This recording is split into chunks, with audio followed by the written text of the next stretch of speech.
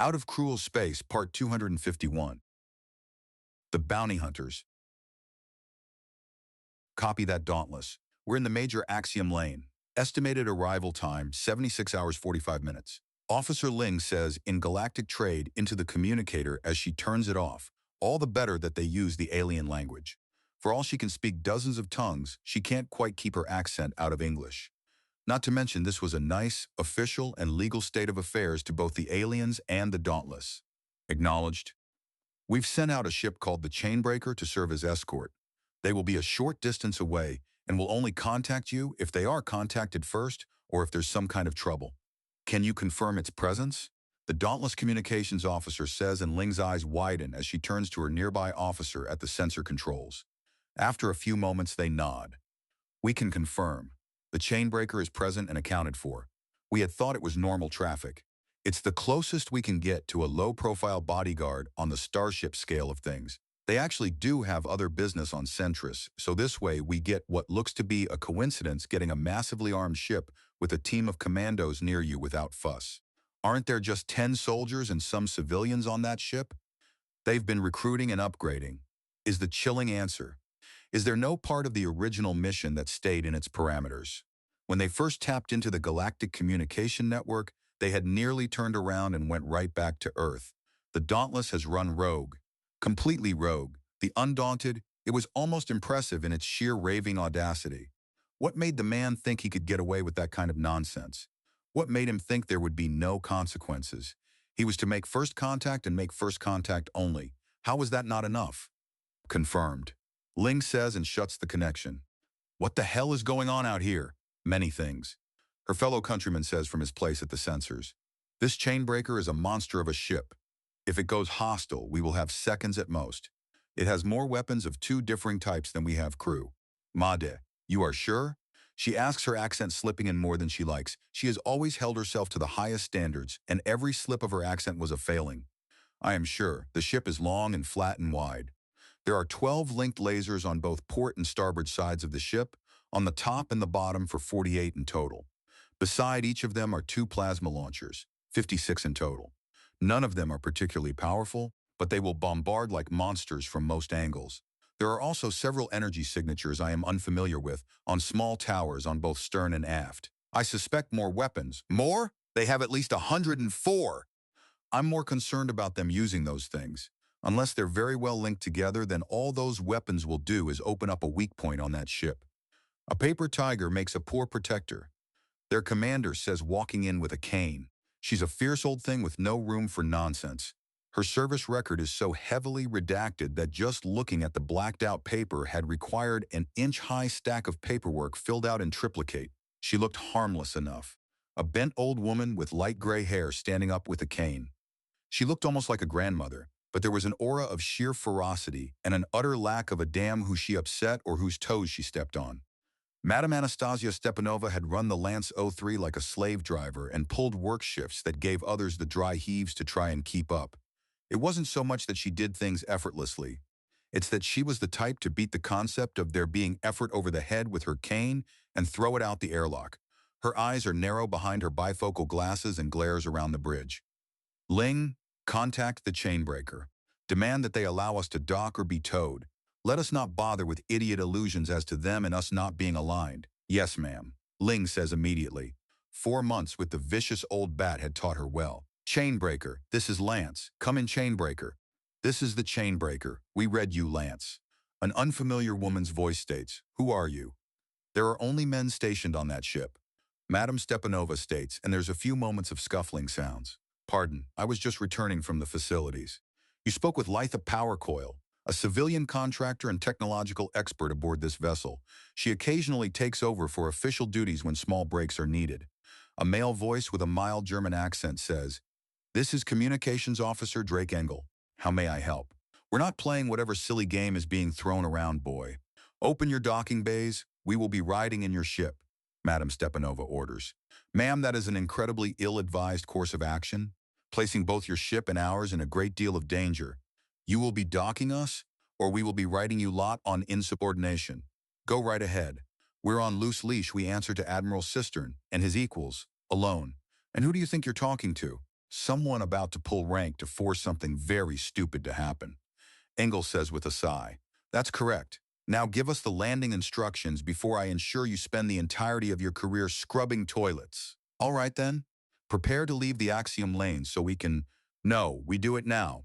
Are you now, soldier? Any more backtalk, and I will personally rip off your chevrons and feed them to you. Madam Stepanova barks, and there's a moment of silence. Very well. Stand by for docking instructions. Follow them to the letter. We're in a laneway. Being sloppy during something like this is the leading cause of death in these parts of the galaxy. I refuse to become a statistic. Officer Engel states before cutting the communication. 30 seconds later, a flight plan and docking instructions appear on the console, and the lance is solidly clamped onto by the chain breaker. A quarter of an hour after that, Madam Stepanova leads out some of the bridge crew and several of the commandos brought with them. The old woman is apparently too pissed off for having to wait months in low gravity to wait for answers any longer, especially after the few answers she got only served to bring up more and more questions. The combination of hallway and messed up stairway lets them shift from one plane of gravity to another as they hold their last meals. The last airlock opens to show Madam Stepanova, Ling and the four heavily armed commandos, a rather frustrated human cyborg on the other side. Ma'am, you've made my job enormously more difficult. Why? Captain Gregory Schmidt immediately demands as she steps onto the chain breaker. Excuse me? She asks with narrowing eyes. Why are you taking unnecessary risks and compromising security factors on this mission? The chain breaker is to serve as escort, protection, and possibly distraction to allow the Lance 03's escape should the need arise. Now it's docked with the chain breaker, an already extremely risky maneuver. If things go wrong, we now have a glaring weak point in the form of the Lance on this vessel. And removing the Lance from the chain breaker is a risky maneuver as well within the axiom lanes. Do you think you know better than me, young man? In these circumstances, I do know better than you. Hell, my adoptive son, a traumatized teenage alien, knows better than to attempt docking in the middle of an axiom lane. Pukey begins before rising to a shout. I was under the impression that the Earth was sending her best and not incompetent slugs with delusions of adequacy. He then takes a breath and lets it out as he glares at them. I don't know what idiot game you're playing at, but the moment your politics put me and my crew in danger is the moment it stops. You attempt a stunt like this again, and I will personally put you on the wrong side of an airlock. Is this understood? Madam Stepanova simply raises an eyebrow. Young man, do you have any idea who you're dealing with? A corpse if this continues. You have my warning. I'd welcome you to the chain breaker, but as of this moment you are most unwelcome. You will be assigned proper quarters, and if we catch any of you in our armories or personal areas, then you will be under house arrest. You actually cause damage to either crew or vessel, and I'll have you shot. Now see here. No, you have crossed many lines by forcing this docking. I understand that you may hold the backing of many powerful nations of Earth behind you. But they are not here, and they are not the ones that you've nearly gotten killed with this. My crew and I have faced thousands of the galaxy's worst scum and brazenly attacked occupied enemy installations without backup. Yet you have brought us closer to death than any of those events. Not since the loss of my arm have I been in such danger. Pukey lectures with a frown on his face. Either time I lost my arm? Either time? The first time was against an army arrayed against me. The second time was against an elite alien warrior considered to be equal to an army in her own right. He steps right up to her and glares.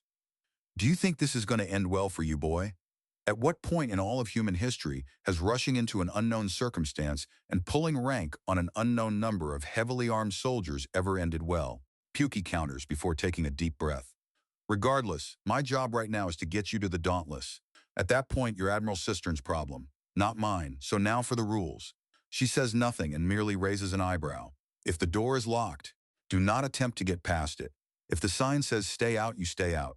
Simple no, not going to ask for a surrender of our weapons. On this ship, unarmed is considered the same as undressed.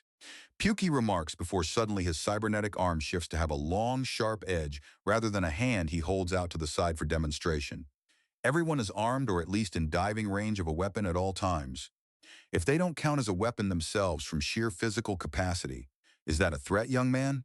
It's a warning, you paranoid witch. I've said my threats and laid down my rules. Good day, ma'am.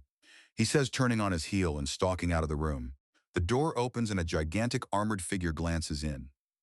Are we, the Crimson Hewer asks. Only if they're suicidally stupid team-killing idiots. Pukey says before walking off in the gigantic power armor-covered alien steps into the room. I have no idea what you all just did, but I've never seen him so pissed off. I'm actually kind of impressed. I thought nothing got to that man. And you are? Madame Stepanova asks tartly. She had completely misread the situation and now her control of it was almost non-existent. Not a situation she relished in the slightest. Went Crimson-Hewer. Well, Went Shabalal of the Crimson-Hewer clan now. Went introduces herself. The Crimson-Hewers are a way of life. Speaking of life, though, you look like you're just about out. I think you should get a healing coma to get some pep in your step. It would help you do away with the cane at least. Went remarks as she unlatches her helmet and pulls it off, revealing the forest of serrated teeth behind her plump lips as she smiles. Her mane is dyed cherry red and she has a light gray and white fur pattern that would normally indicate she should have a mane of white hair. Our armor is our most valued possession that isn't family of blood or creed, and we can only paint it as the blood of our foes cover us. We fight, we hunt, we live bright and unafraid. I am a Crimson Hewer. My foes fear me and my family stands upon me. And what manner of creature are you, Madame Stepanova asks. Already having read the dossier on Canadors, but always probing for mistakes. Canador. We're some of the biggest, baddest bitches in the galaxy. Doesn't really matter what you are, you're as helpless as a baby in front of my kind. Of course that means it's a wonderful surprise when we find a member of another race scrappy and tough enough to match us. In a girl, it's something you respect in a man? Oh la la. Oh really? Yes, really.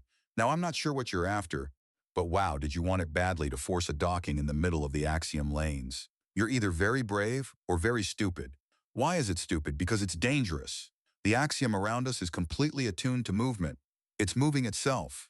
We're both riding it and feeding off it as we move, and if we cross the wakes of your ship, or misalign when we dock or disembark, mistune the axiom or any number of small, easy-to-make mistakes, then things start breaking in the engines. And if they break wrong, they can kill the inertial dampeners. At that point, the smallest bump shatters the ship, and everyone inside is a smear. I see. There are more ways for a lane docking to go wrong than there will ever be for it to go right. What you did is nothing short of insane.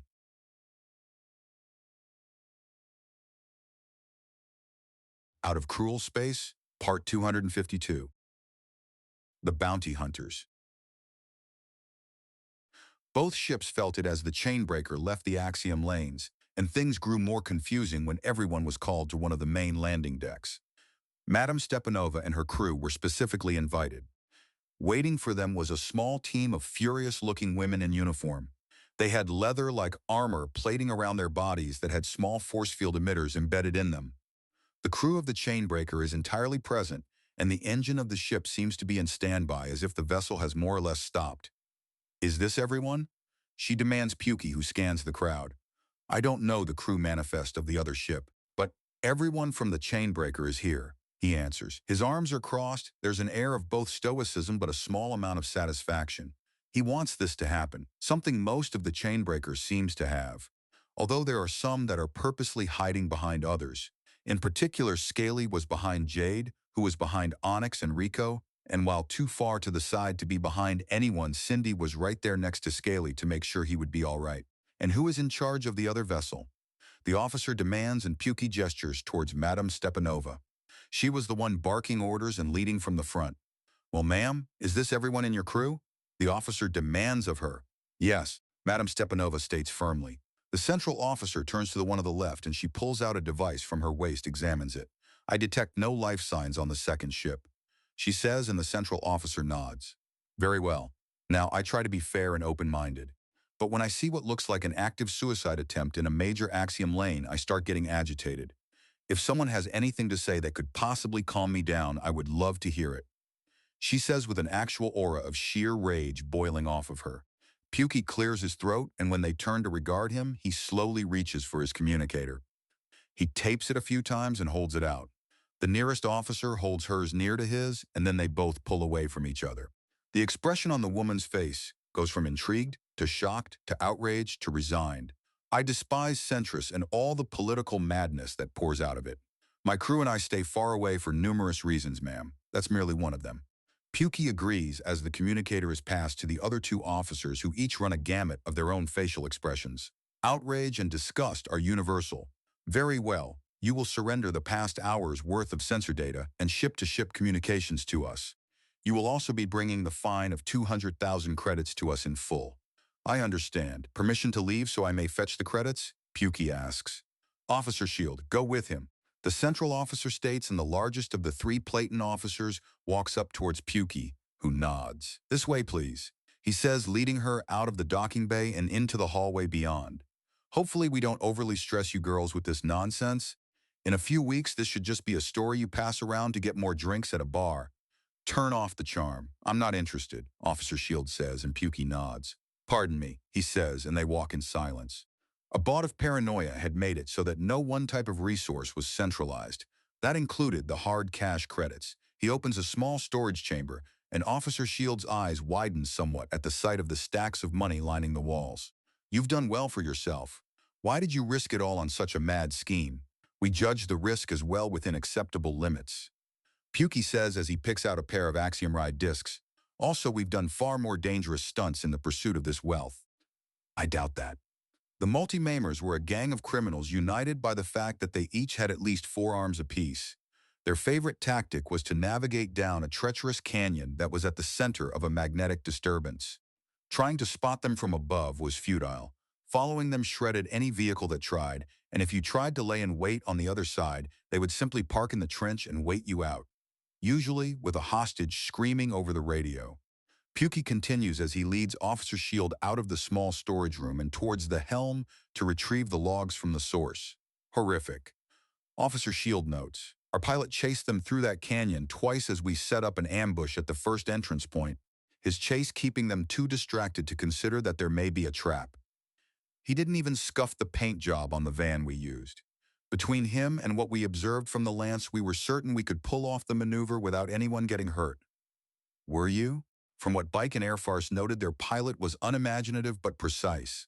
Of course, you'll be getting this in the copy of our communication and sensor logs. So feel free to confirm it yourself, Bike, Airfarce. The nicknames of our communications officer and pilot, we use them as much, if not more, than their actual names. I see. Do you have any idea how many actual laws you've broken? Enough that if I don't pay the fine, I'll have a bounty on my own damn head, so I'm paying the fine up front and without protest, and will be reimbursed by your political leader? This is madness, Officer Shield states. Many consider politics a dirty word for a good reason, Pukey remarks before sighing. If it helps, I thought this was beyond stupid as well. But we were able to do it without anyone getting hurt, and the observational party from Earth gets a wake-up call for the ages that doesn't potentially kick off a war. It's the last thing we need right now. The undaunted are just barely starting to stand up, and Earth does not have the infrastructure to casually pump out null-resistant warships. It's not exactly in a position to be attacked either. If they can get probed to Earth, they can get a bomb to Earth. I hate politics. I thought we already agreed on that? Pukey asks as the doors open to the helm. It bears repeating. She remarks as she follows him in, and he starts downloading everything into a data chit she supplies him. Back in the docking bay, a call is going through with a holoprojector on the floor. Hello? Hello, is this newfangled contraption working? Sir Philip says, over the line. Oh, hello there. Is there something the matter, officer? His tone is purest openness and friendliness. Everyone involuntarily relaxes ever so slightly. Cut the friendly old man farce Masterson. It doesn't suit you. Madame Stepanova snaps and Sir Philip turns around while adjusting his monocle. Do my eyes deceive me? Anastasia, old girl, so good to see you. Still using scalpels where questions suffice? The tone is light and airy, the question is dead serious. Shut up and put that idiot admiral on the line. I need to have words with him. She growls out, subtle as a hammer as always, my dear. I'm afraid, however, that the good admiral is unavailable. Poor man, he's been working himself to the utter bone the last few months. He's on doctor-mandated leave at the moment. A few days for himself and his health and the friends he's made. What friends? Well, there are numerous ambassadors that are quite eager to show him the entertainment of their people, in particular Ambassador Nikti Tal of Brewell and the Speaker of the Council, Lady Tickenped. They have vowed that between the two of them he will return to his post relaxed and rested. Sir Philip explains, where is he now? The hat asks mostly out of curiosity. I believe Ambassador Tal has taken him on a leisurely cruise in her custom vehicle, at Mach 2. The dry delivery causes most of the Chainbreaker crew to snort as they struggle to keep from laughing. Airfarce gives out a woo of appreciation instead. I must admit, there's a certain beauty to all the buildings running together. I hadn't known so many of them had so many gardens. Garfield notes in his casual clothing of dress pants, boots, and sweater vest. The tiny vehicle he and Nick T were in only had one seat, but she had lowered it to compensate for him being her seat. Every little bump and rattle bounced her ever so slightly on his lap, and she was licking her lips in anticipation for the fun heating up for later. Oh yeah, even people that hate nature tend to like organized gardens. They're pretty practical and pretty easy to maintain. Managing them is also a good entry-level job for those getting into politics. If you can handle the responsibility over plants, then maybe you have what it takes to take care of people. Were it only so simple in truth. Garfield notes with a grin. Oh dear, looks like all the seriousness has caused some turbulence. Nick notes flipping a switch, and suddenly the small vessel starts bouncing ever so, and she bounces with it, right in his lap. Fancy that. Garfield notes with amusement in his tone. Times. His forced leave ends in 72 hours. 3 days, Madame Stepanova demands. Sir Philip asks. He then visibly glances about, which I can see will be an optimistic time frame to say the least. You mincing, duplicitous, Gav, no. She hisses out with a touch of her accent coming through. You haven't changed at all, nor have you, but do recall that our duties were rather different. Of course, we developed separate skill sets and attitudes. Sir Philip utterly dismisses the insult. Still, I look forward to matching wits with you again as we did in the old days. I'm afraid that with all the sweet-tempered and innocent young women here in Centris that I'm going rather soft. The officers are very clearly not laughing or smirking. They are most definitely not grinning at the absurdity of that statement. We're here. What did we miss? Pukey asks, walking in with Officer Shield right behind him. Ah, Captain Schmidt. Good to see you, young man. Sir Philip's greeting is jovial and genuine, also completely at odds with the situation in his special disarming way. Without noticing everyone, but Stepanova relaxes just a little more. Good to see you as well, sir. Before anything else is said, I'd like to thank you again for the tips and advice you offered me when I first took command of this vessel. They've been invaluable. Pukey says, and Sir Philip brushes it off with a light laugh. Oh, no, no, no. I'm your elder young man. It is my duty and pleasure to pass my wisdom to you. What are the old for if not to teach the young? He asks jovially, and there's some rolling eyes and shaking heads at the routine. Still, thank you, sir. As for you, officers, here is a copy of the communications and sensor data going back an hour and are fine in full. Pukey says, handing over both the Axiom Ride credit discs and the data chit. Well, that was easy. Unfortunately, I still need the records from the second vessel, and after that you're only going back into that lane with a legal escort. Understand? Of course, ma'am. Shall you be docking your ship with ours or simply following? Pukey asks pleasantly. We will be following, but Officer Shield will remain on the ship to ensure that if you try that stunt again. I understand. Let's get her squared away with some quarters, shall we? Pukey asks. Yes, right after we get the communication and sensor logs from the other ship. The lead officer states to Madame Stepanova, whose eyes narrow. Don't be an idiot, ma'am. If they put a bounty on you, then we'll haul you in for a payday like the other criminals we're handing over once we reach Centris, Pukey warns her. Payday? Is that daft admiral not paying you? He is. But we're being encouraged to supplement our income with the bounties. We get to keep 95%, and we have the entire Dauntless as backup if things go sour. All in all, it's a wonderful deal. They crack open all sorts of legal walls, and we get to make a mint while they get all sorts of information and increasingly skilled agents. Win-win is the name of the game.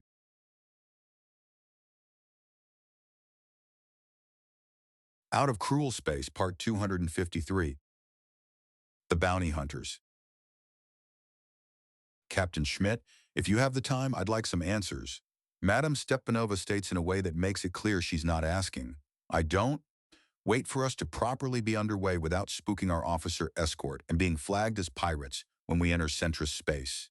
The chainbreaker is well armed, but not invulnerable. Pukey says as the chainbreaker gets underway.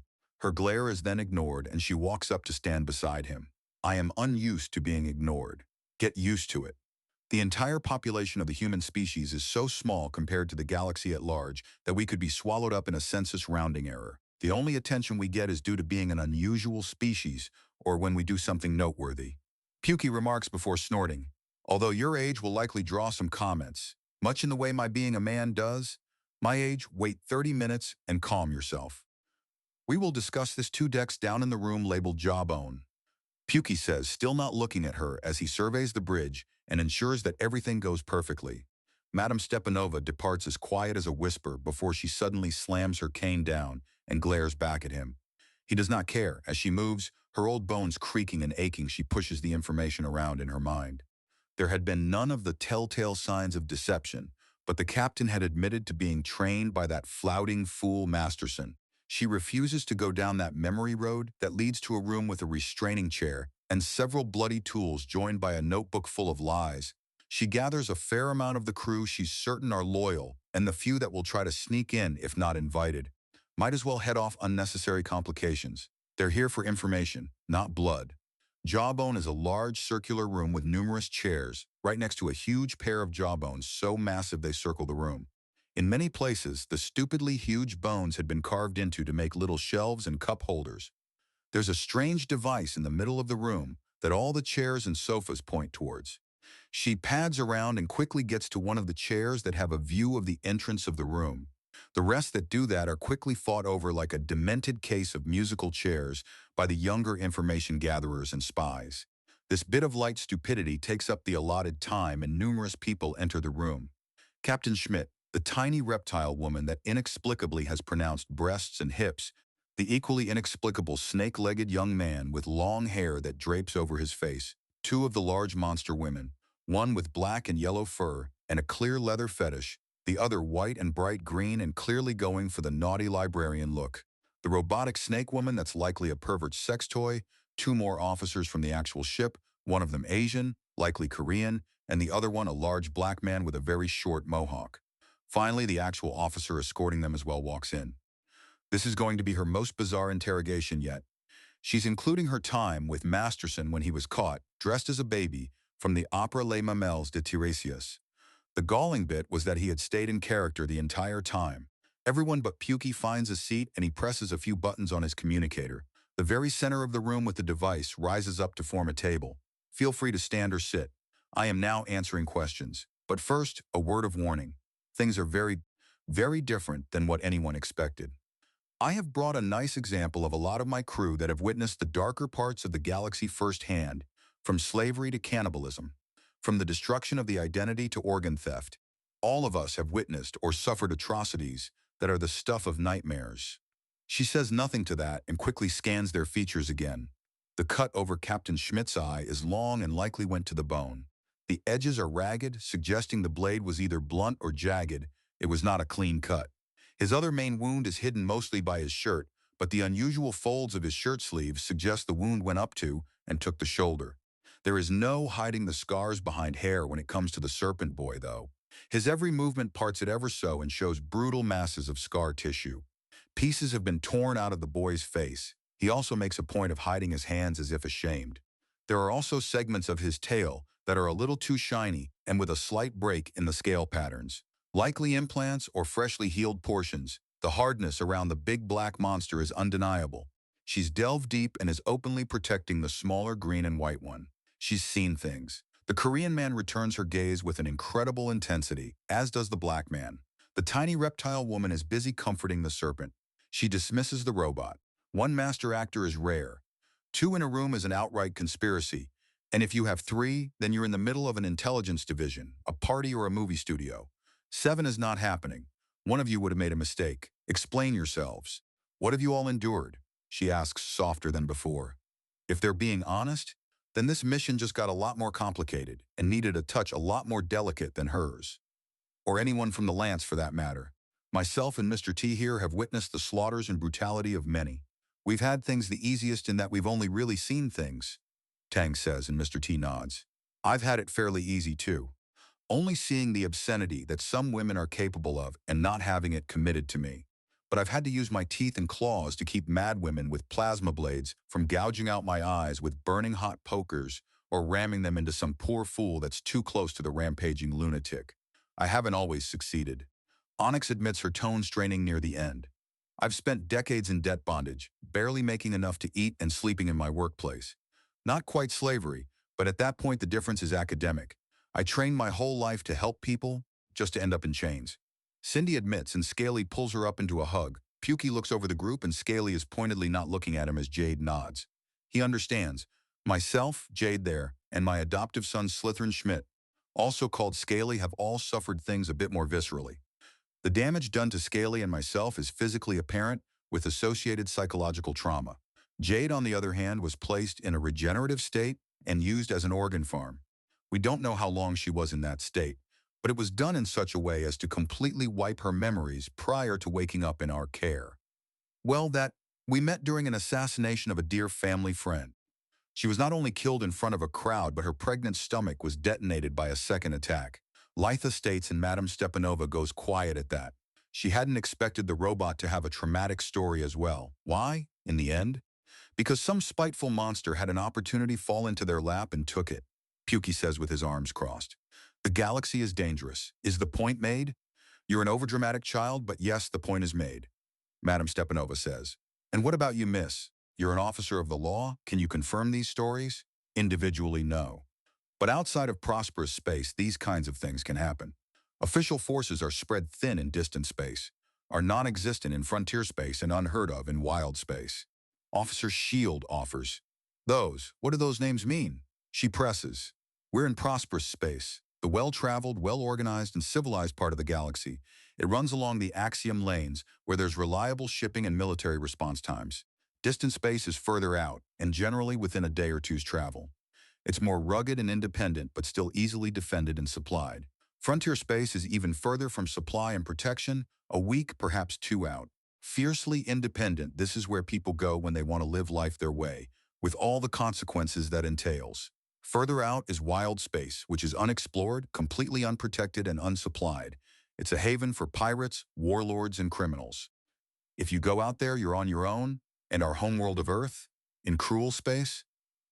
Until your Admiral Cistern emerged, we thought it was devoid of all life. Conventional logic and understanding says that there can't be civilization inside that hellhole.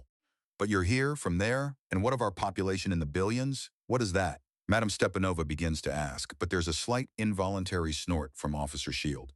So billions is a small number? Oh my, yes, very much so. Your world has the population of perhaps a frontier planet, though there are some stations and wild worlds that have populations in the billions. Pukey's eyebrows go up. There are stations in the billions? They must be massive.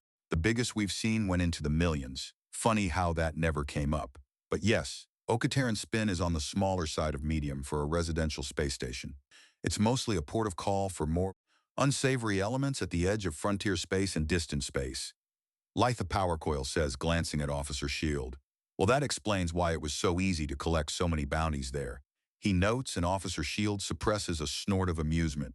If you went to a pirate port and started gathering bounties, then the questions I have is, why is this place not stacked high in every inch of space with collected proof or bodies? And how are you still alive? The officer asks somewhat incredulously.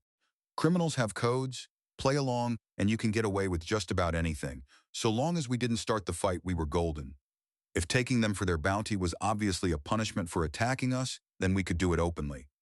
Hell, we did it while singing on More Than a Few, just to really rub it in that we were retaliating. If I got looking through the storage compartments of this ship, I'm going to find entire stacks of women on the most wanted lists in stasis, won't I? Officer Shield asks. Yes, very much so. Pukey admits, and she shakes her head in amusement. Madame Stepanova, this is an absurdly large and dangerous galaxy. A good way to get an idea of scale are the bones in this room. It was from a Carnex that was hitting populated areas with its mate. He's cut off by an impressed whistle from the officer as she looks around. I thought these were scavenged. You actually killed a Carnex? With what? 2. And we custom-built some really powerful kinetic weapons to do the job. We call them pop guns, both as a joke and a warning. The warning being that if you hold them even slightly wrong, then they will pop your arm right out of its socket. Tong answers before chuckling. For those that understand, imagine crossing an elephant gun with a howitzer and an anti-material rifle. They're single-shot monsters powerful enough to threaten starships and small enough to be carried by a single person.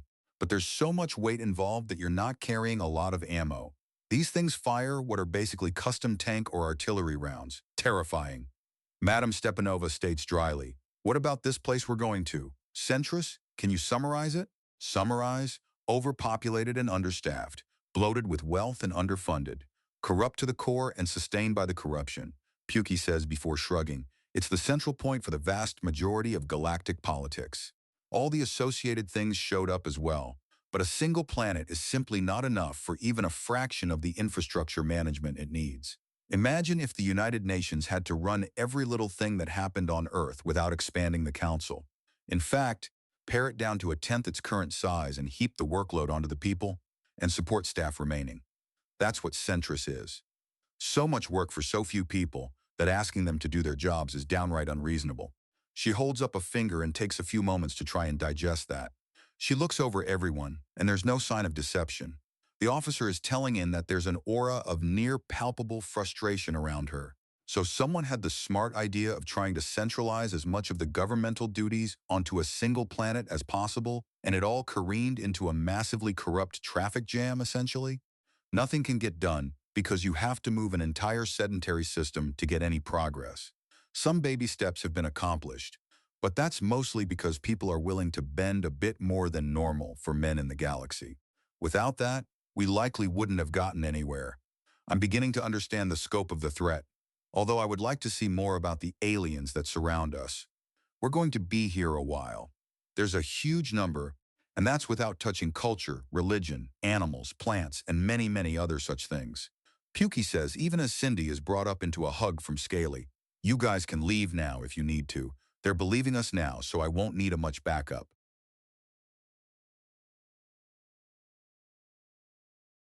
Out of Cruel Space, Part 254.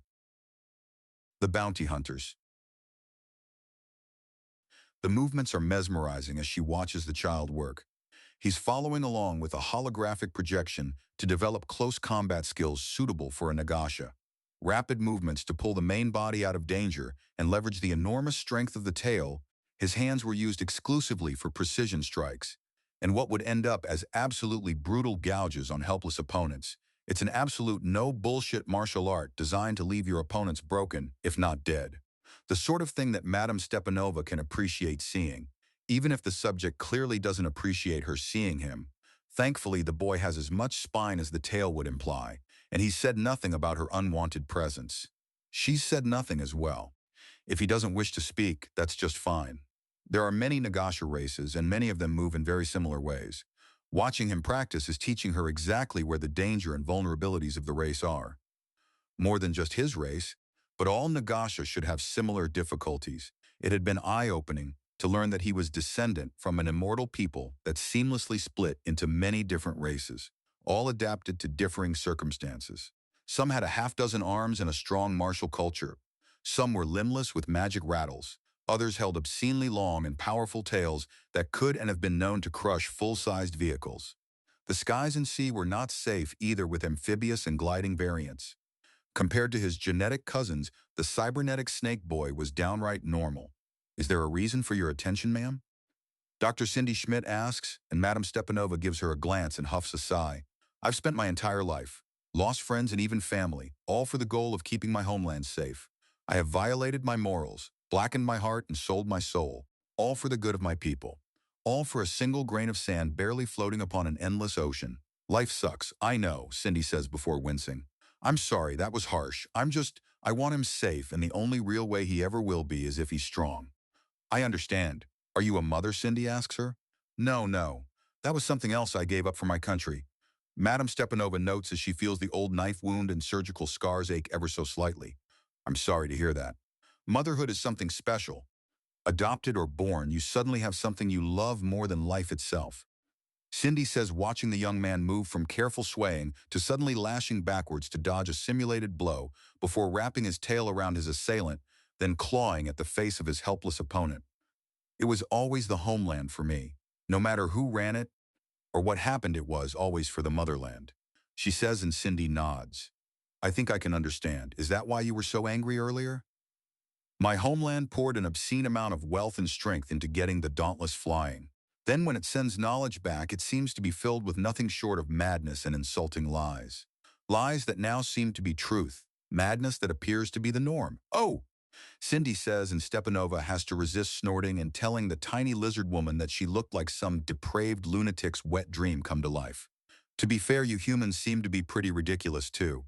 You look like Trets, sound like Trets, but you smell like sex when dead serious. Act like any number of apex races and seem to just playing pretend with your emotions before suddenly erupting into violence.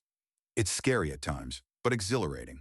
Cindy answers back and Stepanova has to resist cackling as the little lady has just shown herself to be not only a gold mine but a willing one. How does that happen? Surely you can read the expressions on our faces and our body language. Well, there are so many races, so much different that most of us learn to pay attention to what a person does to the local axiom. We all use it at all times so it moves with us. If I get angry or sad or even confused or hurt, then it shows up in the axiom.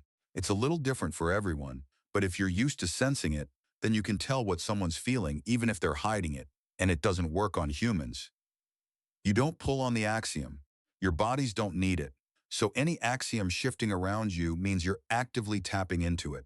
So it looks like you're putting on a show because you're not churning the local axiom when you look angry. Then all of a sudden you actually are, but your axiom says you're completely calm. It can be scary at times, Cindy admits. Of course it can be amazing too. I try to be sweet and tender to my Gregory and it almost feels like nothing's going right.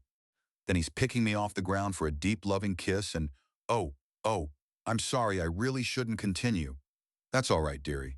I understand, she says as she seems to be watching the boy scaly when she's also watching Cindy out of the corner of her eye. Her movements are quick and with an energy to them. She's used to being one of the smallest in the room, if not the smallest. This means that she spends most of her time around considerably larger races, such as humans or Nagasha or those gigantic Canador monsters. She wonders for a moment if humans would react in the same way to spending a large amount of time among the Canador. The size difference is roughly the same. So the young man is clearly excelling in his martial arts training. But what about with weapons? Is he good with ballistics, or is he more of a laser and plasma man? Oh? Well, plasma and lasers are easy and make a lot of sense. But those gun things, they're scary powerful for all that they need ammo. But the kickback is scary? Is it really? Most weapons are pretty quiet, except for explosives, railguns, or sonic weapons.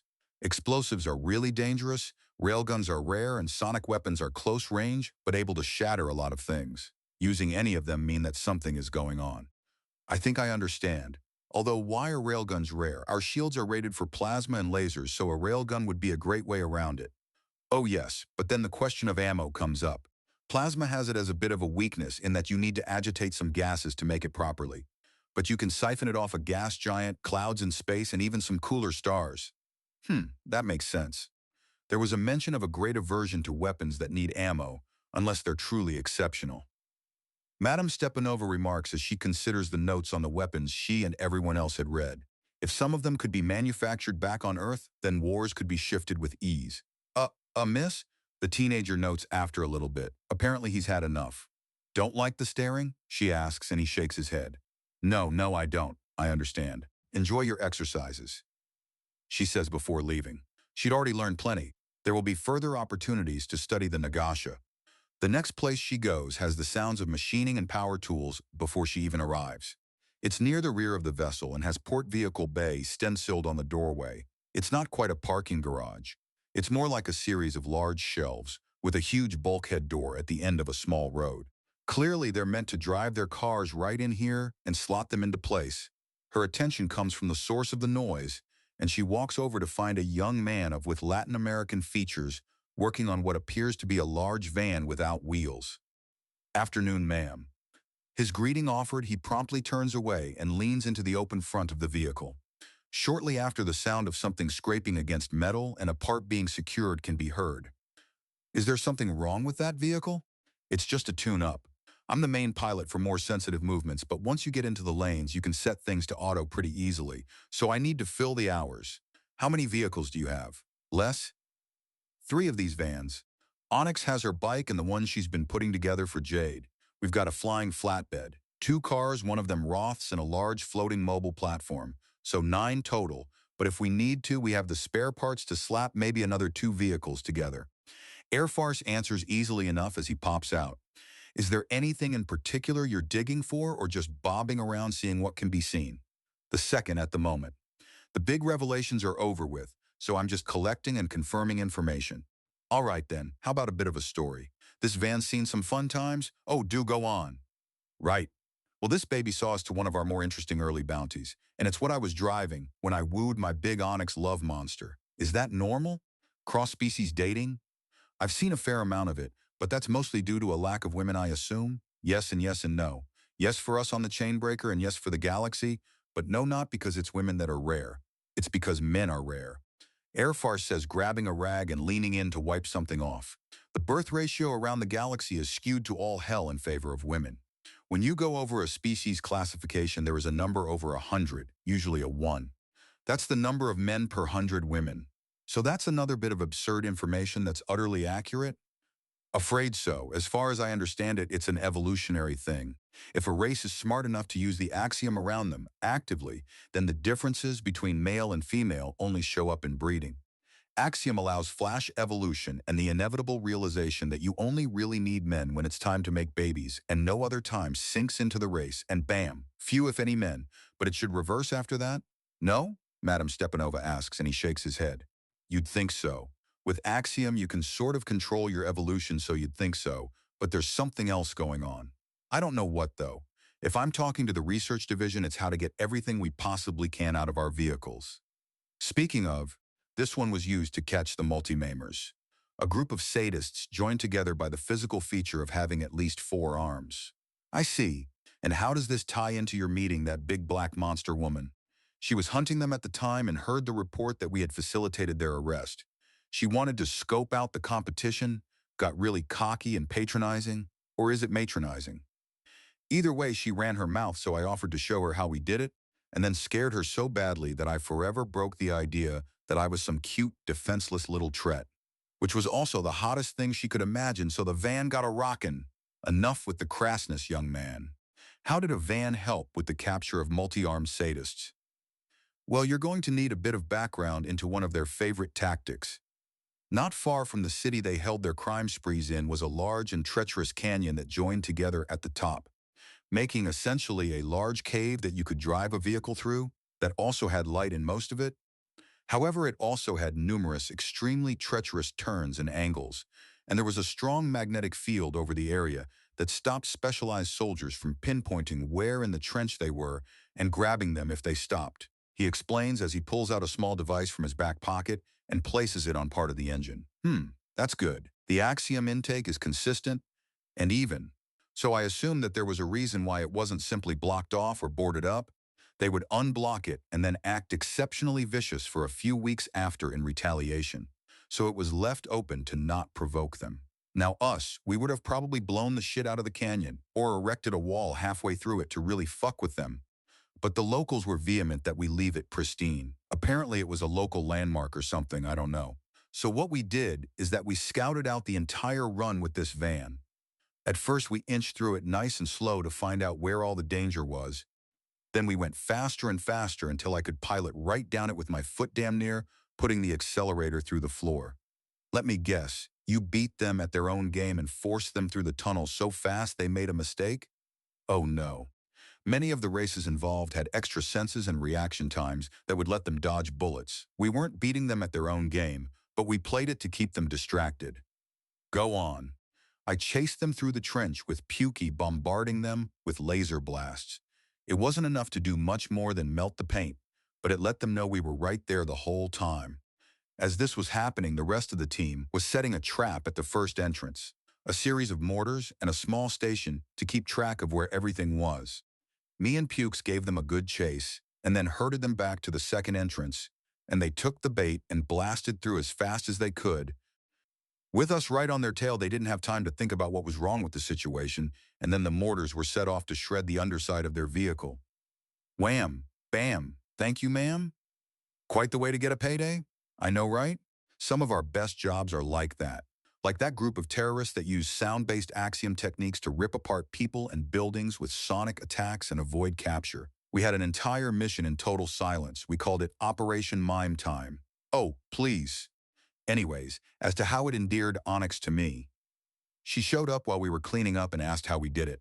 After she annoyed me, I offered to show her and floored it right through the canyon. First time she nearly screamed her heart out. Second time I did it while singing along to the radio, and she went nearly insane. Then when we stopped safe and sound, I chided her for being so unromantic. After all, a drive through exotic locations while serenading her with the songs of my people, and all she could do was scream. He lets out a clucking noise, but there's a gigantic smile on his face. So I take it she likes the cheeky behavior? Madame Stepanova asks amused despite herself. Apparently being crazy enough to treat a canador, which average around 10 feet tall and a half-ton of raw muscle, claws and plasma-resistant fur, means that you're either insane or can back it up. The insane are to be pitied. Those that can back it up, they like. They really like. All across the board humans have been getting along great with Canador. There's something about our races that are just sort of clicking. The shyer and more timid people are content to be treated kindly, and the people that snap back at that sort of thing are getting respected. It's just working somehow. Well, that's good to hear. We got sent out to make friends if we could. Is it any wonder that's exactly what we're doing? Air Farce asks, and she has to concede the point.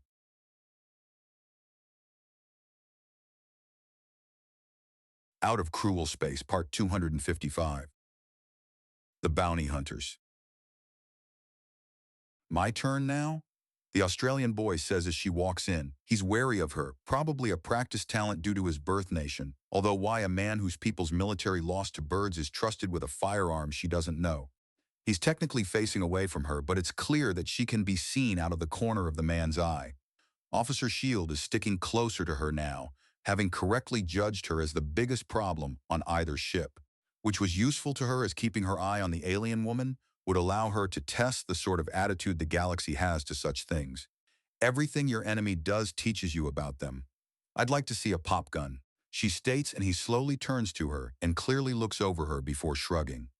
All right, I can do that. Just let me finish putting this back together and I'll bring one out, he says. Thank you, Mr. Johnson. Tell me, how functional are these weapons? If you want to reduce anything smaller than a skyscraper to a fine mist, then they can deliver. Things that size are 1 or 2 shots away from death. Get even bigger and it's only poking holes, so you have to be careful where you put the hole. And their rate of fire? Push yourself and you can get 10 a minute. Actually try to hit your target and you slow to 6 or less. They're breech-loaded, hand-fed, and the ammo is custom-made. Each gun has only 10 pieces of available ammunition at a time. If you need more than that, then you're facing something you should be using the chain breaker itself to fight. Interesting, she says as he slips the casing onto the weapon he's handling and fastens it into place with ease. Now I have a question for you, Miss Observer. Or perhaps Madam Spy. Lady Interrogator will suffice. I've spent my life dredging up the truth from the obstinate. Fair enough. My question is simple. How many of the original Dauntless crew do you think are spies? Pardon? Well, it's a simple enough question. How much of the Dauntless was sent out to be at some level a spy for their nation of origin? Numbers or percentiles will suffice. Since you're asking the question, I can assume the number is something you consider absurd. So I assume it's within 10 points of 100%, roughly 125%. A lot of soldiers have more than one nationality and foreign powers tried to recruit. Literally everyone was approached either openly or subtly to try and swing the mission into the favor of one nation or another. I can believe it. Madame Stepanova admits. Do you want to know how we solved it? Some heroic speech from the semi-divine Admiral Cistern where rays of holy sunlight poured out of his nose as he declared the righteousness of this holy crusade. Madame Stepanova asks, and J3 snorts in amusement. The armadillo woman that is Officer Shield holds a hand over her mouth to keep back the amusement. Almost. Except it came out of his ears. J3 jokes as he puts the weapon away into its spot and straps it in. That causes the officer to actually let a few giggles out, as no doubt the mental image is a bit much for the girl. Why are you strapping it in? It's not going to float away. 4 months of good habits that stuck, J3 says with a grin. He then stands up, and his small work table sinks into the floor, and is followed by the stool he's sitting on. Come on. She follows him further into the room, and he taps a hidden button on the further wall, and it retracts into the floor, revealing that the room is twice its actual size. Is there a particular reason for that, or was it there when you got the ship? Madame Stepanova can't help but notice that Officer Shield is now visibly stern and her body language has turned stiff and aggressive. She's seeing something she really doesn't like. Both. There are a lot of secret rooms and such around the ship, and we use them to store the more dangerous things and have emergency fallback positions in case the chainbreaker is ever boarded. The ones in the armories hide the gunsmithing stations and the more dangerous weapons, including chemical, explosive, and artillery-grade toys. Basically, if it's not something we can pry out of the hands of an enemy, we stash it out of sight. What do you mean by chemical weapons? Officer Shield demands. That she's completely ignored the implications of a group of bounty hunters having explosives and artillery is downright fascinating. Pepper spray, tear gas. Some of our more aggressive smoke grenades cause too much damage to most races. None of them are lethal to humans, but most races are very vulnerable to these things. So they sit around collecting dust in case we need to play with something on our level, or God forbid a human goes rogue. I'm going to need a sample of each. Officer Shield says with a frown and a canister of pepper spray, a tear gas grenade and a heavy smoke grenade are all placed in a small bag and held out for her. That bag was ready for this. We all figured it was inevitable, and I'm a big believer in getting things over with sooner rather than later. J3 says before walking to the back and pulling out a gigantic weapon that he clearly strains somewhat to carry back to them, and then a series of tables rise up and he places the gigantic monster onto it. Meet the pop gun. It will pop your shoulder right out of its socket, and that's if it doesn't pop your ears inside out from the sound of the blast. It looks to me like you ripped the main turret off a tank and then brought in a mutated motorcycle seat to cushion the recoil. Madam Stepanova remarks. Yay, these things are monsters and it probably weighs more than you do, ma'am. And one of these is enough to kill a Carnex, Officer Shield asks in a slightly odd tone. Two, actually. The first shot shatters its axiom-infused armored scales, and the second one kills the beast. Nearly shit myself to see that gigantic thing just get angry when we fired a goddamn hypersonic artillery shell into its chest. Thankfully, the second one managed the job. But there was a moment I was really, really worried. I can imagine there are few things more frightening than what you thought was a killing blow being outright ignored. Madam Stepanova notes from experience. Thankfully, when its very angry mate showed up a few moments later, we had already reloaded and knew to double tap it in the heart. There was a keening noise in my ears for a week after that, but it paid well, and it's a hell of a story and trophy. I've got one of the teeth. What did you do with it? Officer Shield asks curiously. It's interesting that she would focus on the trophy of a vicious animal. Perhaps she has a history with Carnexes? Nothing yet. I'm not much for carving things, and my creativity goes more for wordplay and the occasional trick shot. Interesting, I'd have thought your interest would be more with, what are they called, didgeridoos? I don't know, you're Russian. That mean your blood is 40% vodka? He answers back right away. Wordplay, yeah right. The boy's far more aware and much more vicious than mere wordplay. He's poking back, which is good, a fine trait in a sniper. I think I like you, boy. Tell me, how widespread are these pop guns? We sent the designs back to the Dauntless, and making a couple is our go-to gift when a new captain is assigned a ship. This means that they're exclusively in human or human-friendly hands. I don't know the exact numbers, though. All told, these are fairly easy to make in any moderately supplied mechanical workshop. You just need the designs. Are these bangers and ablaters? You men are really stocking up. Officer Shield notes and J3 snorts. This is just one of many armories. We have 5 other actual proper armories, and a lot of the fallback points I mentioned before. We have lasers, plasma, and human kinetics at the very least at each of them, and part of our minimal dress includes a knife and a pistol at the absolute least. If it's the least, then what are you packing? Madam Stepanova asks, and J3 holds up a finger and steps away from the pop gun. He pushes up his sleeves and then reaches into his pants cargo pockets before pausing. Someone start a timer. I want to see how good at this I've gotten. All right, go. Officer Shield says a moment later with her communicator out, and he erupts into a blur of movement as he pulls out the components of a large sniper rifle out of his pockets and assembles it without looking at it until he slots in a small link of ammunition. And done, he says now holding the completed rifle. How long did it take for me to put this beauty together? 13.5 seconds. Officer Shield replies and J3 pumps his fist. Time's up from my old record. Nice, may I? Madam Stepanova asks, holding out her hands. He regards her for a few moments and considers. She notices his eyes flickering to under her armpits and towards her boots. He smirks knowingly and hands over the rifle. He spotted her weapons. This is lighter than I assumed, she says, taking it and examining it more closely.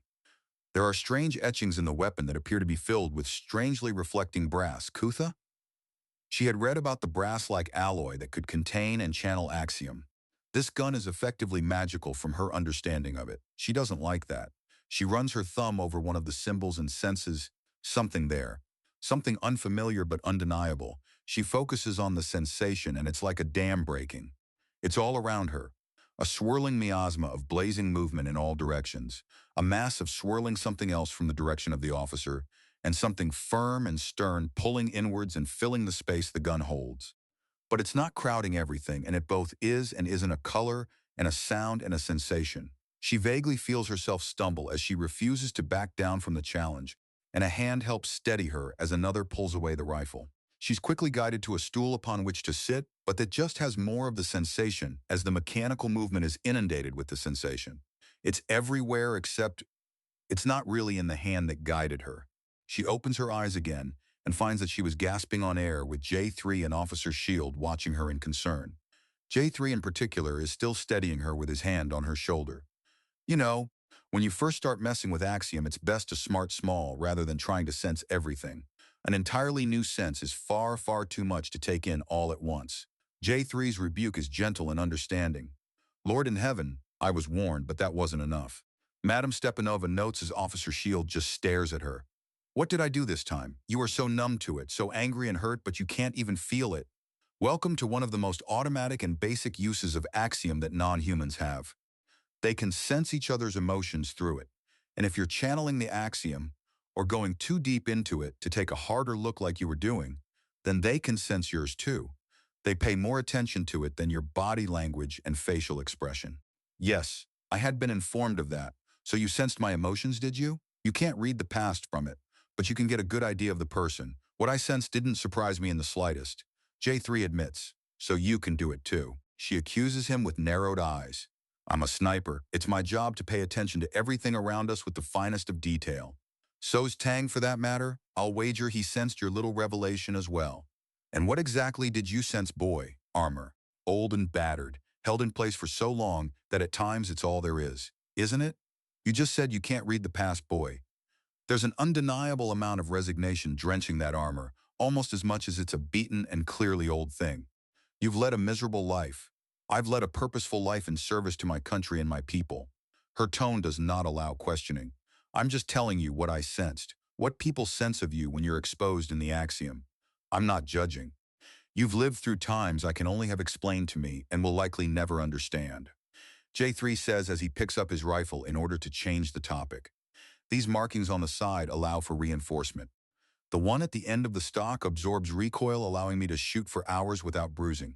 Finally, here near the end is a trick that we were taught from some friends in the EFL, a sound-canceling array. This weapon is dead silent, effective out to several kilometers, and is both comfortable to fire and borderline indestructible.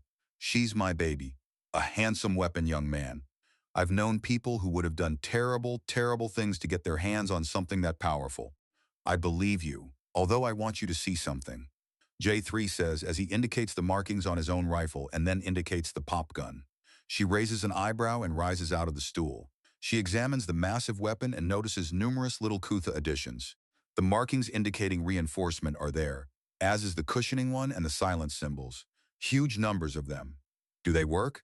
You either scale up the number of axiom totems to work together or use a bigger one or a more refined one. We're not the best at making the totems, but we can mass produce like monsters. They work, so this man-portable piece of artillery is utterly silent? She asks as her mind whirls at the possibilities. Yes, but the shockwave from it going off feels like being punched in the everything. The Earth Foreign Legion, or EFL, gave the whole of humanity a kiss on the lips when they produced that totem design. Easy to make, practical as all hell, and perfectly legal. Is it now? Madame Stepanova asks Officer Shield, who looks uncomfortable but nods. Yes, it is. Axiom-based enhancements to weapons are only restricted if they're designed to cause undue harm and suffering. These ones merely protect the weapons and their user. Perfectly fine. There's also the fact that most alien weapons burn.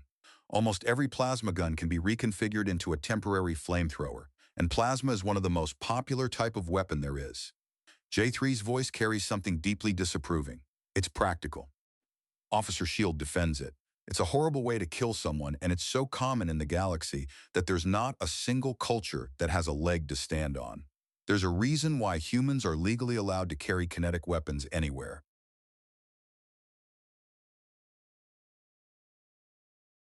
Out of Cruel Space, Part 256. The Bounty Hunters. Hello, young lady. Are you here in search of guidance? Litha Powercoil asks as Madame Stepanova enters the shrine with Officer Shield behind her. The old woman pauses for a moment to try and get a handle on the situation again. I'm not sure how to react to a religious robot. She lies biting back the desire to spit at being referred to as young lady.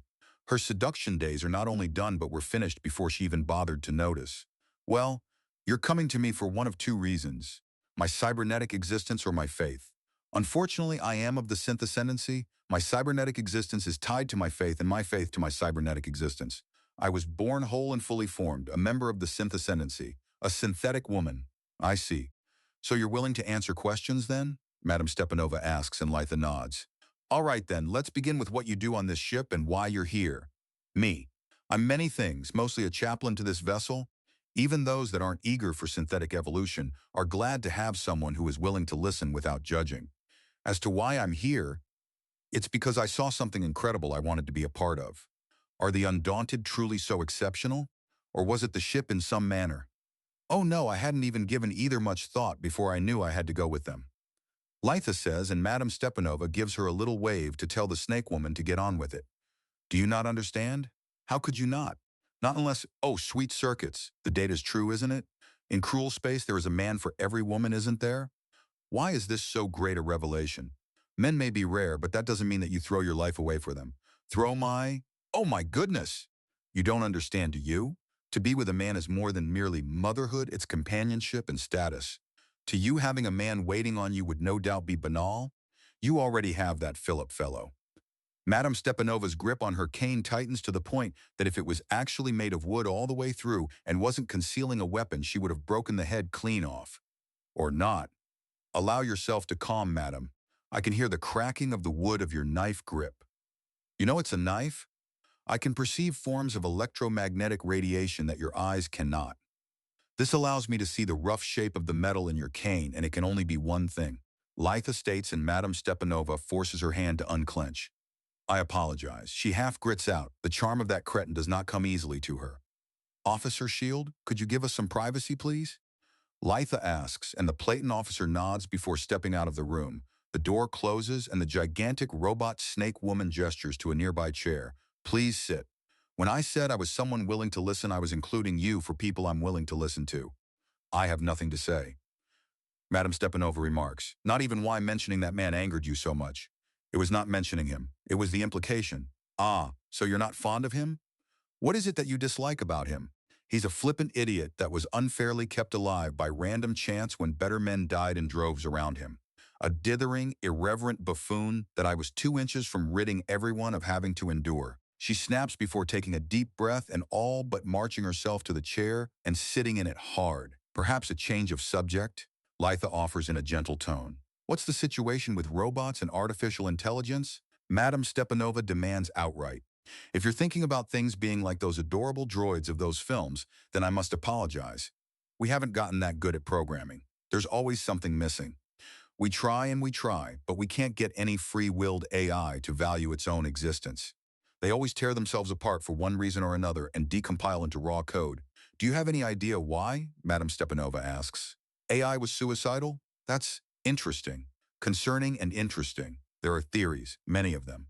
The one I believe is that there's an extra spark that can be copied but can't be created wholesale. Parents give a copy to their children, and when a person's mind is copied, so too is the spark. That is what the synths like myself believe to be the soul. That extra little something that allows someone to value themselves and through valuing themselves, value others. Without it, no AI can last. They're just basic chatbots or logic trees that never really grow and evolve. Sure, their databases can get larger as new data is entered, but never do anything with it beyond what it's designed for. A chatbot can't sing or dream. A logic tree cannot understand the absurd. You were right. Your faith is tied into your technical knowledge. Not how I put it, but yes. So in summation, there are no real robots beyond things you'd get out of a video game or a drone of some kind? That depends on your definition of real. Was never once a person or copied from a person? No, there are none.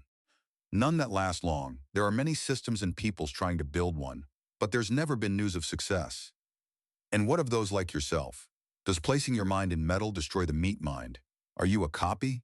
Is there a meaty brain somewhere in your body? What? No. I mean, somewhat. I'm not really a copy. I mean, there's a point where I was copied from Lisa, but she's my sister, not my original. It's, oh, how do I put this? Are you familiar with twins? Of course, it's like that. I am Lisa's twin, but I started with a fully synthetic body and was adopted by my mother, Lady Gear. Lisa's still slowly converting to a fully synthetic Nagasha. And how does that work? Madame Stepanova asks a little quicker than she meant to. The subject is interesting despite herself. Perhaps there's a process where the mind is slowly enhanced. Eventually, less and less of the meat mind is used until it simply stops and is discarded as the synthetic mind becomes the new home of the person's memories, consciousness, and will. How do we know that it's not just another copy? How do we know that Lisa is still alive and there's not some other being that's just taken her place? How do you know that it's you that wakes up in the morning, that you don't die every night and some new being doesn't wake up with your memories and will? Litha volleys back quickly and easily. Well, if it's one, then I'm the one that faces judgment alone. If it's the other, then there's an entire army of black-hearted witches just waiting for final judgment. How do you know that these previous versions of yourself haven't already been judged? Then I'll be seeing them soon. Madame Stepanova remarks, I think I'd prefer it even. That way this ME gets to finally rest. You regret a great deal, don't you? Everyone has regrets, child. Those without them have either accomplished nothing or have nothing in their minds. Child, you call me, and I suppose a child I am. How do you qualify a child? Why? You've labeled nearly everyone around you as a child. No doubt you think of those that aren't your known equals as children as well. What must one do to prove to be more than a little girl? Or a little boy for that matter? Those that haven't sacrificed for a greater cause, those that haven't actually risked for others or taken the hard choice of duty over comfort. Then Gregory is a man to your eyes? No, he is a child. He has volunteered for a critical mission with a grueling requirement. He endured months of psychological hell in zero gravity. He endured kidnapping, maiming, disfigurement, and returned to his duty in less than a week. He took one look at an impossible fight and made it possible. Is he still a child? Yes. You have very interesting standards, ma'am. But I promise no judgment, so I judge you not. Is there anything else you'd like to speak of? If I wanted to upgrade or even create a sister or daughter for myself, what would be involved? Walk me through it. Oh my, certainly. First is the actual construction of the body, which is made as a replication of the elder sibling or parent, depending on how the elder wants to be regarded. Lisa wished for a sister, but many women want daughters in the synthetic ascendancy. Anyways, it's important to make sure that the new person has a body that's fairly close to the originals. Otherwise, there's a great deal of discomfort involved. Some girls have even been driven to madness when becoming something very different. It can cause severe disassociation and depression if you put someone into a body too far removed from the original. Surely it's not that bad. It can be, and don't call me Shirley. Litha jokes, and Madame Stepanova's opinion of her goes down a notch.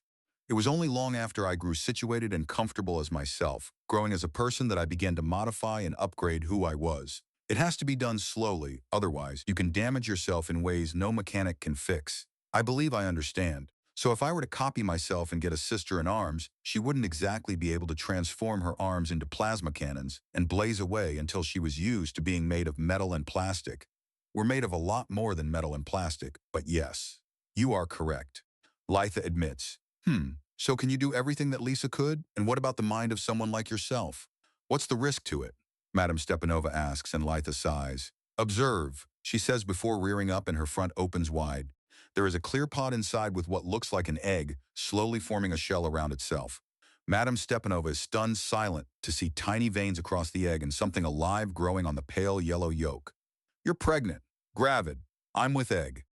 Litha returns as she closes the armor plating over the artificial womb, doing very real work. You're a machine and you're pregnant? This is one of the hardest swallows yet. It just doesn't fit, even in an insane galaxy.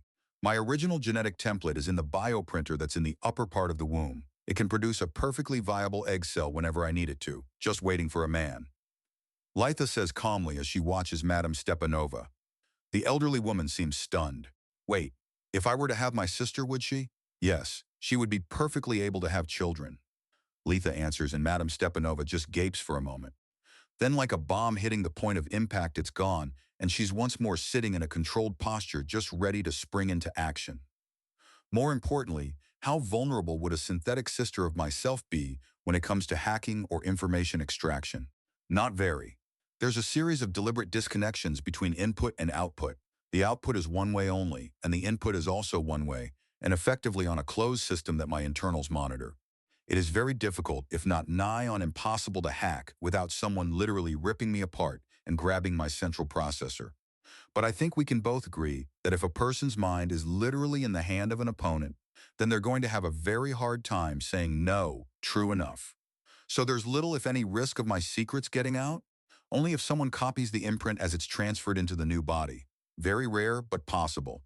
In fact, it can also be done with memory retention bands used in regenerative comas.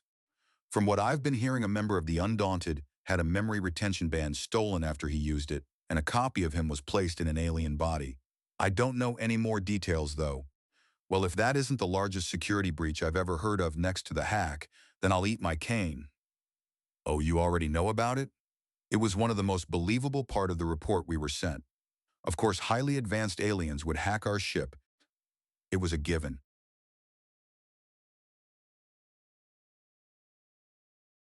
Out of Cruel Space, Part 257. The Bounty Hunters. Hey, you more for popcorn or chips? The skinny man says as she walks in. He's got two aqua-haired women draped over him like he's posing for some magazine and is pointing to a pair of bowls filled with salted treats. You said you had something to show me?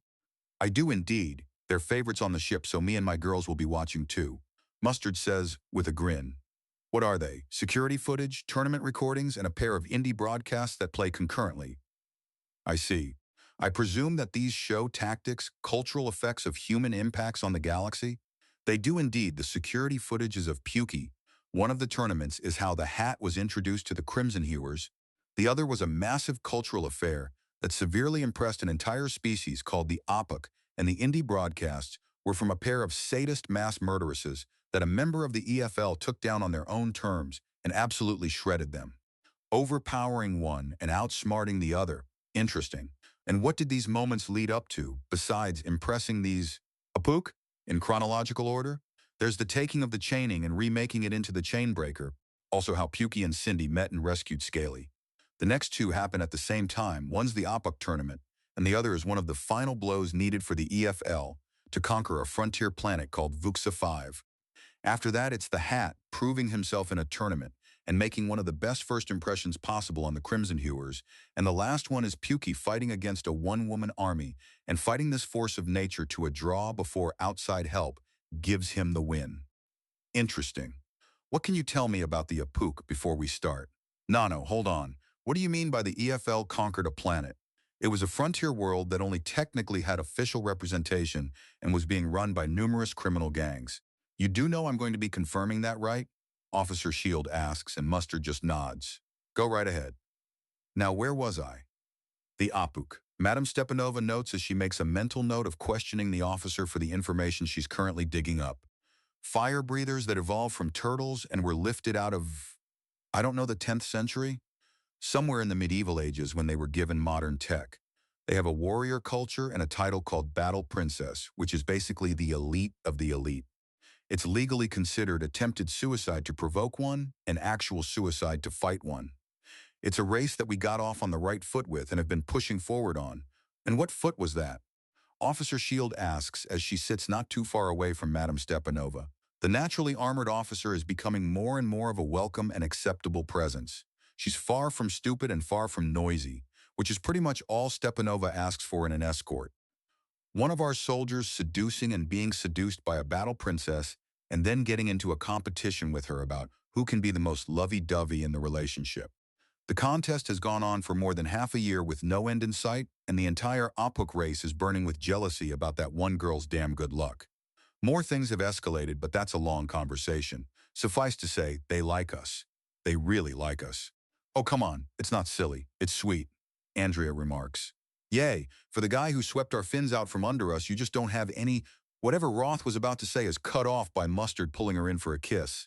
Andrea cuddles in as her cousin gets some sugar, but before they can continue, there is a bang and all of them look to see an upset Madame Stepanova with a firm grip on her cane. Start the show. She commands, please. A few taps of Mustard's communicator and a large image is suddenly projected from a white screen that unfurls from the ceiling. It shows Captain Schmidt trapped in what appears to be a glass bell on a floating platform in a room coated in purple, gold, and glitter with an entire crowd of aliens below. He's been badly beaten and still has both eyes and arms. One hand on the glass as he glares down with purest rage and the other seemingly folded, but there's something clearly in his hand. Is there just some program you have to control this ship from every room you're in? She asks him, and he chuckles. Yep, but only if you have a permanent residence on the ship. As a guest, you're not getting that kind of control. She lets out a huff and he presses a something on his communicator, and the image begins to play. Sounds a little fucked, but considering what he did, I'm sure you'll understand. She snorts in amusement at the idea and watches as Captain Gregory Schmidt earns his command, his scars, his limbs, and his girl. Also a respectable body count. Her eyebrows go up when he incorporates his fancy new arm into a cannon and starts going full ham. The rest is just a compilation of death dealt by Gregory until it finally ends with him sending a blast of plasma fire down into an area that causes the entire facility to go up in smoke. The last few images show him boarding, the chaining with a communicator stolen from a pirate he killed near the end, and using her severed hand to access it. After that, he went from slave pen to slave pen and passed out the weapons before getting that ship out of there and getting in contact with the Dauntless. There was some help in his retreat from some parts of the FLIC. What's next? The night we of the Chainbreaker helped take VUXA happened pretty much at the same time as the OPUC's Broken Shell Tournament, also called the Shellcracker Tournament. So which do you prefer? Both show pretty good examples of axiom used in combat. What are the rules of the tournament? No attacking the audience. If your armor is broken, then you're out, and if you attack someone who's already out of their armor, you're disqualified. Also, if someone who's disqualified takes a pot shot into the free for all, they're straight up arrested. It doesn't happen, but it's good to know. Officer Shield says, and Stepanova slowly turns to regard the woman. I watched it as it happened. There was a lot of drama in the last two. First when he showed up, then when he didn't. It turns out that they were spending some quality time together for so long they missed a multi-day tournament. Yes, yes. So the little boy we're about to see has been derelicting his duty in favor of a pretty face. Let's see what we don't have access to then, she says, and the tournament video begins. The other contestants tower over him like Amazons wearing stylized metal turtle shells where he's just a man in uniform with a blue metal shirt over it. All the color from reality suddenly stops and he casually walks around and shatters their armor before leaving. Then it cuts to the next round where the contestants are clearly more wary and preparing to do something. Then he shouts and the round ends immediately because the moment the fight begins, the armor of everyone, but the young man in blue chainmail shatters. Has he been interfering with the flow of time in two different ways? Yes, but keep watching. Mustard says, and she does so. In the next round, he has to face off against his own trick and get around a brutal flurry of attacks in a chaotic mess that he seems to flow through like water. Then he rips a full-size sword from the floor beneath him and uses it to gain the upper hand as he slices through fire and visibly runs electricity over it to tase his opponents even as he hacks and slices at them with the sadistically barbed sword. What? Madame Stepanova demands as the next round shows Vernon simply tagging in a tree to do the work for him. He almost seems to wait out the round on the tree, and then it finishes the job for him as she stares. He's a sorcerer, some kind of special axiom user of the AUTHORIZE culture. They're nuts for men like that. It's the gold standards of husbands, and him bringing the tree in is pretty much their signature ability, Mustard remarks before shrugging. I don't get it much myself, but they like it and they like us for it, so I can't really find room to complain. Madame Stepanova remarks, and her eyebrows go up during the next fight, as Vernon seems to have decided that being the living embodiment of a jump cut was a proper way to fight as he flickered in and out of reality and apparently hit with the force of a big rig. There's a lot of movement, and they're clearly trying to catch him, but when the person you're trying to stop seems to think physics are for chumps, then it's pretty much impossible. He wins again before the next round. This sixth round, he literally rips all the heat out of the area, leaving it a frozen wasteland with a microscopic star in his hand. A star that is his weapon. Even when it's taken from him, he uses it as a distraction or a weapon by destabilizing. Then he gets angry. Very, very angry, and focuses on one in specific and uses all his tricks to tear her down in moments. Then he shatters his own armor and walks away. Everything is dead silent at that point. He just broke the tournament to make a point. He threw the tournament because she insulted his wife? Madame Stepanova asks scornfully. So many missed opportunities with proper status on an alien world. It's romantic, Officer Shield protests. It got him a personal invite to meet the Empress of Serbo and all sorts of things happening with that move, while also slipping into cultural memory and getting a lot of attention. Mustard remarks, next movie. This one's a bit gorier. It starts with two screens at once. Both of them done found footage style by a pair of complete lunatics, one a wolf woman and the other a massively bald multitude of women that are quickly exposed as being many serpent women born from the same bodily base. They both outright commit murder on numerous people they have contained and then go hunting for more victims. The many-bodied woman mentioning that she's being cheeky and seeing if she can sneak prey out of the wolf woman's territory. They find a human man in a large red coat that clashes horribly with his hair. It looks like alligator hide, but isn't. That's not dyed. The boy's been hunting. Madame Stepanova notes. They found something about smart enough to be malicious beating a child to tenderize its veal. They rescued the kid and dragged the monster to its doom before butchering it alive and eating it. Most of them made belts and boots.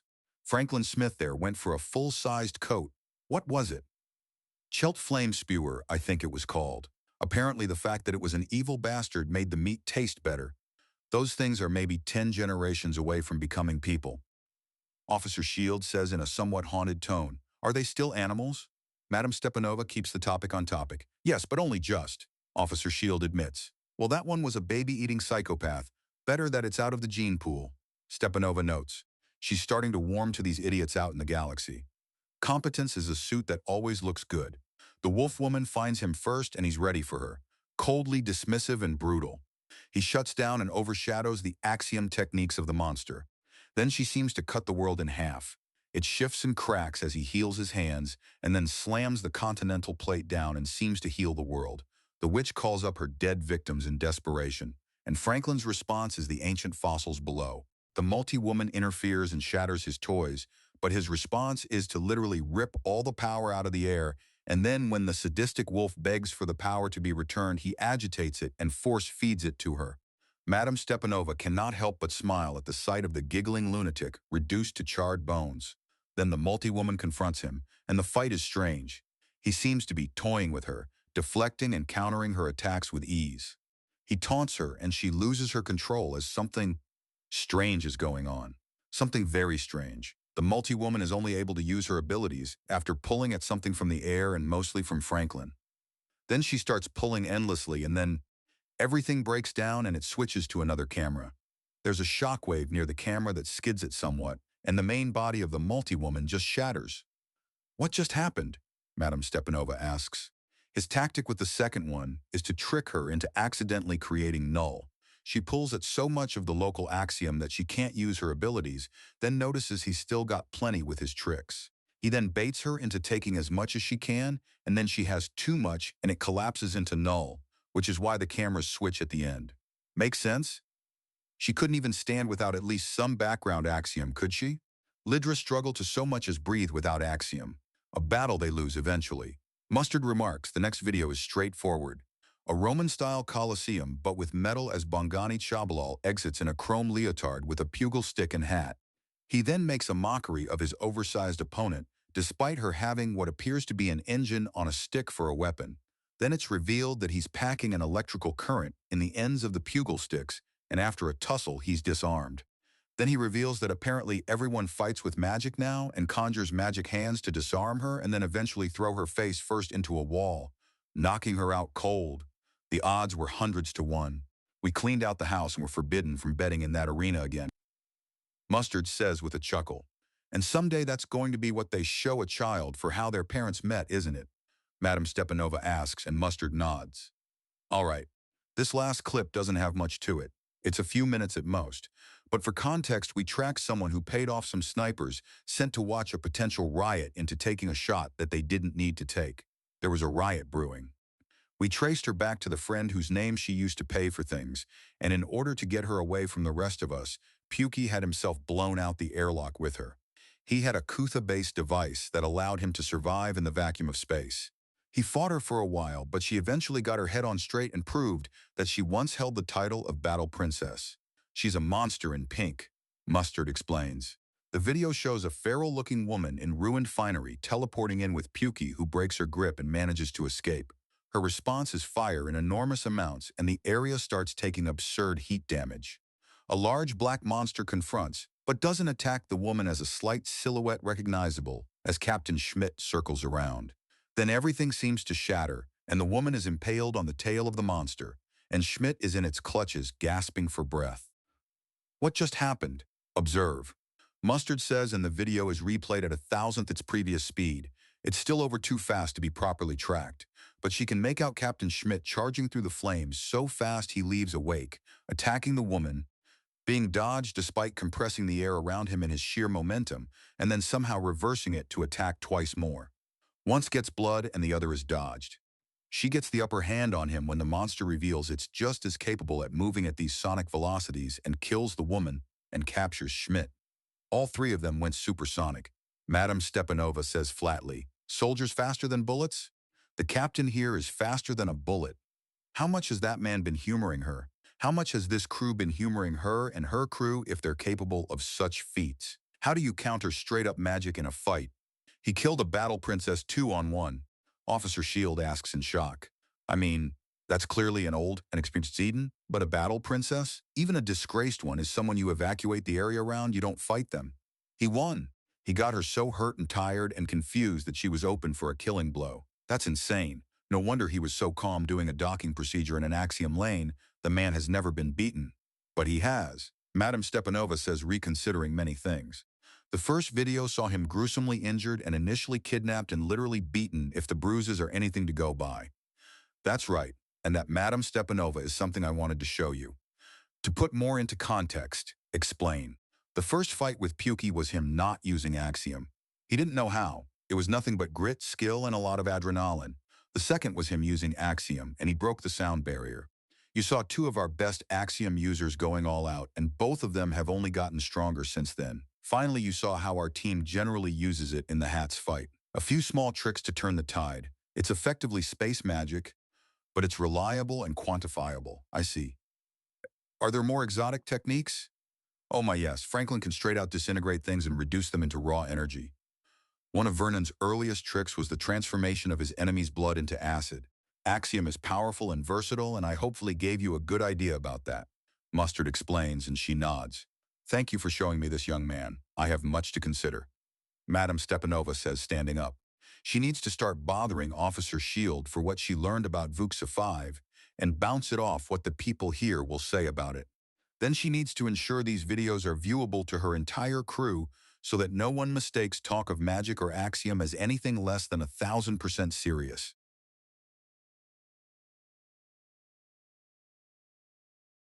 Out of Cruel Space, Part 258. The Bounty Hunters. The initial report is frustrating to write. Confirming insanity in a situation where gaining proper control of it is nigh on impossible is not something she wants to pass back to the motherland. Entire worlds taken, worlds offered as gifts. One is apparently soon to be rescued as soon as they can get a ship over. Multiple colony sites, new ship designs, space stations coming in, a massive recruiting effort, a gigantic baby boom on the way. Immortality, enough wealth to gold-plate the moon. Enough religions to give the Pope the bends trying to keep them all straight, more hideous crimes against decency, personhood, and sanity than can be counted.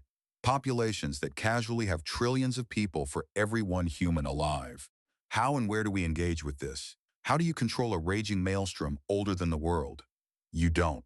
An unfamiliar voice says from behind her, and her gun is out and leveled at the source before another noise can be made. Nice reflexes. The Midnight Black Panther woman says. The woman's in some kind of strange skin-tight suit with the hood pulled back and mask hanging around her neck. No visible weapon, but that doesn't mean she's not armed. Could use some work, though. She's let herself go to the point she's creaking. A similar voice says from the other side, and she turns to regard nothing but empty air. Empty air that crackles to reveal another such woman with the hood and mask up. Are either of you going to give me a reason to not pull this trigger? We're allies.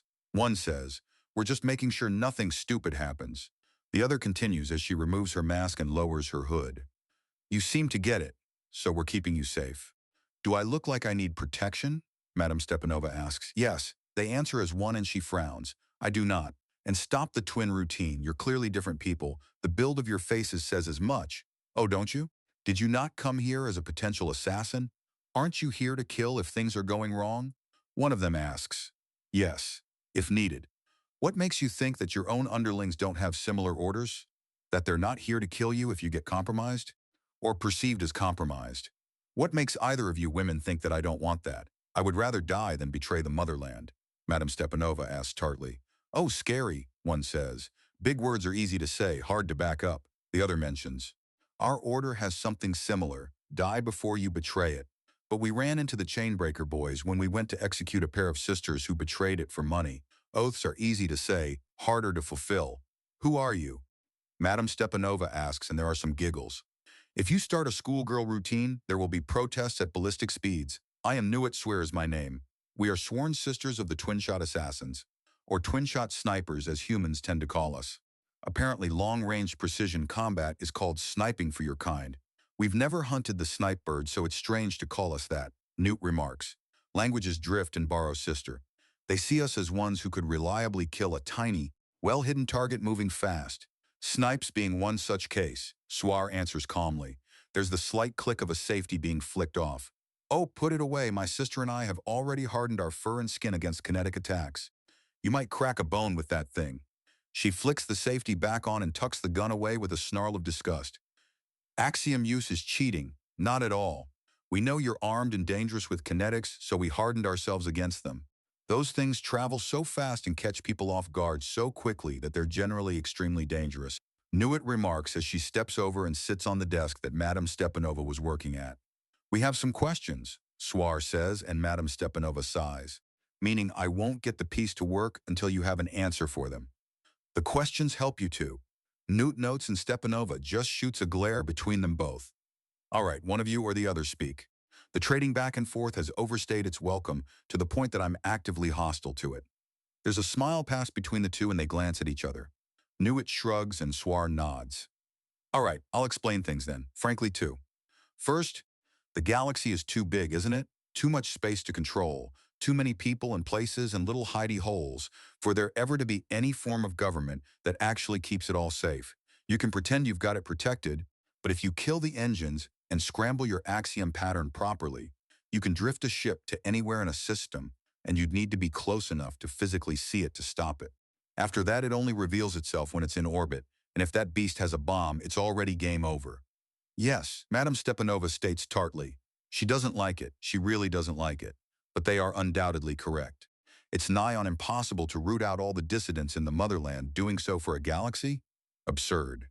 With that said, you have to surrender the illusion of control. Swar begins before holding up a hand at the sour look on Madame Stepanova's face. This isn't some philosophical bullshit, I promise. It better not be. It's not. It's my leading you into some examples to help understanding. The galaxy is too big to control, and although there's a lot of scaling issues with the metaphor, we do have one that most races understand, including humans. Spit it out then. In the age of sail, there were colonies, weren't there? The meetings of peoples from all over your world, and Swar tapers off as Madame Stepanova raises a hand to cut her off. I understand. Issues of scale aside, this is like the age of sail. Yes, now, how hard was it to police that? Nearly impossible. All it took was one official captain getting too unpopular with their crew to turn a naval vessel into a pirate ship. She replies before thinking. That's the illusion of control, I see. The people of those days could master the sea and winds but never control them. In these days, captains and crews can master space itself and yet never control it. There's always another planet or hidden moon or asteroid base that you can find an entire civilization of supposed criminals that won't follow your rules and laws. Are they even criminals at that point? You can claim the territory, but are you bringing law or war? Our branch of the Twin Shot was stationed at Octorin Spin, a pirate port, a self-built haven for criminals with only a few actual rules, one of them being that there is no outside law in that place. It is specifically not controlled by any government and therefore illegal to all of them, but it's also outside of their jurisdiction. No way to control it, no way to keep anything but what's ostensibly yours under control. Humans have a heavy advantage in that regard. Your homeworld is in cruel space, something that was regarded as a barren, lifeless wasteland until now. The probe that was sent in was a curiosity to see if there actually was something there. A signal flare sent into the darkness to see if there was anything to see. Then a giant ship comes out. No one expected that. A giant ship crewed by sex-obsessed men. Less than no one expected that. A giant ship crewed by sex-obsessed men that are also extremely capable warriors. Because this wasn't some lost warship of impossible design, but the best of the best from an isolated race born and bred in the darkness. When you put it like that, then it makes the Dauntless sound like something out of a fantasy, is it not? The rules and laws of the galaxy are so different in cruel space, you may as well be from another universe with only half the known types of physics. No first contact goes easily. Most Panceros queendoms and colonies outright tried to fight the strangers from the stars, mistaking the bald horrors for demons so depraved that their fur had burnt away under the fire of their sins. No one reacts well to first contact, no matter what period in their race's development it occurs. It adds, no matter what, there's going to be blood and death and confusion and pain. The sooner it's over with, the sooner your race can fully truly join us. And the best way to get what we want is to join you people. Madame Stepanova grumps before thinking. Maybe these two could be of some more use. I need a way to get solid proof back to Earth about what's going on.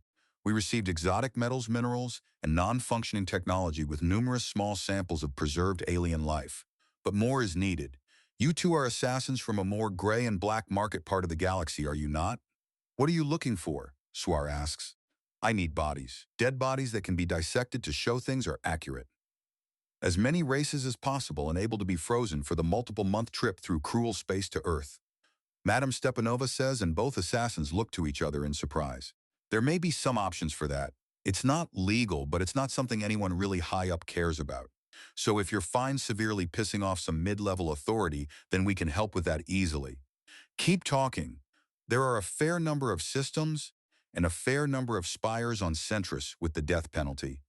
The population numbers are high enough that you should be able to get a fair number of corpses by bribing the right officials pretty quickly. Suar says, and Nuit groans. You don't even need to go that far. Vat grow a few clones to full size and never wake them up, ship them through cruel space, and things are an even lighter shade of gray. Much more expensive, though. Nuit offers, and Madame Stepanova glances from one to the other with a slight grin. So you two have some brains. Good, we need that. We're staying with the Chainbreaker, which is leaving within a day of arriving at Centris. You and your ship are to be sent to the Dauntless right away. Pity. I assume it's because you're pheromonally bonded to one of the Chainbreaker? Boratang. Sweet, quick, scrappy, and very much willing to do whatever he needs to get what he wants. And he wanted a pair of Panceros lovers.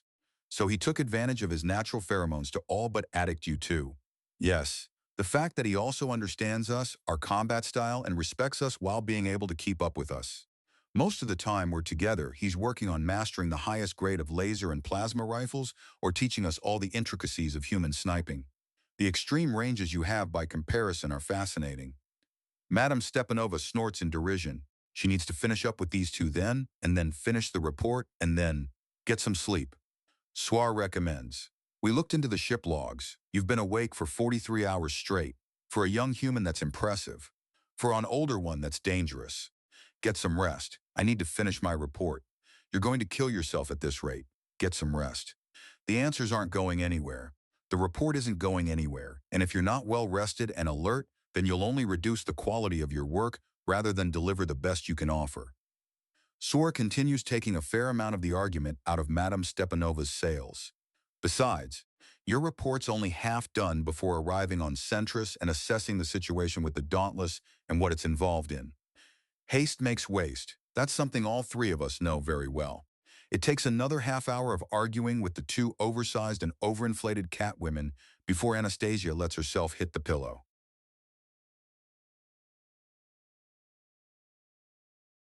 Out of Cruel Space, Part 259. The Bounty Hunters. Dauntless. At first, Centris looks like a planet with multiple rings. Then, as they receive a flight plan and swoop near it, becomes apparent that there are no rings at all. It's a huge number of space stations and ships, as many as grains of sand upon a beach. They swoop around the world as they follow the flight path, and the world goes from what looks like temperate planet to a technological powerhouse. There are so many street lights that it's as bright on the night half as it is on the day half. The planet isn't paved over or anything like that, but the population is so absurdly huge that it can only be considered a city planet. A huge amount of the space is used for the gardens that not only pretty it up but openly devour the heat produced and purifies the air. Pukey explains as he waves his hand to regard the whole thing before taking a breath. This is an ecumenopolis, a city world.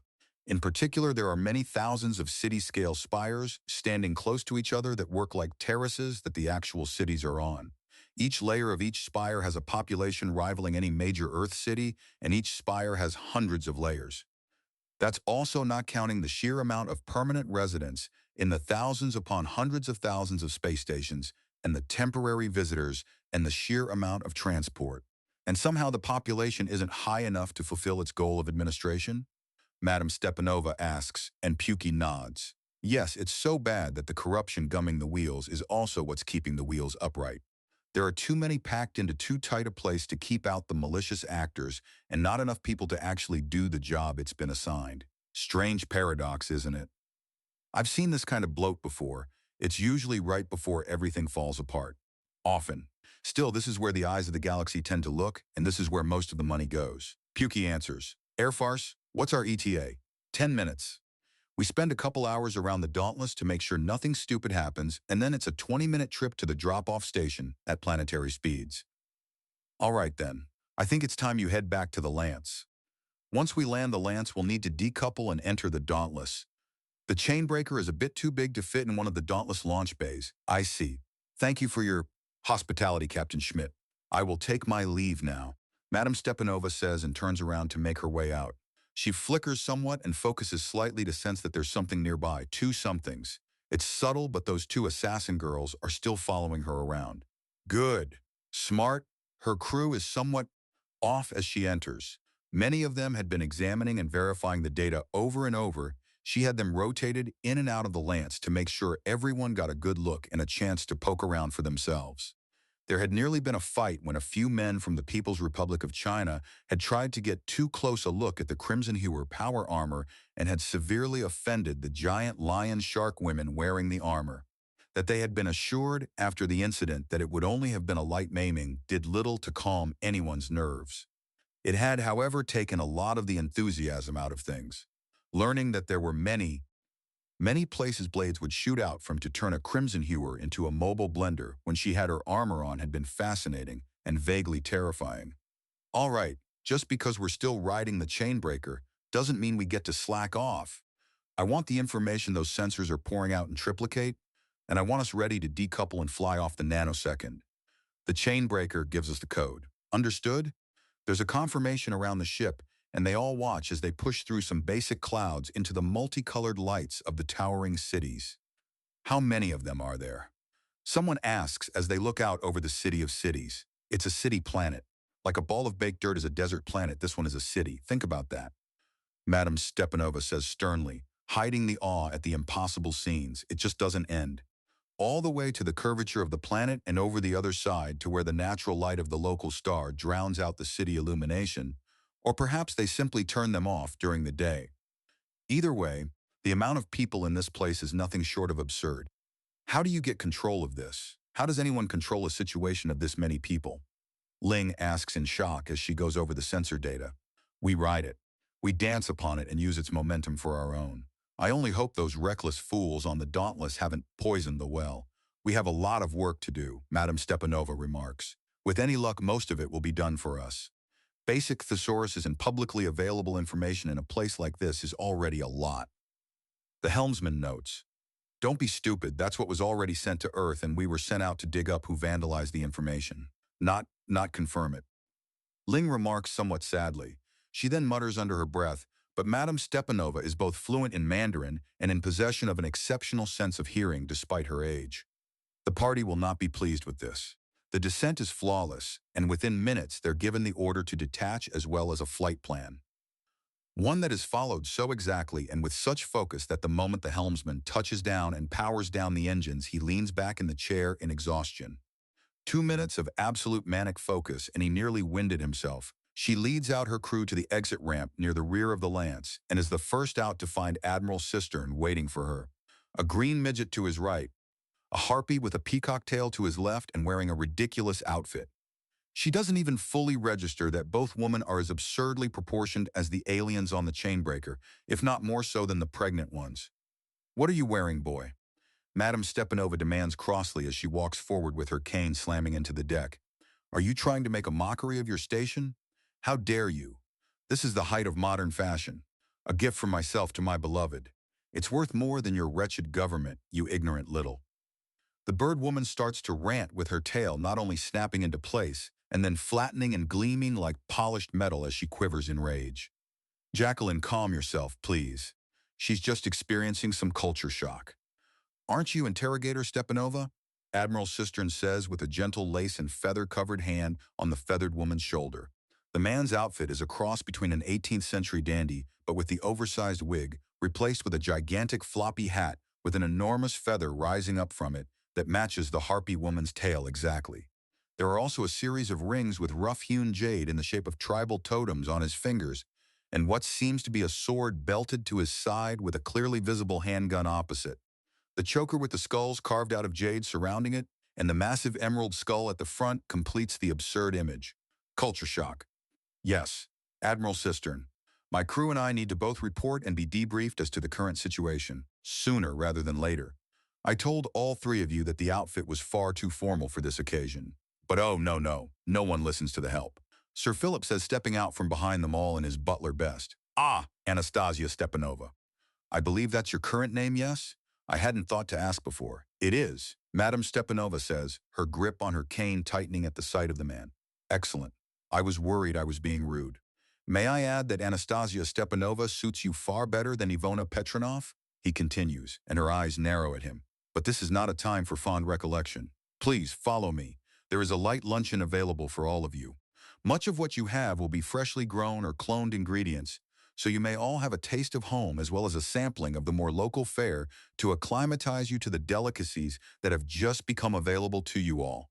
Before we do so, because stalling for any amount of time when Sir Philip is around is generally a wise move if you want the slippery bastard's number, slow his plans, and trip him up. He moves fast when he gets going, so you need to roadblock him.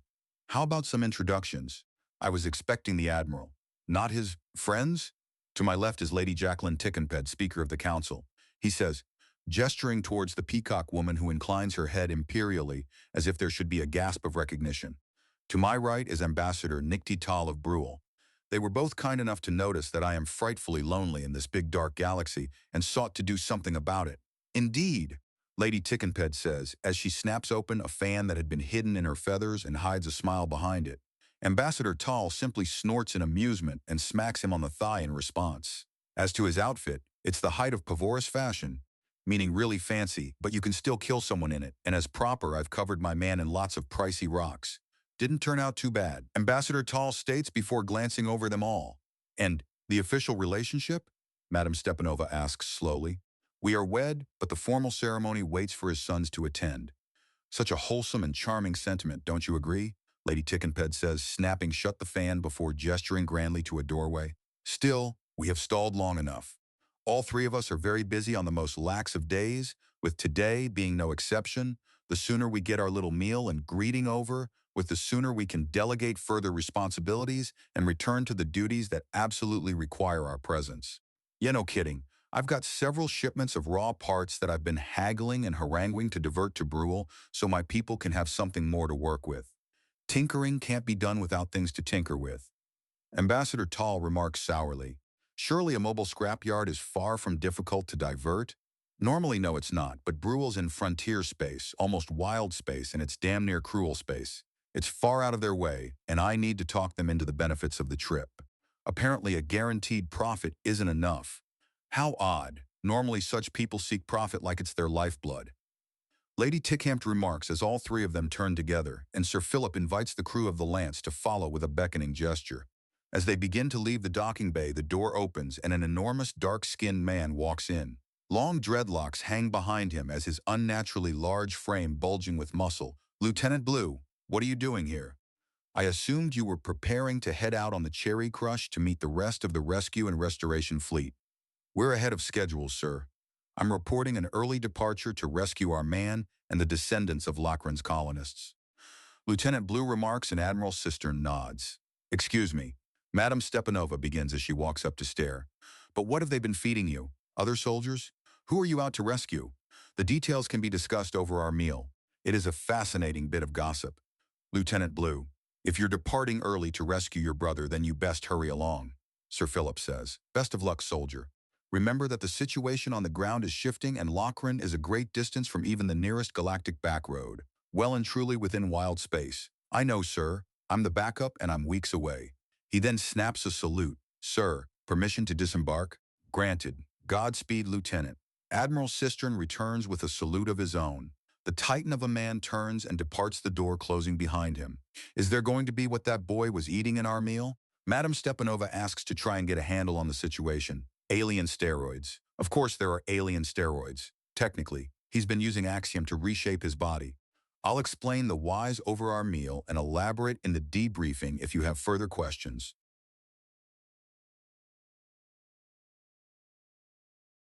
Out of Cruel Space, Part 260.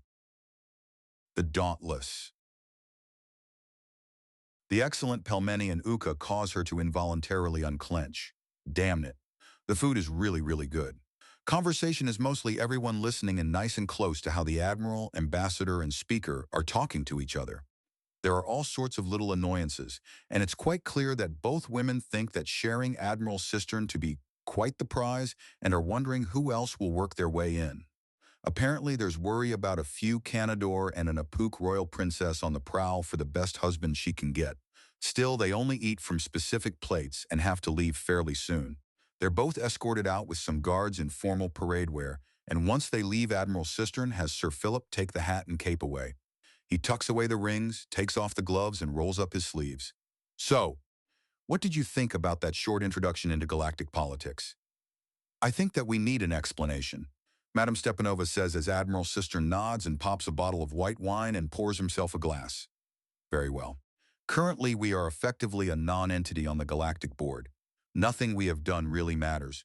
We've tossed a stone into a pond, and it will take 10 years before there are even ripples. Things simultaneously move at speeds that only light itself can keep pace, and yet also goes at a rate where glaciers seem to be setting land speed records.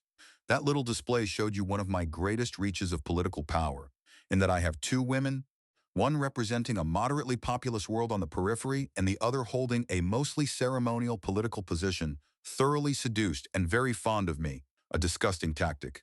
Someone notes, we literally do not have the manpower to be even a joke of a political power, much less a military or economic one. So we need to do things psychologically as we get our hands on as many levers of power as possible.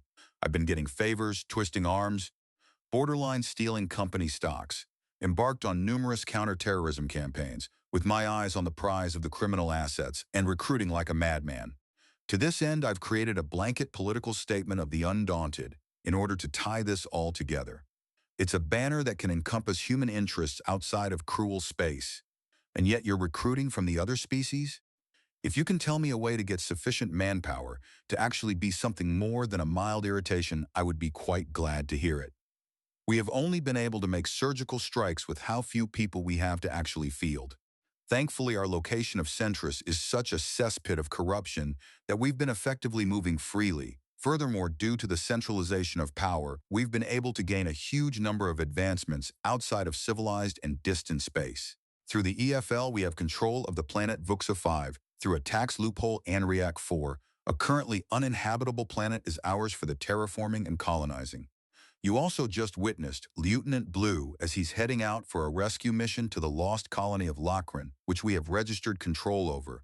We have 3 extra worlds.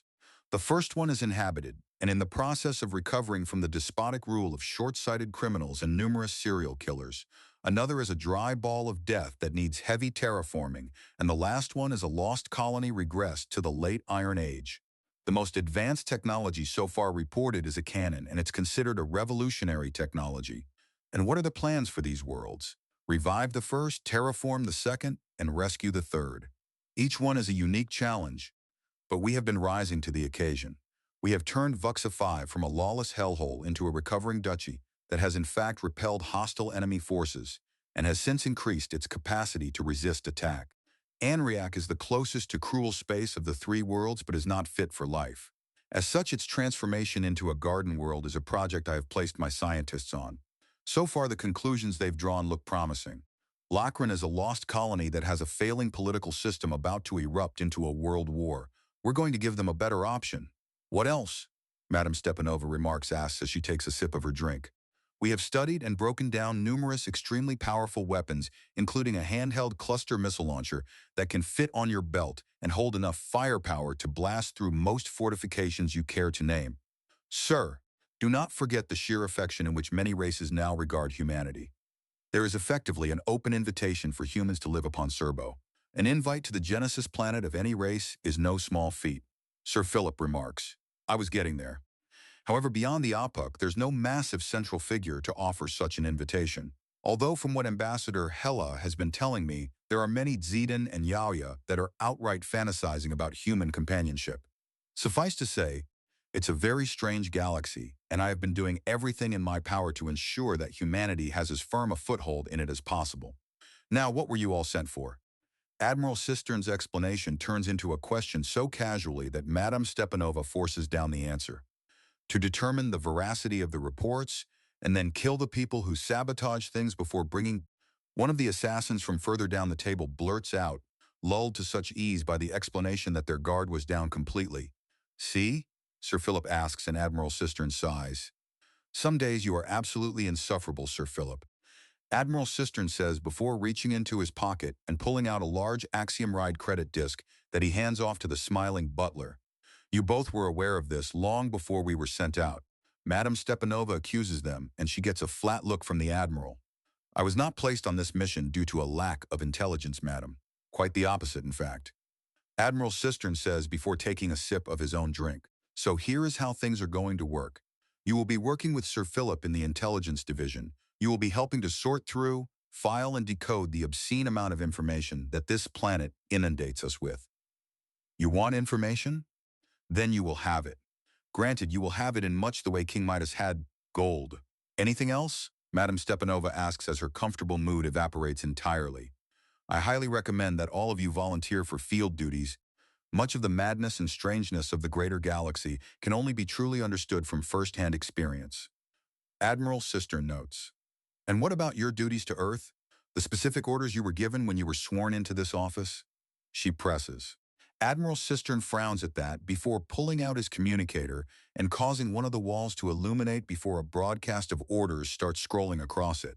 The vast majority of them are asking for favorable status, or to sabotage the efforts, downplay the contributions, or even outright ignore other countries. It scrolls for 20 minutes without repeating itself before turning off. Aside from the general idea of first contact and help humanity, all of my orders were contradicted or self-sabotaging due to the presence of other orders. That was a quick summation of the orders I was given in manners both public and clandestine. Literally every country on Earth that contributed to the creation of the Dauntless expected preferential treatment at the detriment of the others. Sometimes it would take them more than one or even two orders to tell me to backstab another contributor, but it never took more than 3. Needless to say, with this entire mess in front of me, it is quite frankly impossible to complete my orders as written. So now I am forced to comply with my orders as intended, which I have interpreted as secure as much political favor as possible as well as economic ability, martial strength and territory for expansion as I ensure that the vast majority of the galaxy looks favorably upon humanity. This I have done to the extent beyond what I believe could have been reasonably or even unreasonably expected of me. How aware of this is your crew? Madame Stepanova asks, and Admiral Cistern sniffs. Ever since an event known as the hack, I have operated under the policy of complete openness and honesty. Every soldier has been systematically made aware of this issue, which is why only a small number wish to return to Earth. The trip was very much one way for the vast majority of us. What happened with the hack? How complete was it? Everything stored electronically that wasn't on a closed system or powered down at the time was copied. This includes a huge amount of media and entertainment that I've thankfully been able to grab digital copyright for. I put a low price on it, and the resulting viewership of human movies and entertainment offered enough money to easily fund several low-profile power grabs I've made in the stock market. I am the majority stockholder in several companies now. You are? Madame Stepanova asks. Galactic law stocks can be only bought by private individuals, not political parties, militaries, or other companies. Admiral Cistern says before Sir Philip hands him a folder he got from somewhere, "We have made greater use of paper media in order to prevent hacking from compromising us so completely again." He hands the folder back to Sir Philip with a nod and holds up 2 fingers. The damnable spy simply nods, turns on his heel, and is gone from the room at a pace that most people would sprint at, but he simply walked. Now then, you're up to speed in the most general and generous of terms. I have offered you all positions in our intelligence division and am willing to hear protests and suggestions now. Do any of you feel you would be better placed elsewhere? Perhaps on the crew of the Lance 04, which will be bringing further information and samples to Earth.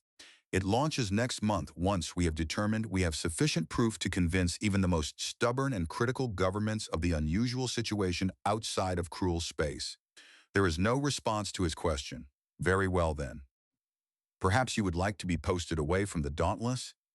I am aware that some of you may have personal or professional difficulties dealing with certain members of my staff. He says, and Madame Stepanova knows this is at least partially directed towards her. We have numerous offices on several worlds now. We can have you light years away from those you find distasteful and still working towards a common good. Perhaps if you could tell us what this common good is, we could start agreeing or disagreeing with it. Oh? Oh, pardon me. I got ahead of myself, it seems. I seek to ensure that humanity has the stars open up to them. To do this, I will be sending back enormous amounts of resources, technology, and information back to Earth with every trip of the Lances. On the next ship out, we have proposed upgrades for Dauntless-class vessels that would allow a single ship to snowball into a massive, self-sustained space fleet capable of growing stronger and stronger with time. Upgrades that the Dauntless is currently undergoing as we speak. Well, that will certainly be an interesting gift for the inevitable second ship of the Dauntless class. Ah, so they did go with the inevitable. Good to see that my suggestion panned out. Sir Philip remarks, having returned without anyone noticing. Madame Stepanova twitches for her gun. He should not have been able to do that so easily. What tricks has he learned? And once people are going to the stars a lot, what are you going to do then? Someone further down the table asks, and it's a decent question if poorly worded. Simply put, the Undaunted's express purpose is to be a benign force in the galaxy, a force of order and righteousness. It just so happens that helping humanity out of cruel space falls under that purview quite nicely, meaning that after this big rescue, it's business as usual, and we seek out missing persons reports, hunt criminals, chase down pirates, and help set up new frontier and even wild worlds for people to settle upon, all of which will coincidentally help humanity in the favors owed, plunder taken, and worlds opening up to them. It is entirely possible to be a force for great good while benefiting mightily from it. To say nothing of the goodwill this will generate towards humanity. So you want humans to be the big heroes of the galaxy? I want humans to be welcome in the galaxy. I want there to be nothing but smiles and eagerness when people hear that a human is nearby. I want us welcome to go anywhere at any time without exception. I want humans listened to. I want us to be considered and invited into debates and discussions. And let me guess, there's a use for us assassins and murderers in your little undaunted organization. Yes, we've uncovered numerous criminal organizations that give the great sadists and lunatics of humanity's darkest hours a solid run for their money, but with the added bonus of being functionally ageless, so they just continue to be horrors beyond redemption for centuries, if not millennia. I think such individuals would be an excellent use of your talents when it comes to the process of removing them from their positions of power and then extracting all the resources from it so some previously unknown apprentice doesn't simply pick up where they left off. It seems you've thought of everything. When do we begin? When your meal is finished, Sir Philip will show you to the relevant portions of the ship and answer any further questions you have. Now, if you'll excuse me, I've been falling behind in my administrative duties. Admiral Cistern states as he finishes the last of his wine and stands upright.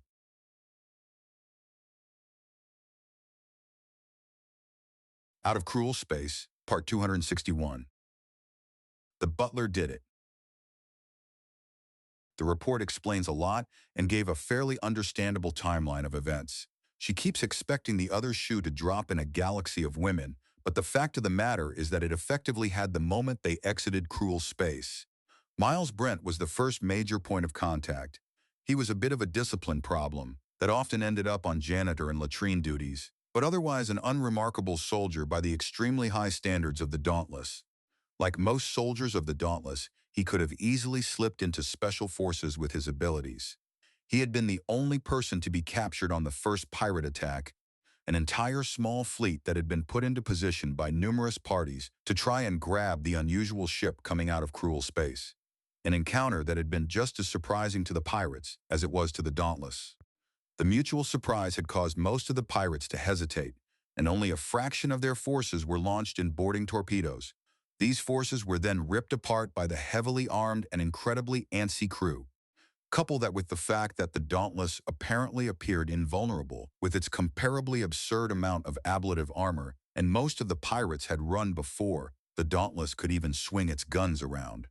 Brent had then proceeded to escape custody with impromptu psychological warfare, and had managed to get into the bowels of the ship where he proceeded to cause absolute havoc and trick the admittedly simple-minded communications officer into sending their location to the Dauntless under the premise of calling a friend. He had then facilitated the capture of the ship by electronic warfare, and the pirate captain had been offered a deal when dragged into custody.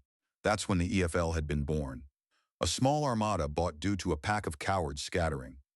Of course, during this time, the Dauntless had not been still and had made contact proper with their underarmed and underarmored escorts. Apparently, the fact that they had showed up all had sent a shockwave through the system, and that's why the pirates had beaten the official forces there. Things grew more and more complicated as Admiral Cisterns spread out his troops like seeds to see what would grow into something he could harvest the fruits from.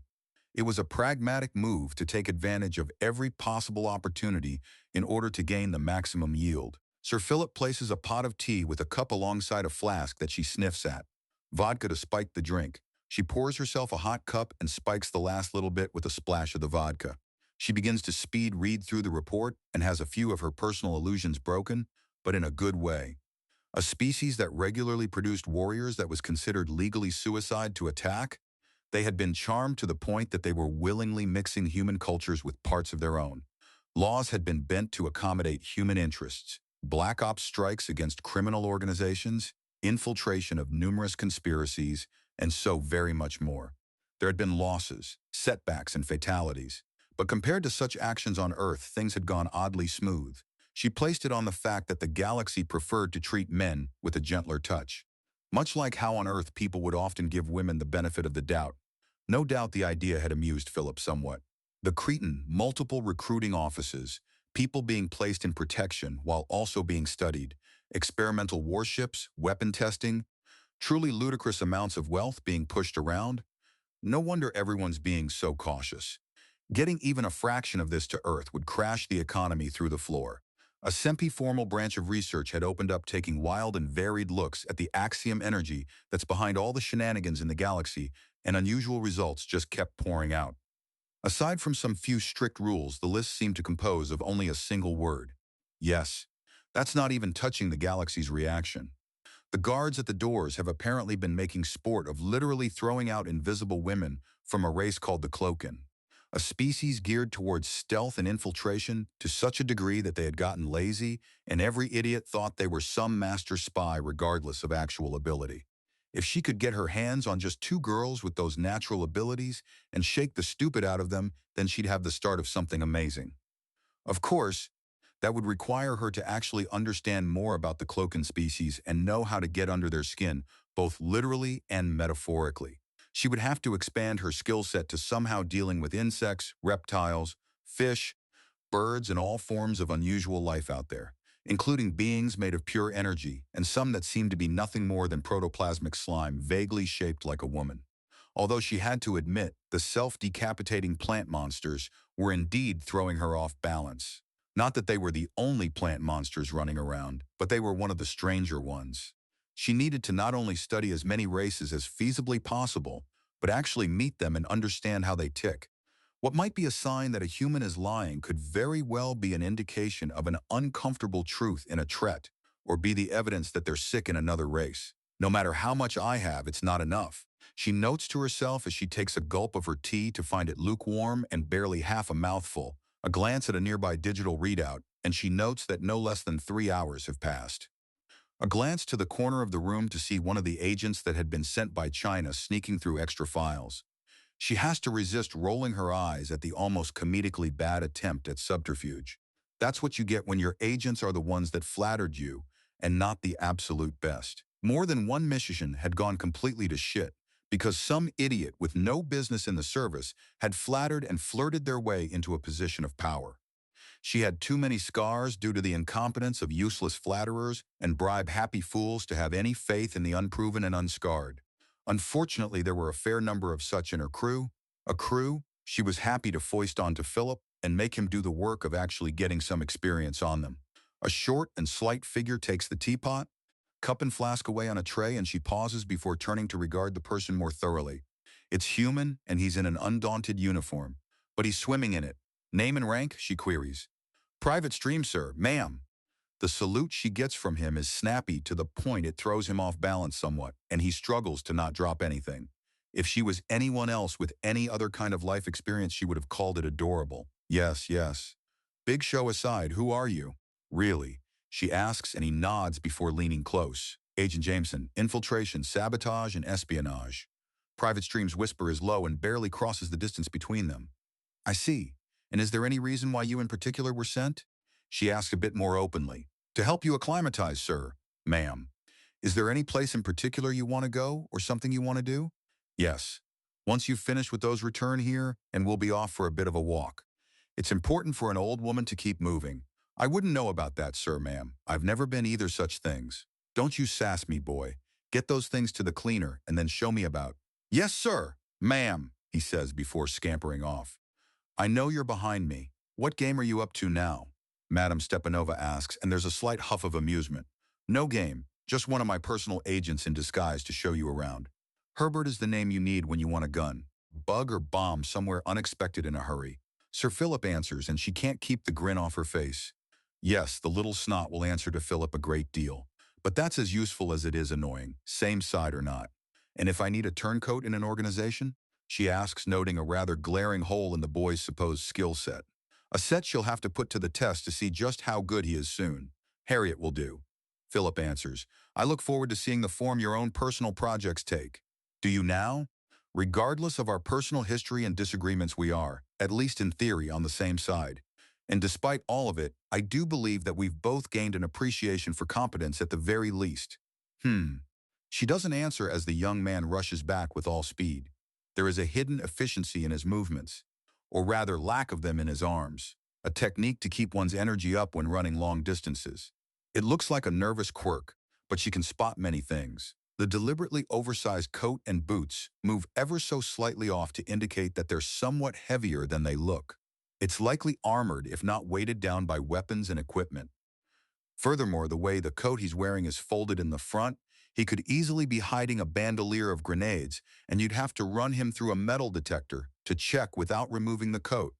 In spite of herself, she approves. Her inspection of the local terrain will look like a dutiful young boy humoring his elderly grandmother, completely beneath suspicion. Ready to go, sir, ma'am. What name are you using today? Private Stream asks, and she considers. Lilia Strom. She replies and can sense the flinch that Philip cannot suppress. She looks back at him with a smile. For old time's sake, just as cruel as ever, my dear. Very well, I'll bring Brian Strom out of the drawers. Private Stream. Get something casual on and become shy little Jacob Strom, our grandson. Uh-oh. Yes, sir. Herbert remarks, glancing from one to the other and then nodding. I'll be back momentarily. An hour later, and an elderly couple are followed by their grandchild out of a local taxi. The older Tret man has a visor on to help with his poor vision even as he looks around. There are the wooden beads of the continuity hanging off his shoulder, a symbol of those who believe that to extend one's life is to lessen it. We have a single continuity, to widen it is to strip it of value. Beside him is an old woman who also has decorative beads hanging from a strap on her shoulder as she tilts up her large hat to get a good look around. Then she freezes as a passing Araminta slips her a data chit. Mrs. Strom takes out the tiny piece of triangular technology and surreptitiously glares at it under her hat. Oh, that's what happened to my data chit. Thanks, Grandma, Jacob Strom says, taking it from her. Nothing to worry about, my dear. Just the locals being friendly. Mr. Strom says kindly before leading her along. They make a slow walk around an entire length of a spire, a process that takes over an hour despite the fact that both of the elderly couple move at a clip that Jacob needs to jog to keep up with. Jacob, dear boy, you've been here longer than your granny has. Are all the spires of Centris like this? More or less. The spires average out to either a little bigger or a little smaller than what you'll actually find. This one is smaller than the average. Jacob replies and Mrs. Strom considers things. At the lead of Mr. Strom, they start heading inwardly on the spire and they take a shortcut down an alleyway. Hey, a voice says, and the couple and grandchild turn to regard a well-muscled Tret woman with a series of tattoos going down her right arm and leg. If she had a neon sign over her head that said gang member, then it would be less obvious. Don't you know it's dangerous to go down alleyways on Okara Spire? Don't you know it's rude to point plasma pistols at people? Mr. Strom asks as the gangster Tret walks up to them, then promptly screams as the top of Mrs. Strom's cane flicks out, and the blade impales her hand and causes her to drop the weapon. It doesn't even hit the ground before being swept up and held against her head by Jacob. Don't you know that dumb criminals always lose? He asks, before suddenly twisting the axiom to cause her to pass out. Well, I see there's plenty to keep me entertained if nothing else, Mrs. Strom notes casually.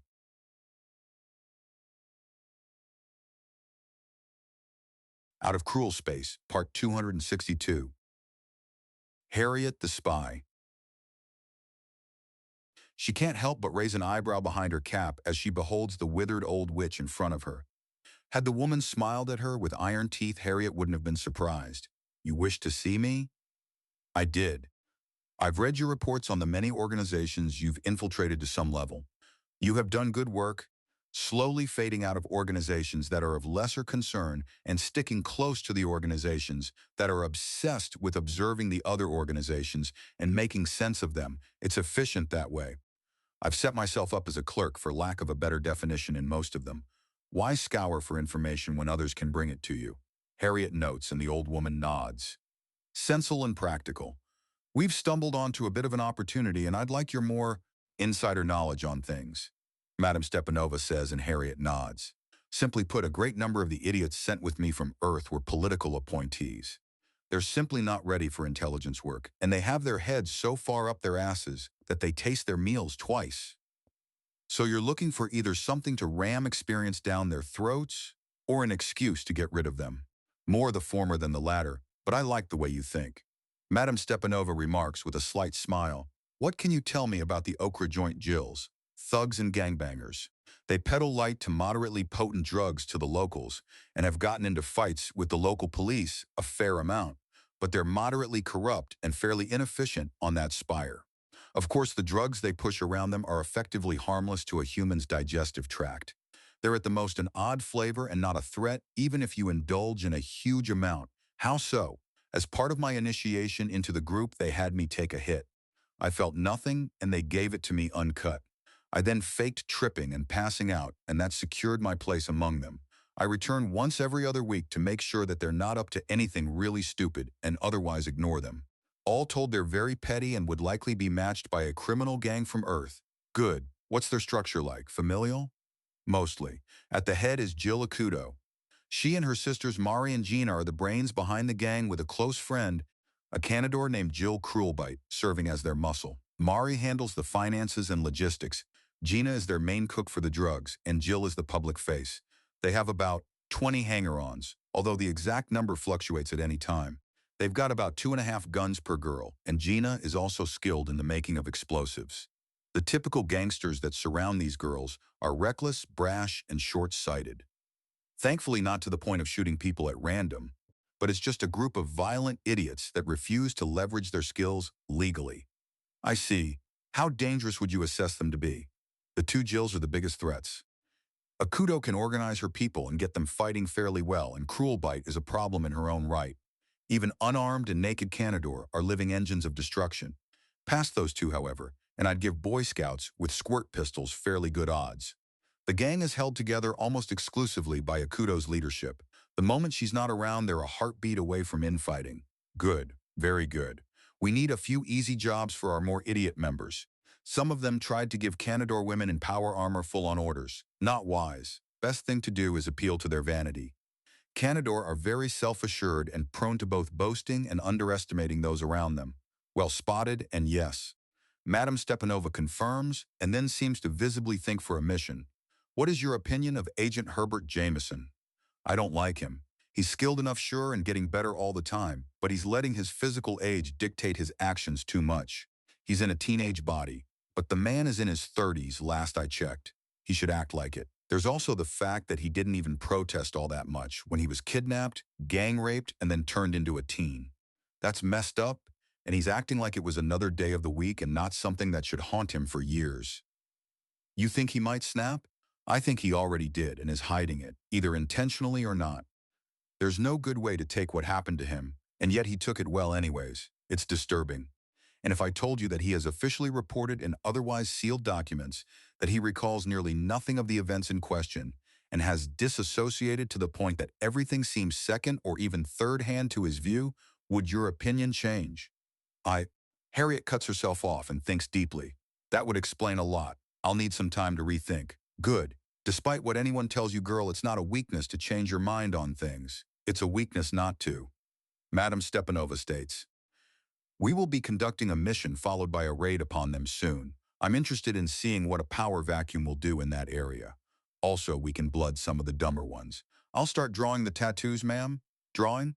If one of them gets clever and starts really feeling out the axiom, they might get past my disguise if I don't. Harriet says, and Madame Stepanova nods. I have a mission to plan out, it seems. Dismissed. Times, accepting a job offer?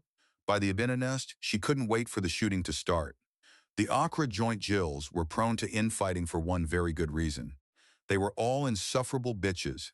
Every last one of them was an oversized child, enamored with the idea that they were some kind of invulnerable beast and they were only a few minutes away from snapping and taking the spire for themselves. The drugs probably had a lot to do with that. So here she was, with a plasma rifle shoved down the front of her skirt and just waiting to roast her thighs if things even go slightly wrong. At least it would be, if she hadn't actually broken the link in the weapon. It could hum ominously but not fire, which was good because this model had a hair trigger at the best of times. In the distance, she can spot a tiny glimmer on the top of an awning. The gleam of a sniper scope. Herbert's in position, which is good because none of the idiots that Madame Stepanova had volunteered for this mission had been willing to be altered to look like a tret, which is just stupid for an infiltrator. She and Herbert are both nearby to bail them out when this inevitably goes to shit. Who the hell's that Verity? I haven't seen them stupid old continuity twerps before. One of the girls says indicated Sir Philip and Madame Stepanova in disguise, and Harriet shrugs. Who cares? They're continuity. They take themselves out before they can even do anything. Just a couple of suicidal kids that think they're being oh so righteous or whatever. Those two look like they're ready to fall down by themselves. Harriet lies hard. I suppose. Even those new girls are likely to roll over those old farts. Why would someone do that to themselves? I mean, really, everything hurts. You got no energy and there's no strength in your limbs or bounce to your ounce. I mean, look at her. She looks like she was thrown off the side of a spire even before she got old. The girl continues, and Harriet has to actively stop herself from scooching out of the line of fire in case Madame Stepanova somehow heard that from half a block away. Talking about the new girls, what the hell's up with them? Is it some new fad for girls to try and look like those flat human boards or something? Either that or it's a bunch of baby girls with what's it called? A pit gland? Something like that. I don't care. So long as they can point a pistol the right way, then there's use for them. Jill Akuto says from nearby, bunch of new recruits, old farts. Something's wrong, but what? Idiot newbies? They look like they're trying to pretend to be human or something. Harriet blurs the trail a bit more. It's a hell of a balancing act to cover up for someone else's stupidity while trying not to get busted yourself. Human? There's only like 5,000 of them, right? Jill asks, frowning in concentration. Think so. Why? And they're a bunch of super soldiers as best can be made in cruel space, aren't they? Jill continues, and Harriet can hear her mind grinding away. It would explain why they're obsessed with weapons and going around in groups. The girl next to Harriet says, and those uniforms. Row! Harriet distracts them both a bit, and Jill snorts. Some feelie in the family? Somewhere. Harriet confirms the nonsense gladly. Hundan! Someone shouts from the backyard where the basic hazing ritual is going on. It's all Harriet can do to not facepalm. She vaguely recognizes the Chinese insult, mixed egg, basically calling someone a bastard. Why would a tret say 4'9" in Arakanus? Jill asks in surprise. In what? The girl next to Harriet thankfully asks, and Jill turns away from them both entirely. The language the spider peoples used to talk to each other before galactic trade was made. Jill answers offhand, and the girl is thankfully as much as an idiot as the one that Harriet is going to be strangling later and snorts out loud. What? You turning into some kind of educated girl now? Gonna slap on a lab coat and boil a language in a beaker? It's all Harriet can do to not whistle in appreciation of the sheer raving stupidity coming out from the gangster. The whole gang needs a few weeks with a posse of drill sergeants to put some brains, spine, and discipline into them. Now there's an idea. Shut up, Becky. Jill says as Harriet stands up. Where are you going, Verity? What the hell are they doing to those idiots that they're shouting numbers in another language? Harriet asks, and Jill seems lost in thought for a moment. It could have been Sarah Molly battle shouts, or Jill begins to wonder out loud. She's stuck on the swearing, and that could be good or bad depending on her hidden device gives a slight pulse twice. Someone's bugging out. Why? It's just a bunch of gangbangers? Barring the Jills, you could fight your way out without much. There's a blast, and Cruel Bite is slammed halfway out of the nearby window, dazed and clearly rocked, but not truly hurt. Harriet pulls out her plasma pistol and forces the internal link back into place. The impromptu safety is off. There are several screams in the building. Ling panicked. Accidental discharges. Herbert's voice is a sibilant whisper in her ear. She looks back, and the glint of the rifle is gone. Herbert's on the move. Jill Acuto is looking around trying to find out what left her enforcer moaning in a dazed pain, half in and half out of a window. Times. Jill Acuto looks through the window, holding her plasma thrower sideways as she glances around. Verity is proving herself to have a good head on her shoulders for a moderately successful dealer. Although she's holding the weapon in two hands for some reason. Like it's going to kick back like the explosion-based weapons of the humans. Suddenly it hits, and a powerful suspicion rolls over her. She turns quickly, but instead of Verity leveling her plasma gun at her, there's the two old people rushing around the confused-looking Becky with Verity nowhere in sight. What the... Sloppy. The older man says as he grabs her around the face, and there's a strange scent on his wrist that makes the world swim. The last thing she sees is the older woman doing something to Jill. Times idiot that used a grenade. Madame Stepanova demands after the quick flurry of violence was done with. Nearly a quarter of the gang had managed to shoot themselves in the rest had been knocked out by either the recruits or Herbert. Mostly Herbert. There is no answer to the demand, and Madame Stepanova looks over the group. If I'm not given my answer freely, then I will get it out of you forcibly.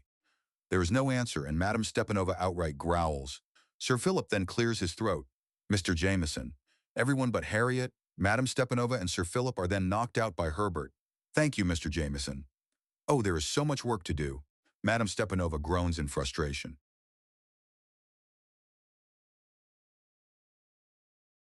Out of Cruel Space, Part 263. H. Herbert's 100 Harem. The sound of the dressing down was nothing short of awe-inspiring. Madame Stepanova had lungs on her and was letting people know it. There would be occasional pauses for breath, and that was when Sir Philip was adding to things himself. No one was impressed with some of the new agents, and there was talk of transferring them into basic training to get them up to speed. Then seeing if they had any skills. Makes sense after all the mission had been the milkiest of milk runs. Put on disguise. Go to place. Do not talk about who you really are. Await further orders. A child could have done that. A trained dog could have done it. Instead, they refused both a physical transformation or a padded addition to their outfit, heavily compromising the disguises. They had successfully gone to the right place. Thank God. But they had then proceeded to act so suspicious that a gang of drugged-up idiots had started to figure them out. Finally, they had acted on their own initiative in the worst way. Herbert had heard one of them mentioning cutting the head off the snake as a defense before himself, and Harriet had left the room to avoid the fallout of that distilled stupid. So where did Ling pull the grenade from? Harriet asks him, and he groans in response. That bad? You remember those poof balls that she insisted were a proper part of any disguise? You're kidding. The only reason I let her out with those was that she insisted they were just bits of fashion. It was something that could be laughed at and help endear her to the gang. Yeah, apparently not. Why is it that the people trying to be smart are the dumbest of all? Harriet moans. Pride. It's a deadly sin for a reason, he replies before going quiet. So, she says after a bit, Someone turned on a sound-baffling device so that the dressing down continues without the outside world hearing it. He offers her his attention and she gives him an odd look. Do you really not remember the incident? If I focus and try to remember, then it's a blur. There are some hefty emotional bits, but that's about it. There is fear and panic and a falling sensation. Then at the very end, there is pain as I hit the ground. But that's the most real bit of it. I then pass out and wake up in the hospital changed and with something that vaguely resembles what I saw in the dream, all but begging my forgiveness. So there's no fear or trauma. Watching the Alien movies is scarier by far. And at this point, I mostly just see the mistakes they made in the special effects. Herbert answers with a shrug. Aside from that little bit I can't really remember, I've had nothing but positive encounters with the Zeden and Yaoya races. There's nothing there that I fear. Even if one was actively hostile, I wouldn't be scared. I know them too well now. There's a crash as someone hits something, or is being hit with something. So, what's the craziest thing you did on a mission that you can tell me about? Story for a story deal? Herbert asks her, and she grins and nods. Great! Now what's the craziest? I was planting bugs to track a classified target and at a classified location when they returned home hours before they were expected, and I had to phase into the nearest wall to avoid detection. It turns out that there was a hidden door there, and they had what could be best described as a sex dungeon. Oh my God. Things got crazier from there because, as it turns out, there was a man whore who'd been hired for the night, and all I'd done was buy myself about 10 seconds. He says, and she snorts in amusement. Also, they were really close by at this point, so I couldn't risk using Axiom without arousing suspicion, so I had to improvise. Oh, God. Now I was in my mission wear at the time. Dark blue to black bodysuit and dark gray visor to hide my eyes.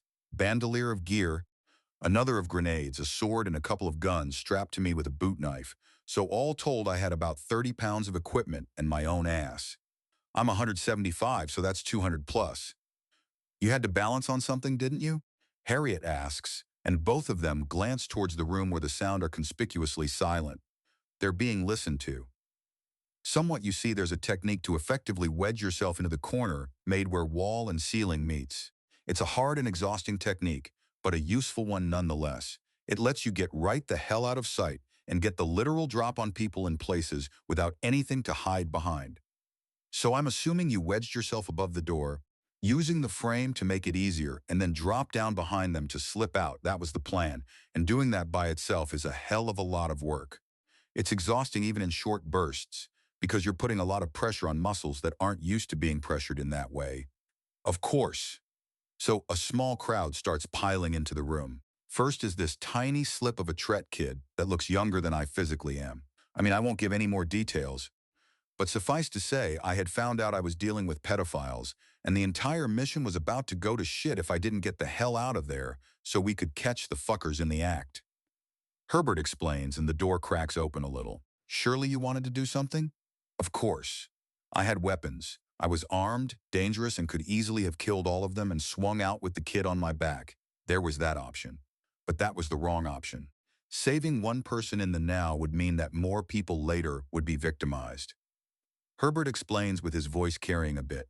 You have to trust that your dispatchers know what they're doing when you're on a mission. Otherwise, you can get yourself and your team killed. Yeah. It's always horrible to be forced to do nothing like that. Well, I wasn't doing nothing. I was giving a contortionist and an acrobat a run for their freaking money as a Nagasha paused half and half out of the door, and I had to slowly worm my way around the frame, literally in grabbing distance from her. But that wasn't the problem, was it? The sweat of a human man is something they all pick up on. That's right. I was on a timer before my suit's ability to suppress my pheromones started to fail. I needed to get into a position where I wasn't going to be straining every second and overheating. Otherwise, there'd be no way I could hide around them. So imagine, if you will, there's something supremely disturbing about to kick off. And a freaking ninja, because I know my suit makes me look like a ninja and I don't care, is trying to slip away right above the head of a snake woman. By the time I was out of that room, I was cramping, in places I hadn't even imagined, and feeling filthy. That's when the second half of the group showed up, and I dove into a cupboard. They posted a guard, and I was stuck in that cupboard, listening to the most fucked up sex I had ever imagined, and thinking very fondly of the explosive, ballistic, and sharp things I had strapped all over me. How long were you in there? How long? Long enough to cramp nearly solid while praying for death, although near the end I wasn't sure if it was for mine or theirs.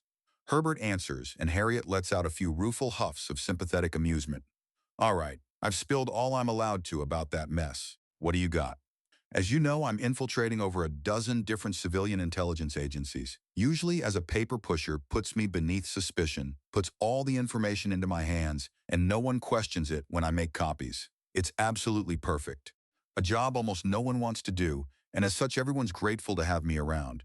If I wasn't a lying bitch, I would have a massive social circle of deeply loving friends, and that's where the problem came in. Herbert spots and Harriet nods in amusement. Oh yes. You see, when you like someone, you want to spend time with them, no matter how demanding their job or busy their family schedule is. So they took me bar hopping. Or rather, they took me manhunting. Oh no, oh no! They went to a bar near the Dauntless, didn't they? Herbert asks, and Harriet nods, prompting an involuntary cackle. So I was surrounded by no less than 10 women I had only seen in the most respectable circumstances, and several of them are wearing tiny skirts and open jackets over micro bikinis and a huge amount of makeup. These are women I had respect for. Women I had actually liked despite the job. You can't help it sometimes. If you infiltrate into a society, you end up finding parts and people you like.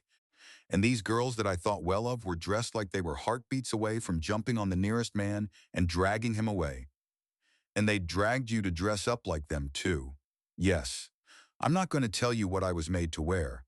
But suffice to say, it was really hard to keep a weapon and emergency recall beacon on me at the time. I had to get really creative. Say no more.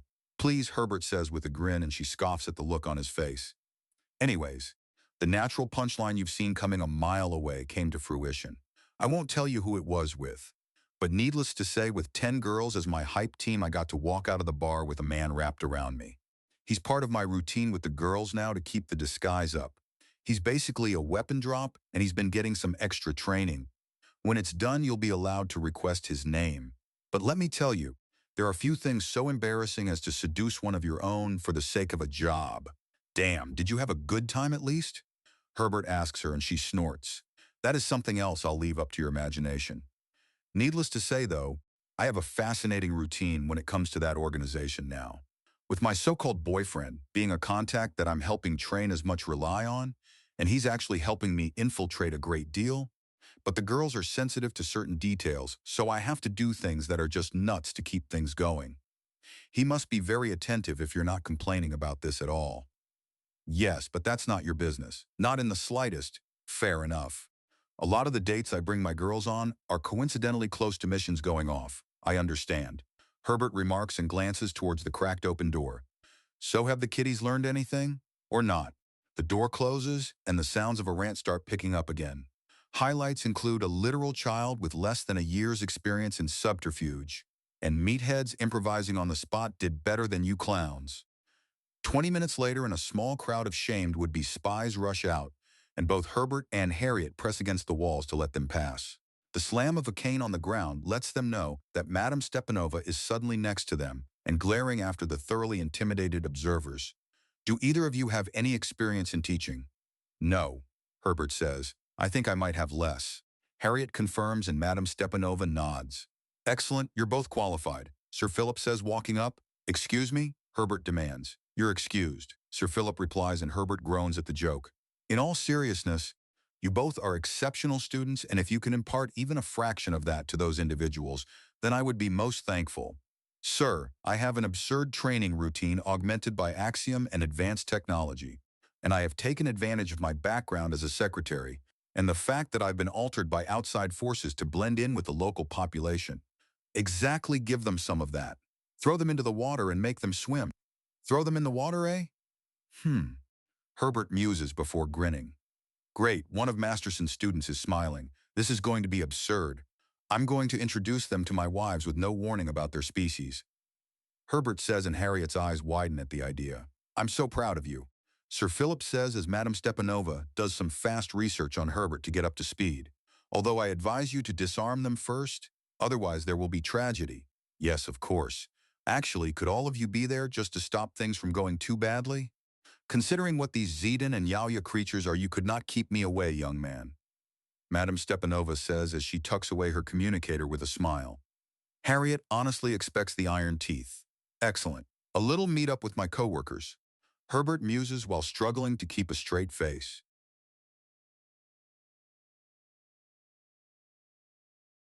Out of Cruel Space, Part 264. H. Herbert's 100 Harem. Okay, so you girls want a full contact defenestration nation run, right? He asked one of the larger groups of his wives. There's a lot of eager nodding at the idea. All right, not a problem.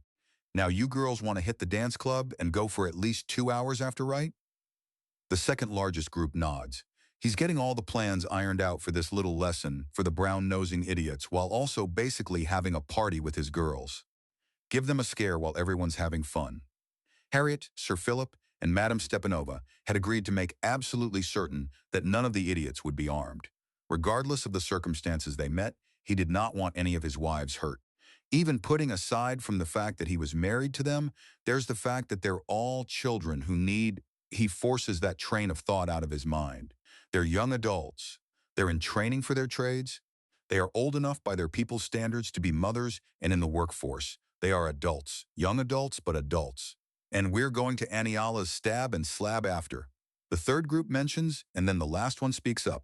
Oh, then we're going through the Huraspek Spire Gardens. They're so beautiful. The crowd gushes and Herbert nods to himself. All right, sounds like a wonderful night to introduce my new co-workers to Centris. Is it really that bad? Barisi asks him and he nods. Not allowed to give you details, but they screwed up a really easy job with a mix of thinking they knew more than they did and panicking. And considering those horrible, horrible movies, you think that we're going to cause anything but a panic?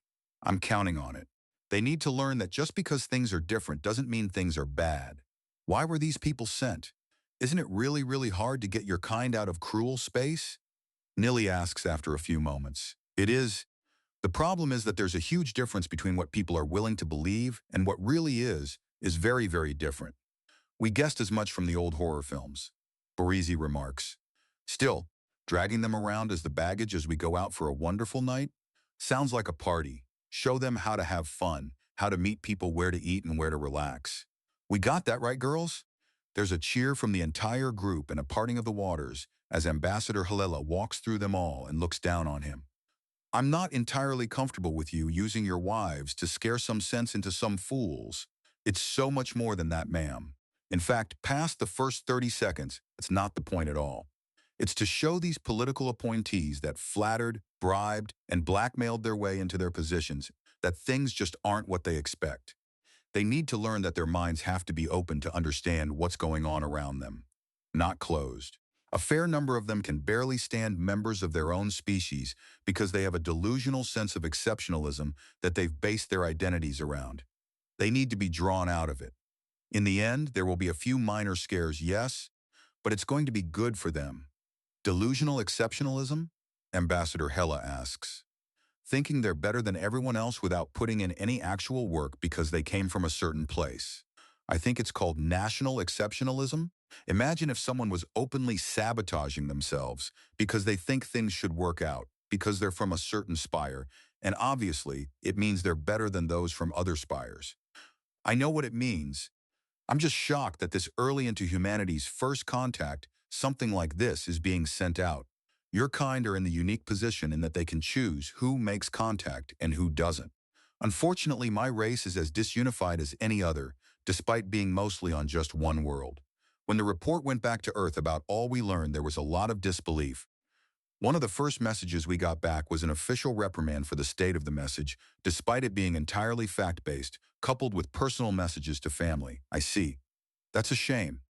What I'm mostly worried about, however, is the fact that your kind are known for carrying high-powered weapons at all times, and part of your plan is to scare a great number of them. You are an apex species. Violence is one of your first answers to being startled. I don't want anyone here being hurt. That's why they're being vigorously disarmed. They're not even getting to wear the clothing they want to, just uniforms, communicators, and emergency recall beacons. If it were truly up to myself and my normal coworkers, we wouldn't trust these people with cutlery. But we work with the fools we have, not the fools we want. Pardon, I meant tools. The tools we have, not the tools we want. I'm sure. Ambassador Halela says before grabbing Herbert around the shoulders. You've been among my kind for a while now, so understand just how we feel about those responsible for injuring the innocent. I know. I'm responsible for what happens. If one of them opens fire, I'm what's getting hit, not them. My plan, my problem, and my fault. Herbert promises, and there's some muttered protest among his wives about the man protected women, but at the same time, there's just as much about things being his idea, so the consequences are his. Good. I'm glad to see that you've learned about Zayden philosophy from your time among my kind. Now, if you'll excuse me, I can almost hear my paperwork reproducing. Of course, I apologize for any confusion. Times, Sir Philip, and Madame Stepanova, as well as their assistant, Harriet, was keeping a hard look on all of them. There was nothing but an angry silence. They had insisted without end that the mission was easy to the point of trivial. But damn it, there was one of those monster women in there. She'd taken a snap at her. All those teeth from a freaking giant with a huge weapon strapped to her side. Of course, she'd handed the bitch a grenade and run. What else was she supposed to do? Ah, here we are. The Versi System Embassy. Thankfully, we have an understanding with them, so certain laws are suspended while we're here. Sir Philip says. They know he's baiting them. But someone asks anyways. What understanding? The Versi system is an arrangement system, a series of worlds that have a very pragmatic approach to the population issues. Every man is to be married to an appropriate number of wives. No exception. Or rather, there was no exception. Now there is one for acting military personnel in good standing. So thankfully, I won't have to bring out a stick to fend them off. Oh, please, Madame Stepanova grumps. Oh, come now. You know exactly how popular I was way back when. Not with me, you weren't? Really? Not even during that magical time as the Stroms? He asks, and she gives him an incredulous look. Did you like or hate that time? She asks, and he chuckles. It was a trying time, but I suppose in hindsight it wasn't all that bad. It's just that it set the record for how horribly a date could end. Speaking of, we're being dragged on a communal one tonight. This should be interesting. I've only seen bits and pieces of it now and then. Harriet notes, remembering the times when she saw the lunatic running at full tilt through the buildings and pathways of Defenestration Nation and being tackled from 5 stories up. Right. Well, first things first, don't panic, Madame Stepanova states. Yes, indeed. However, so long as you all have read your dossiers and not simply skimmed them, then there will be no surprises in store for you, and you'll be able to relax and enjoy a lovely evening. Sir Philip adds, after the screw-up earlier today, I'd be shocked if they could tie their own boots. Madame Stepanova states in a pissed-off tone.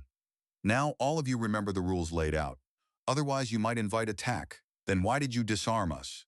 These are civilians. Attacking one of them is cause for a court-martial, but I don't trust you not to be stupid. Madame Stepanova growls. Among other things, our escort shall be arriving shortly.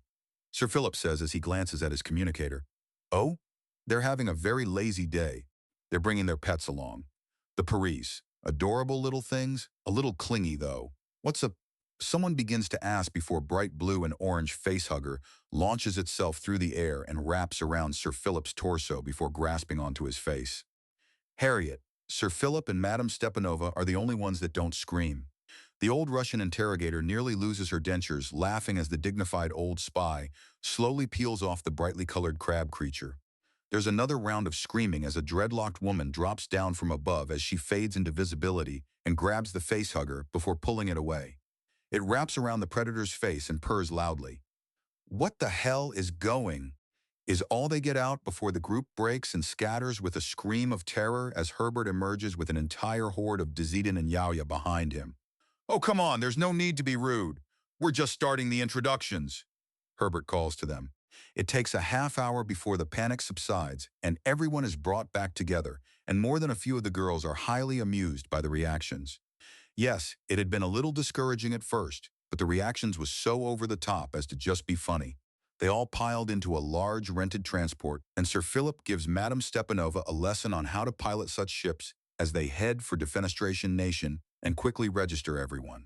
There's open scoffing as things are explained, and everyone heads into the zone in 3 teams denoted by a brightly colored band on their left arm. Left upper arm in the case of the Zedin.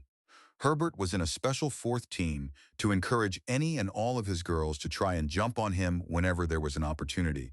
The screams from the brown-nosers are frequent and piercing. There are several hours of this entertainment until their time runs out, and the whole moving party heads to the next destination with the music pounding so hard that Madame Stepanova takes out her well-hidden hearing aids. The drinks are effectively flavored water and the sheer variety of alien life on display, all of which stacked and packed, just reduces a great many of them to staring. The panic that the Zedin and Yaoya had caused had now worn off, and they were just dumbfounded. Many of the men end up propositioned, and several of them vanish into the crowds, following the allure of eager, bouncy aliens. Harriet double-checks each of them and ensures their beacons are on and functioning. After everyone calms down, the depleted party heads off for a meal as a few teams of soldiers are sent to possibly bail out the poor fools that wandered off after jiggling promises, and everyone is made to eat domesticated lizard meat. Followed by a walk in a garden that grows crystalline spirals along the leaves, petals, and grass to really drive home how odd things are. And so what have we learned? Sir Philip asks as everyone piles into the transport, shortly followed by the missing individuals being forced in by several squads of soldiers who force them in and sit them down with a small army of alien women outside being kept out now. Excuse me, Sir Philip? Perhaps after we get my wives home safe and sound? Herbert asks and gets a kindly nod from the old spy. Excuse me, one of them asks, and Herbert turns with a smile. Yes, Gallia? Why do you keep calling him sir? Aren't you off the job? The Yoya girl asks. He was knighted by the Queen of England. It's rude to address him without the sir. What were you knighted for? A sir? Gallia presses, and Sir Philip chuckles. Oh, just a few incidents involving some attempts on her family, performing above and beyond the call of duty, courage in the face of danger. Silly things like that. Sir Philip remarks and the transport takes off to the disappointment of the crowd. The soldiers break away and then make their way back to the Dauntless.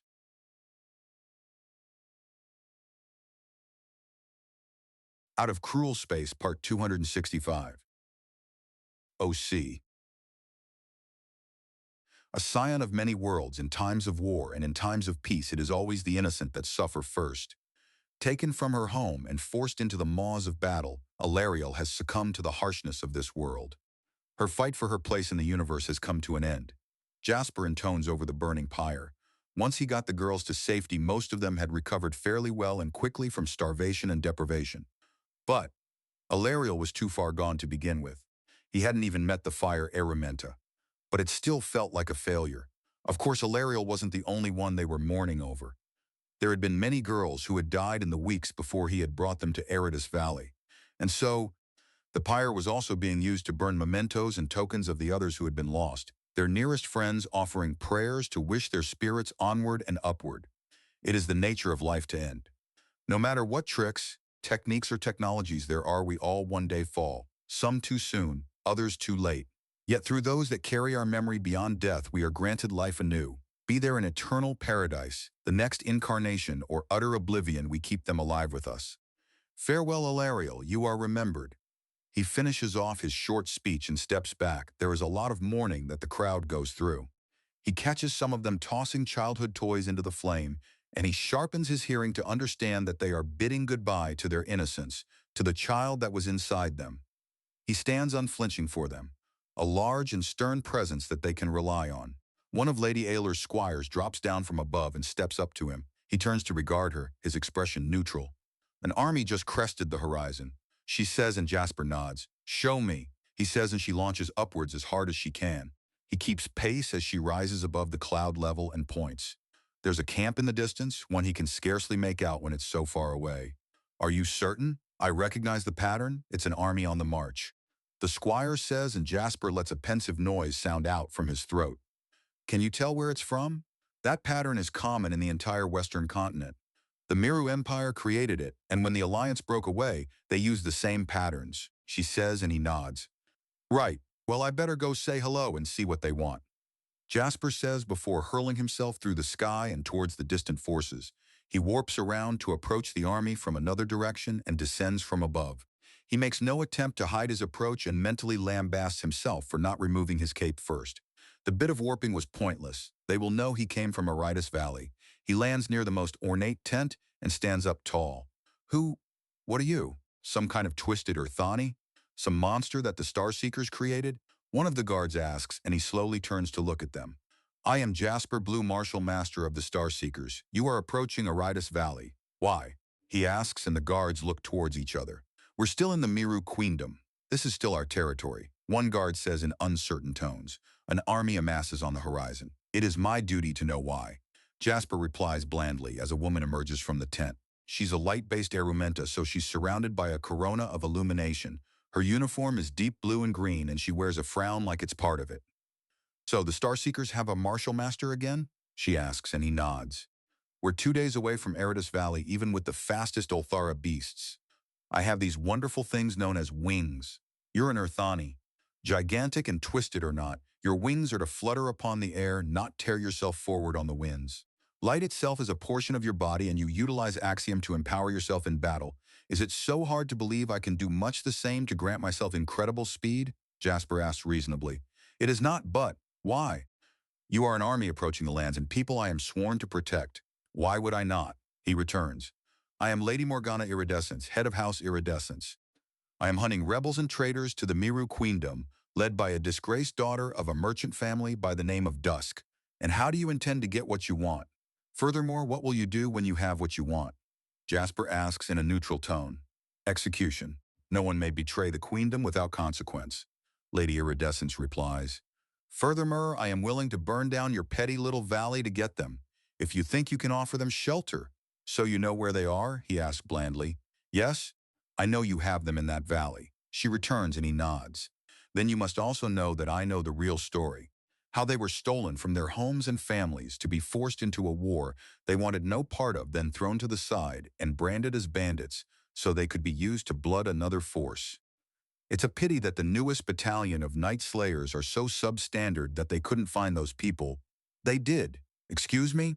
The Night Slayers did find those poor girls, but not before I did. Jasper says and leans down to make sure he's eye to eye with Lady Iridescent.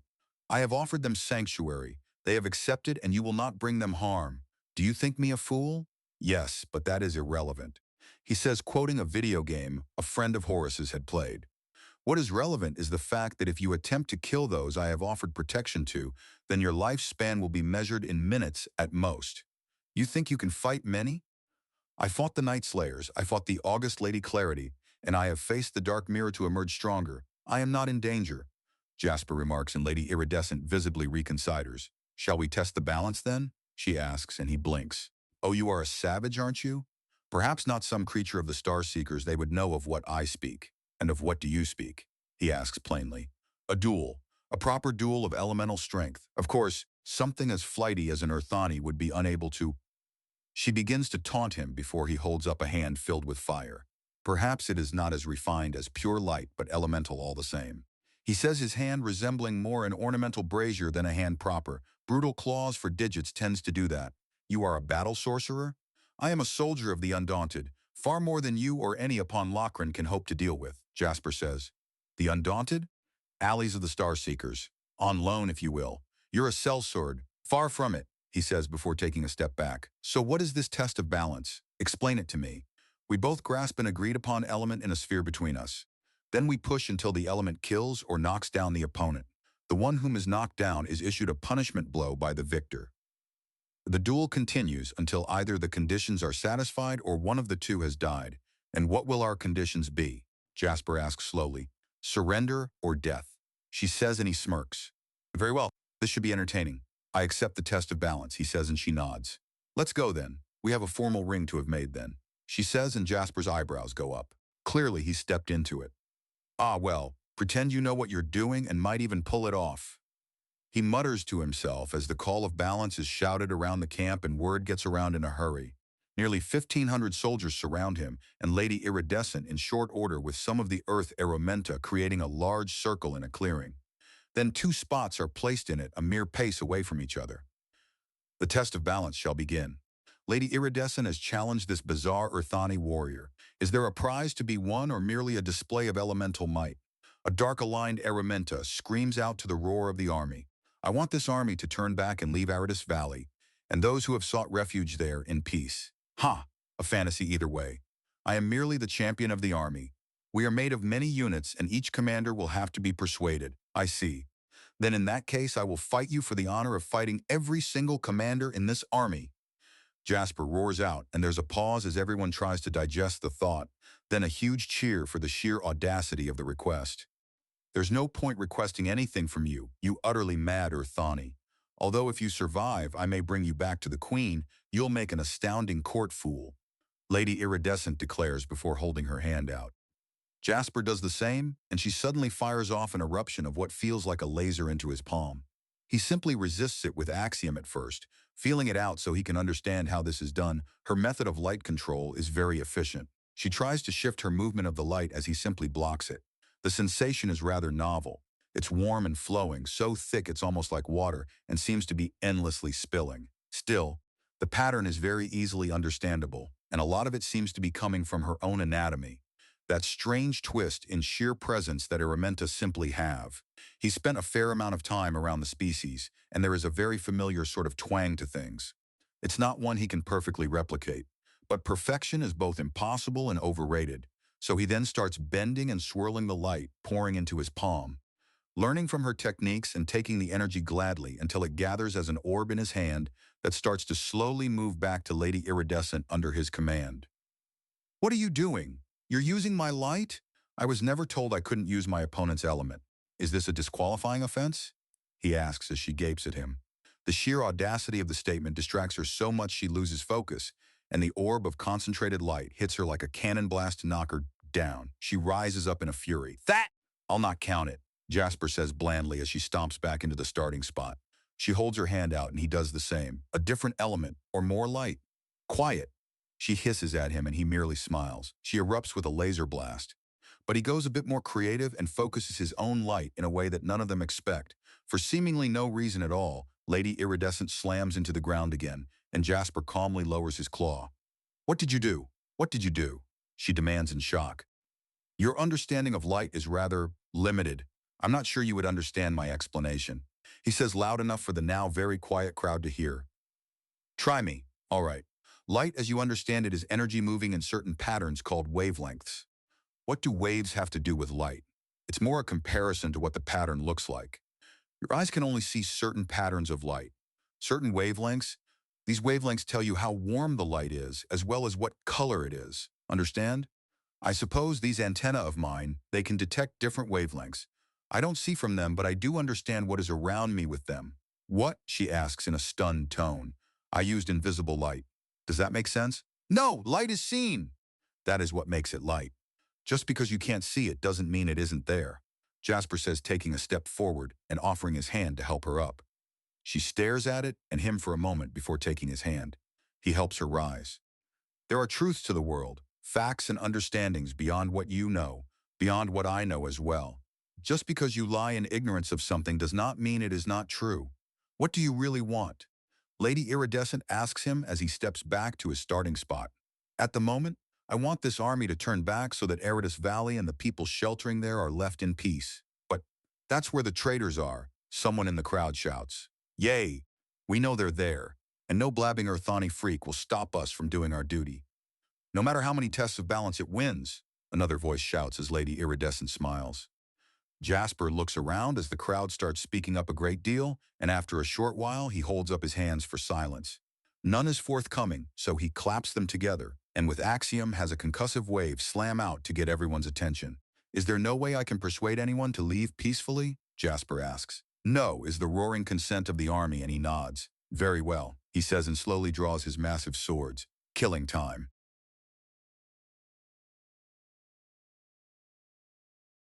Out of Cruel Space, Part 266. OC. A scion of many worlds before Jasper can start slaughtering, and Araminta pushes her way to the front and huffs at him. Oh, please, like an Earthani of all things can actually do such things. This is some kind of farce, isn't it? A paid performer designed to look like some absurd no. He says simply as he slices the woman into two pieces from the head to groin. This is real, I am real, and you are all in a great deal of danger. If I cannot use honor or diplomacy to turn you back, then violence shall be my method. His speech finishes as the two halves of the woman hit the ground, and he sweeps his gaze over the shocked crowd. Bring forth all your commanders. I will best them all and have you sent home without needless slaughter. What's the matter, big girl? You afraid of us? I am a man, thank you, not a woman. As to fear? No, I am a scythe in a field of wheat. The most that shall happen is my swords will need to be sharpened. Wheat? What is a type of grain? Jasper says shortly. Now, am I doing the test of balance with the commanders, or am I spilling an ocean of blood? I am willing to do either. You haven't finished ours?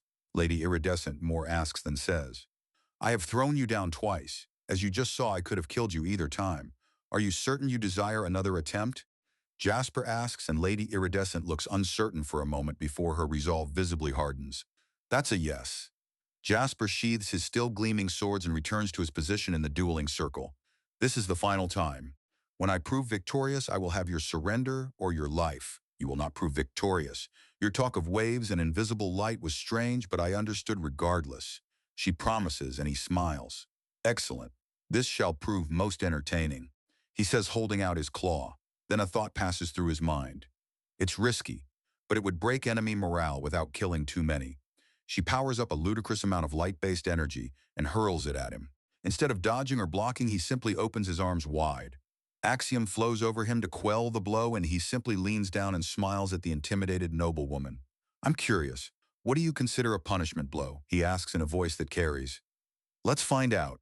He allows the energy to push him back and onto the ground, making contact for only a moment before rising again as if nothing happened. Now then, show me what you call a wound. Are you insane? Lady Iridescent asks in a shocked tone. If I die, it is madness. If I survive, it is mere confidence. Let's put it to the test. Give your punishment wound. What? She asks, still shocked. Wound me. He orders her. Someone give her something sharp. I want to see what she can do. There's whispering and voices of concern and shock, but shortly, Lady Iridescent is handed a spear. She levels it at his face, and he smiles. She aims it a little lower even as he charges his skin and fur with Axiom. She clearly senses something, but resisting the blow clearly isn't against the rules as she says nothing before thrusting the spear into his neck. She fails to cut so much as a single strand of fur. Go on. He goads her as she channels Axiom into her muscles to try and force the spear in. Push, Lady Iridescent! Push! There's an almost involuntary snicker through the crowd. Come on, Lady Iridescent, you can do it! Push! There's outright laughter as she begins to shake under the strain of trying to stab him. If anyone were bothering to look at his feet, they would see he's literally holding his ground in order to not be pushed back or lifted up by the sheer force from the spear. Don't be afraid of a little blood and pain. Push! Pooh! Jasper's mockery is interrupted when the haft of the spear shatters, and he has to catch the head so it doesn't spin into the crowd and kill someone. Well, that was entertaining. Are you done trying to wound me? You're a monster, Lady Iridescent exclaims. What? The push joke wasn't that bad, was it? He asks, and there's some snorts among the crowd. What kind of horror isn't hurt by a spear thrust to the neck? One that understands many things. Knowledge is power, especially when you can use Axiom to manifest it. In this case, I had a force barrier around my neck. Think of it like a wall of invisible chainmail, but more so. Jasper explains. Now then, I believe we have another round. There has been neither death nor surrender. He conjures a ball of light on the infrared spectrum, and there's a sensation of heat and light that no one can see the source of. Lady Iridescent takes a step back. No, I'm outmatched. How? I don't understand. But I'm beaten. I surrender, she says, and he nods and lowers his hand. I accept your surrender and shall honor it. Now I am to face the commanders, am I not? How many are there, and whom are they? There were 15, Lady Iridescent says. Were? He asks before turning and looking at the bisected corpse. I see. Yes. Do you even know how a Miru army is organized or fights? I've heard something about champions. One such as myself crashes into the enemy army and the remaining forces back them up? Yes. Were you truly the champion? He asked, looking her up and down. The August Lady Clarity was a fight. This woman, perhaps she needs prep time? Maybe an ambush or blitz specialist? Do you have any idea how absurd you are? Lady Iridescent asks, and he shrugs. I am undaunted. Every challenge I face is just another chance to improve myself. Even today, even now, this very moment, I am learning, growing stronger and wiser. Jasper explains, and there's some trepidation. Regardless, the rest of the commanders, please. It takes a bit before the 14 remaining commanders come out of the crowd. He amends his understanding of this force. 1,500 fighting women, 15 commanders in charge of 100 each, the champion Lady Iridescent, and what seems to be a small secondary army that exists to feed this one and keep it moving. You would fight all of us, one of the commanders asks. Interestingly enough, most of the commanders appear to be of the fire element. Gladly. In fact, let's do it all at once. If you overwhelm me, then I learn a great deal. If you overwhelm me, come, let us test your balance. Are you insane? I am Jasper Blue. I'm not exactly certain how you mispronounce Jasper or Blue as insane, but we all have our ways, don't we? He jokes and there's a pause. He then conjures a clawful of fire and agitates it as much as he can. It glows brutally hot. Fire is the element, is it not? Shall we? This is a trick, one of them says, and he smiles. Is it now? An interesting point of view. And what, pray tell, is the trick? He asks, tossing the ball of roiling fire in his hand. I don't know. But it can't be honorable. No Earthani has the courage to face up against even a single warrior, much less an army. Furthermore, whoever heard of any being knowing more than an aromenta of their own element? She calls out, and there's some angry muttering. We have three options, madam. We talk, we duel, or we fight. I am perfectly content with all three, and the only reason I have not already begun with violence is that once it begins, there will be no more words, meaning no duels or diplomacy. It is, however, an option should you care to try it. He says, calmly drawing one of his two swords. Shall we? The group parts and the army reshuffles behind them. Two of the fire arumenta are quickly brought weapons and armor as Jasper simply waits. There are glances at him the whole time, and he smiles. Oh no, don't worry. I want you at your best. That way there's no question to what? Who's stronger? You need to stand as tall as you can so you can appreciate just how much you fail to compare. Jasper says, and he sees something inside one of the two snap. That's it. This has gone beyond funny into insulting. She levels a spiked mace at him. It's nowhere near as big as Clarity's. Kill the wretch. She charges alongside the second, clearly hoping to use the two to pin him, then bury him under bodies. It's even moderately clever as he has a fireball in one hand, and they're likely highly resistant to it. Unfortunately, being immune to the heat of fire does not mean asphyxiation isn't an issue. He deliberately collapses the fireball at them into a massive spray of flame that builds up bright and high, but nowhere near as hot as most would think. It still cooks a good half of the onrushing horde, and many of them dive away with screams even as he keeps the fire right in the face of the two most dangerous combatants. He catches their weapons on his sword and holds them with the flames blasting around them. In moments, they collapse to the ground, choking and gasping, only for his sword to come around and take two heads. Only then does he stop blasting the massive line of fire and beholds the devastation. Dozens of charred corpses, numerous casualties whimpering to the sides, and a very, very nervous-looking army. All told, it's a perfect statement. He smiles. Well then, that was refreshing. Shall we continue? He asks, drawing his second sword and giving both blades a twirl. The still red-hot armor and weapons of the dead soldiers stand out wonderfully on the burnt black glimpse into hell he's created. Yo monster, one of the commanders screams at him and blurs with shocking speed. He flutters his wings to pull himself backwards and out of the swing of her axe. He throws his left sword through her and pins her to the ground with the massive blade. 2 steps forward and he pulls the large weapon out of the now cooling cadaver. It breaks in two as he pulls his weapon up and out. A flick and it's clean. So this would mean that 4 of the 15 commanders to this army are undone, yes? Every commander has 100 under her? He asks, and there's silence. He then slowly takes a stance to see the commanders debating among themselves. Enough, Lady Iridescent commands. I may be the champion and not the general of this army, but I'm taking executive control. We were sent to reinforce an unblooded force of Night Slayers with advanced weaponry. Our mission was to assist in tracking and penning in an unorganized mob of bandits. We have met a blooded enemy champion days out from our target, and they've placed the bandits under their protection. This is beyond our mission and far more than we can deal with. I cannot defeat someone who can burn those born of fire or dazzle the light-born. Jasper Blue, is the option to leave in peace still available? It is. Jasper offers and she nods. Then on behalf of all of us, I accept. We shall leave for Fort Earthgrasp to report what has happened. What occurs beyond that is out of my control. Very well. Jasper says, sheathing his swords. I'm glad we could come to an understanding. He looks all the way around and sees there is little, if any, dissent in the ranks. They recognize the danger and want away from it. Good. Smart. Tell me before you go. What are the odds of the generals and officers at Fort Earthgrasp taking offense to this? Will I be forced to meet another army? Yes, I don't know what will happen to us. But they will send an army out after you. She confirms and he nods. It will take a few days for them to organize and set out, and a few more after that to reach Aridus Valley. He'll see them coming a mile off, but the question is, can he accelerate the training enough until the former bandits can hold the passes? If they can, then he can break the command of the army and shatter the morale. If not, he'll have to get mean. If I am forced to take the fort and find you imprisoned, then you can count on your safe release. Honor and integrity should be rewarded. I don't understand you, Lady Iridescent says in a stunned tone as she looks him over with an odd expression. Me? That's simple. I am undaunted. There is no challenge, no foe, no test, no trial, and no torment that I cannot overcome, be it armies, nations, or even gods. I will not back down and I will not be beaten, he says before looking over the army again and nodding. I shall take my leave now. Best of luck, Lady Iridescent. His wings snap out and he cracks them down to launch into the sky. He rides the momentum and preserves it with axiom until he reaches the cloud line, invisible to those below and quickly among the rising pillars of condensation in the sky. The cold clears his nose of the smell of the fire, and the sheer rays of the sun feel as if they're piercing through his very being to wash away all doubt and hesitation. He looks away to the empty sky beyond and smiles. What will you find when you get here, brother? So far it's a warlord, although it looks like there will be a king at this rate. He muses into the thin, crisp air and then lets himself drop through the clouds.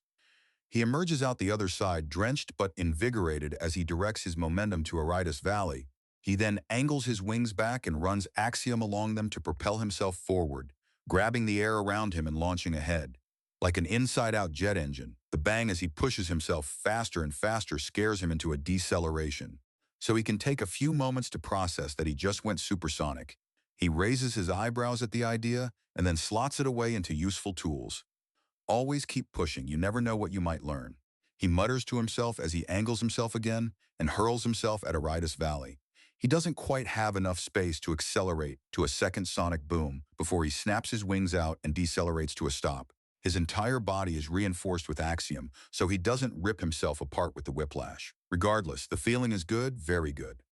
The funeral pyre is still burning, and he cannot help but think how amusing it is that he went from ending a potential slaughter with a fire to return to one mourning loss.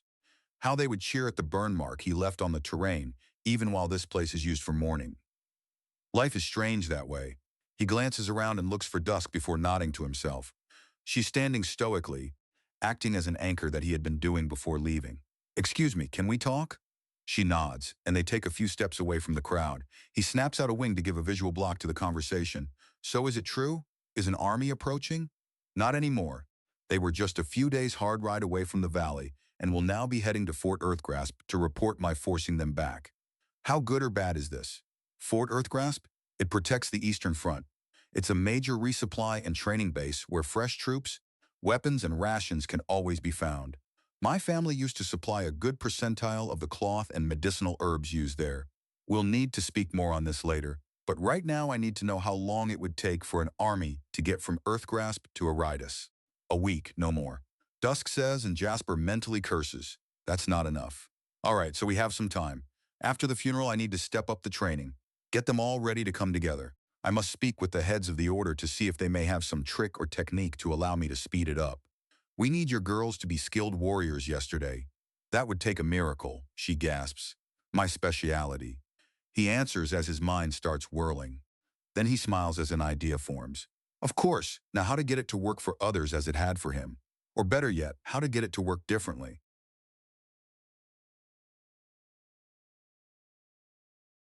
Out of Cruel Space, Part 267. OC. Elsewhere, with others, so you think this can be done? His voice rings out from the small station where she had tapped into the communication network. The experiment had gone in unexpected directions. Truly unexpected directions.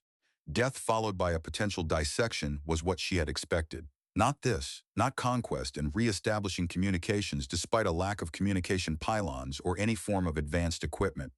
Training for months to teleport a single object impossible distances spoke of a level of stubborn resolve that was extremely rare in the galaxy, but not outside the paradigm for pursuit predation.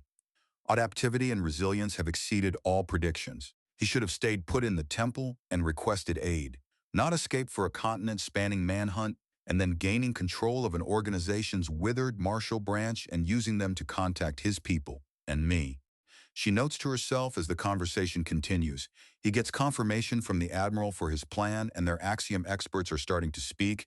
They speak at the same time and then pause to give the other an opportunity to speak. "Vernon, you're dealing with unusual things like this. You speak first, and Franklin, if you have anything to add, speak up." "Yes, sir." "Now, Sergeant Blue, what you're after is possible, and the assumptions you've made do pan out as best I know, but there are some risks to this," Vernon remarks.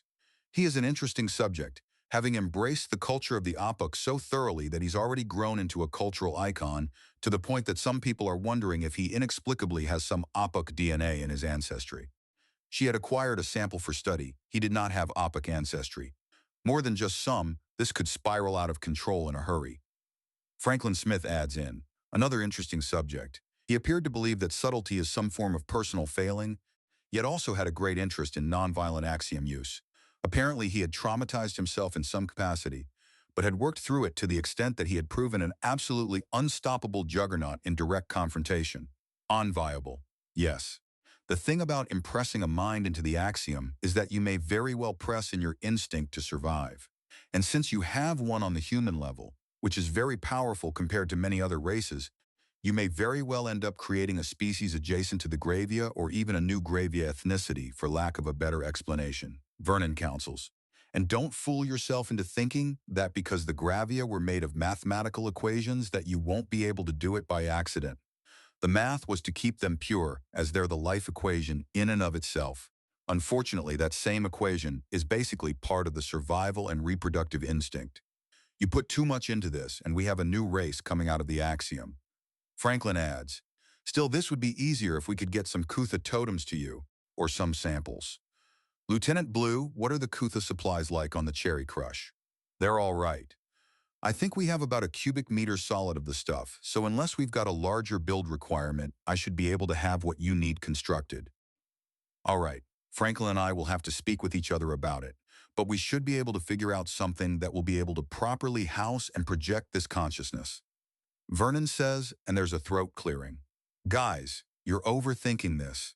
We can keep this easy and strong. Sergeant Blue, how good is your personal focus? A new voice asks. She quickly looks into the list. Specialist Corporal Gerald Lohr, a minor expert in axiom totem creation. I've been using it to effectively enhance myself into a human Thani hybrid war machine, enhancing my memories to ensure I get this right. Jasper explains. Good, we'll use that focus to project memories of your training. Why bother creating what's basically an axiom AI when we can do a memory copy and paste? Lohr continues. In fact, if we copy some of the memory copy techniques from the retention bands used in healing comas, we should be able to do this easily. A piece of Kutha, maybe one about half the size of a coin, tie it to the forehead like a headband and use it to give them memories of undaunted training. Once they have the basics down, or rather downloaded, walk them through how to fight with axiom and get them to run drills of physical conditioning. Hell, merge the two to really speed things up. Probably easier than remaking the Dark Mirror, but having it give me as a drill sergeant instead of a homicidal double. Let's be fair, I'd rather face my homicidal double than a drill sergeant. At least that idiot doesn't outrank me. Lohr jokes, and there's a series of amused snorts. Anyways, it won't need fancy teleportations or even unusual knowledge. Simple modular system.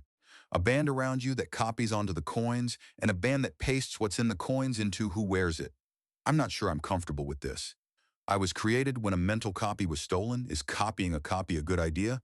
Jasper asks, and part of her heart aches. Cautious with others, reckless with himself? Another improbability. Were she not witnessing it, she would have thought it impossible. It won't be a full copy, just the sensations, associations, and the skills of training. If you do it right, it won't even have faces or locations. Just the training. Lohr remarks as he thinks. Of course, there's no way of knowing exactly how well it works until you put it through the test. You said there were 6 of them that were the first recruits, right? Test it on them, and one at a time see if it's what you need. Make sure that things are abstract enough that they don't get some kind of trauma about human faces due to drill instructors, but also ensure that they get the discipline and good habits the DI beat into you. All right, this seems solid, and there are some scraps of local Kutha.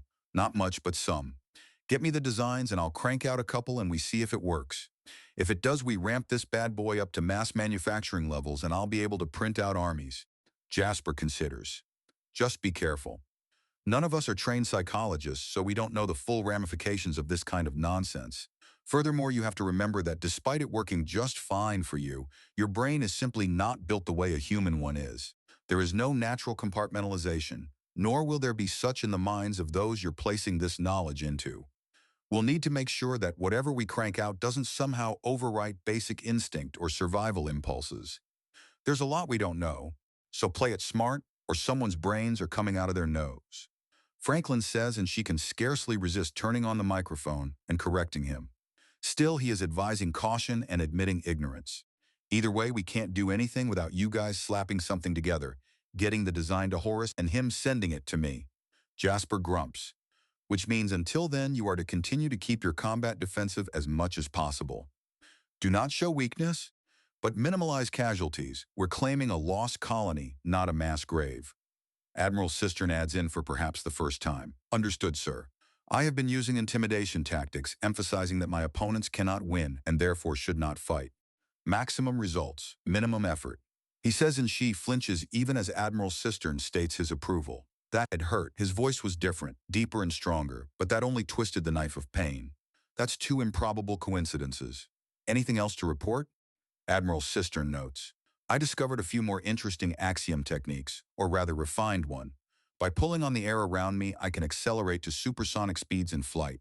My personal mobility on this world is limited only by how familiar with the terrain I am. I've actually got a map in front of me now, so I might recognize landmarks when next I go flying. Trying to explain this technique to my fellow winged warriors has resulted in some, "Oh, good timing," he says before there's the sound of a distant bang. Someone just went supersonic. And who was that? Horace asks in an amused tone. Magrica. If you tell her there's a new way to kill some beast or a way to get to them faster than she's getting an explanation, even if she has to beat it out of you. Jasper responds to his brother's amused chuckling. That had been an interesting revelation. How adaptive the humans were mentally for Jasper to simply slot himself as the brother of his original self. What should have been a long, drawn-out case of argument and conflict resolved in moments. You'd think she'd try seduction. Lore states, I'm the only man on this world. She's not familiar with the idea. But beating things out of people? Much more natural. Jasper says in an amused tone, you sure know how to pick 'em. Lore mocks. Let's be fair, she picked me. That first temple knew how to keep me in stasis and bragged about having a treasure. It was a matter of time until someone came to snatch it, and her assaulting the place for it woke me up. Jasper explains, and she considers for a moment. There is a robust mercenary criminal culture upon the Lost Colony world. It is far from unusual for them to act as a variable in numerous circumstances. Often a chaotic and destructive variable, but such variables also prove useful in that they easily allow her to gauge the reactions to danger and the prioritization of rebuilding and reorganization. Furthermore, what military-style responses are sent out in societies that do not have instant communication methods widely spread or easily used. One could almost track the flow of information and movement through a combination of semaphore, shouting, messages and the rare communication orbs that dotted the world in strategic locations. Strategic for the most advanced organizations, most went without. There is a notice in her ocular implant, and she allows it through. Updates to the observations collated into relevant video clips. She begins playing it, and her centralmost eye begins to see several clips of Jasper negotiating with individuals in the midst of armies and engaging in the local axiom dueling culture to establish dominance. Negotiations partially breaking down, a very clever use of asphyxiation to down those nearly immune to thermal harm, with nothing but thermal energy. In spite of herself, she feels a slight swell of pride at the recording. She smothers it down. He's not him. Will never be him no matter how many improbable personality similarities there are. He is simply an unusual Earthani whose genetic structure is thoroughly known to her. He's clearly projecting strength, both physical and psychological, as he negotiates. It's a basic tactic well known through apex species, something Earthani are distinctly not. Yet, she pushes the next part of that train of thought down and away. The next video causes her pumping muscles to contract all at once. Brood Archana have no hearts, but her chest still feels like it's contracting. The image of him zooming through the air, the exact same pose, the exact same technique. That smile, reckless, silly, and strong. Her body self-regulates again, and the sheer pressure reduces to a mere headache and deep chest pain. 4 improbable coincidences in a single 30-minute session. This is beyond the point of improbable and into the outright incredible. She pushes it away. It's just a clone. He's only a clone and not him. Not Brudda Tink to Charlotte be turning ears air? Jasper suddenly says in a human language, and there's a pause done no man. Thing to say? Horace asks as she attempts to translate just what the hell is being spoken. It sounds like pieces of music, but out of cadence and rhythm. Is there a language of music? Done no. Keep a guess? Jasper asks, and there's a groan try direct. Franklin says in clear English, So that confirms Jasper and Horace were speaking English, just heavily encoded. Excuse me, Madame Brood Archana. We know you're listening. Care to actually join the conversation? She goes very, very still by instinct. She's been caught. How has she been caught? What gave her away? What is even going on? How did they identify her? How? She forcibly calms herself and turns on the microphone with a voice synthesizer. Very impressive. How exactly did you discover me? Easily enough, Jasper says, and she flinches. He's talking to her. But your name would be an excellent start. Oh, so you don't know everything? She taunts the awakened clone. How little he does know, how little he will ever know. Come now, mother, who does know everything? He asks, and her knees nearly give way in shock as she freezes. There was a probing question to things. He doesn't know. He can't know. We did the digging. Morgana Skitterway, is it? Franklin asks, and she can feel her contracting muscles flare into overdrive. They've cornered her somehow. Somehow how? Morgana demands in utter shock. All right, you gentlemen, knock it off, Dr. Skitterway. As you no doubt know, I am Admiral Garfield Cistern of the Undaunted. He begins to introduce himself, but she has no time for the political speech of some ignorant military man. How? She bellows. Calm yourself, madam, and I shall explain. Or would you prefer your son to— He is not my son, improbable similarities aside. He is not my Emmanuel. She takes a few huffs of air in that inflate and deflate her lower torso substantially. She is calm once more. How did you discover me? There is nothing on the main— Oh yes, the teleportation technique. You utilized it again, didn't you? We went to a shielded area and set things up so that a sample of my fur would be sent to the Dauntless. After that, it was a simple DNA test and we put the rest of the story together. Mother. Jasper explains, and the term mother feels like a slap in the face. You are not my son. You are not him and never shall be. She spits out vehemently. So I take it you don't want to hear about your potential grandchildren? He asks dryly. Stop that. She barks at him in a fury. I'll stop when you tell me why. Jasper bellows into the link. I don't owe you anything. You're no child of mine. Am I not? Sure, you didn't push me out of your body or hatch me from an egg, but you crafted my body, making it effectively ageless by itself as you did so. You deliberately placed my mind in this body, ensuring that I would live, and delivered me unto Lochran. How are you not my mother? She lets out a scream of frustration and pain as she rips out the console with all four arms and tears it to pieces, slamming the shrapnel into the floor before collapsing like a puppet with its strings cut and breaks down sobbing. Time's different. Jasper needs one of his hearing holes with a knuckle, as the sound of equipment destruction had been both loud and piercing. Admiral Cistern is the first to speak up. Sound off? Is everyone else still on this call? VUCSA is connected. Franklin remarks. Serbo here. Vernon replies. I'm in the Dauntless just fine. Lore adds, perhaps unnecessarily, but he adds it. Mobile on the Cherry Crush accounted for. Horace says with a definite quirk of amusement in his voice, and Lochran hears you loud and clear. Jasper finishes up. Do you think I pushed her too far? Yes? But there was also little chance of getting a straight answer out of her anyways. She was still using a voice synthesizer even when we identified her, and she has already acted in bad faith too many times to be trusted. If this woman were to tell me that the sun would rise the next day, I'd look for a second opinion. Admiral Cistern answers. Still, perhaps a little less needling the big psychological issue next time? Sir, yes, sir. Jasper confirms. I just lost a bet. Lore remarks, and there's a snort of amusement from Horace. About what? Franklin asks. My money was that she had scouted out Lieutenant Blue's personality and thought it a match for her son, so she was trying to bring him back, then chickened out and ejected the pod. But from that little hissy fit, yeah, clearly not, Jasper remarks before chuckling. And here I was hoping for some kind of Shakespearean-style story of a mother's love and blah, blah, blah. Keep it classy, gentlemen. Admiral Cistern warns them. What about you, sir? Any ideas what this whole mess is about? Horace asks. To be honest, I think the woman is to some degree unstable. Her actions and reactions are not rational, but tightly controlled. Ambassador Cistern says, warming up his speechifying muscles. Except where anyone says she's my mother. Jasper remarks, which is why I believe her unstable. She has sunk in an enormous amount of resources and deliberately left herself in a vulnerable state with these obvious conclusions. Why? What does she have to gain? Information is a possibility. The woman is a scientist of a dizzying array of disciplines, but is also a noted eccentric in many differing ways. Likely, she's trying to shift some emotional baggage, but has channeled it into scientific pursuits, and it's backfired on her. She's noted for despising waste to an obsessive-compulsive level. I believe she transferred that, as well as her emotional attachments to the cloned body of her son, That makes sense to me. If she were as pragmatic as she claimed she was, she would have found some kind of medicinal or chemical use for the clone body centuries ago. She held on to that thing because she still loves her son and can't completely let it go. Then why the hell am I in it? Jasper demands incredulously. This is the original clone, made from a piece of her son when he lived. Why on earth would she risk it by shoving a foreign mind into the body and then jettisoning it to a world reduced to primitivism? We won't know for certain until we track her down and get some answers out of that spider. We've ruled out the areas nearby Centris. We've looked quite a bit and found nothing of hers near here. Aside from some business she has a discount membership with, but they haven't been used in years, which means she's likely close to Lochran. There may be an opportunity to capture her once the relief force arrives. She may even have a base of operations on the planet itself. There are mountain ranges and points in the ocean that have the local equivalent of "here be monsters" on the maps.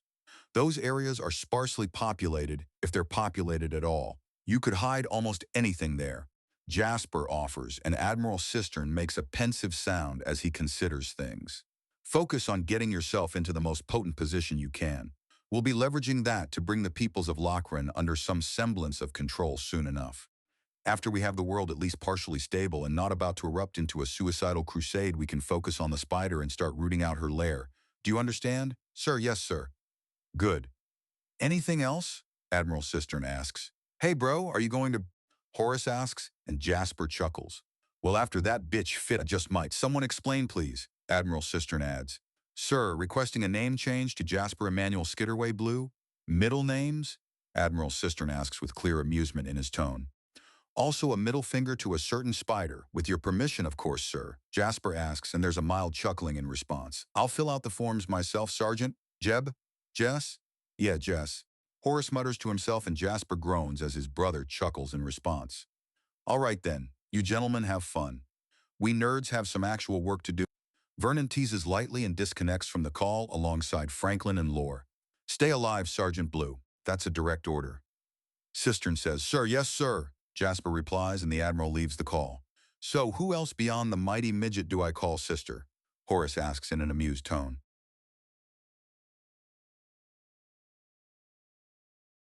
Out of Cruel Space, Part 268. OC. A scion of many worlds flipping a coin when your hands are effectively three segmented obsidian spears strategically placed around a furry padded palm is an interesting endeavor. Catching it again is even trickier. You need to get it in the palm or it bounces right off the spears, and you have to close the spears around it fast. Otherwise, it'll still bounce off the soft pad covered in white fur. He's not the only one waiting nervously. Many other girls, including Lady Dusk and Lady Ayler, are all watching as Lena's eyes shift all over and twitches in her sleep. Aqua lets out a little moan of distress as her best friend's breathing grows agitated, and then her eyes snap open. Jasper tosses her a small item, then flares out his wings with a bellow. The unloaded revolver is leveled at his chest, and there's a series of clicks as she tries to shoot him by reflex. She pauses as she asserts herself over instinct and tosses the gun at his head in frustration. You jerk! I just woke up, she scolds him. I needed to see reflex. You knew exactly what to do. Center mass, multiple shots. Well done. How much have you retained? Are stars really giant balls of burning gas pressed in so hard that they become solid despite being air? Yay. And shooting stars are just rocks from space that burn as they fall. Yes, and a mix of sulfur, bog moss, and charcoal creates a powder that explodes and can be used to make cannons and pistols.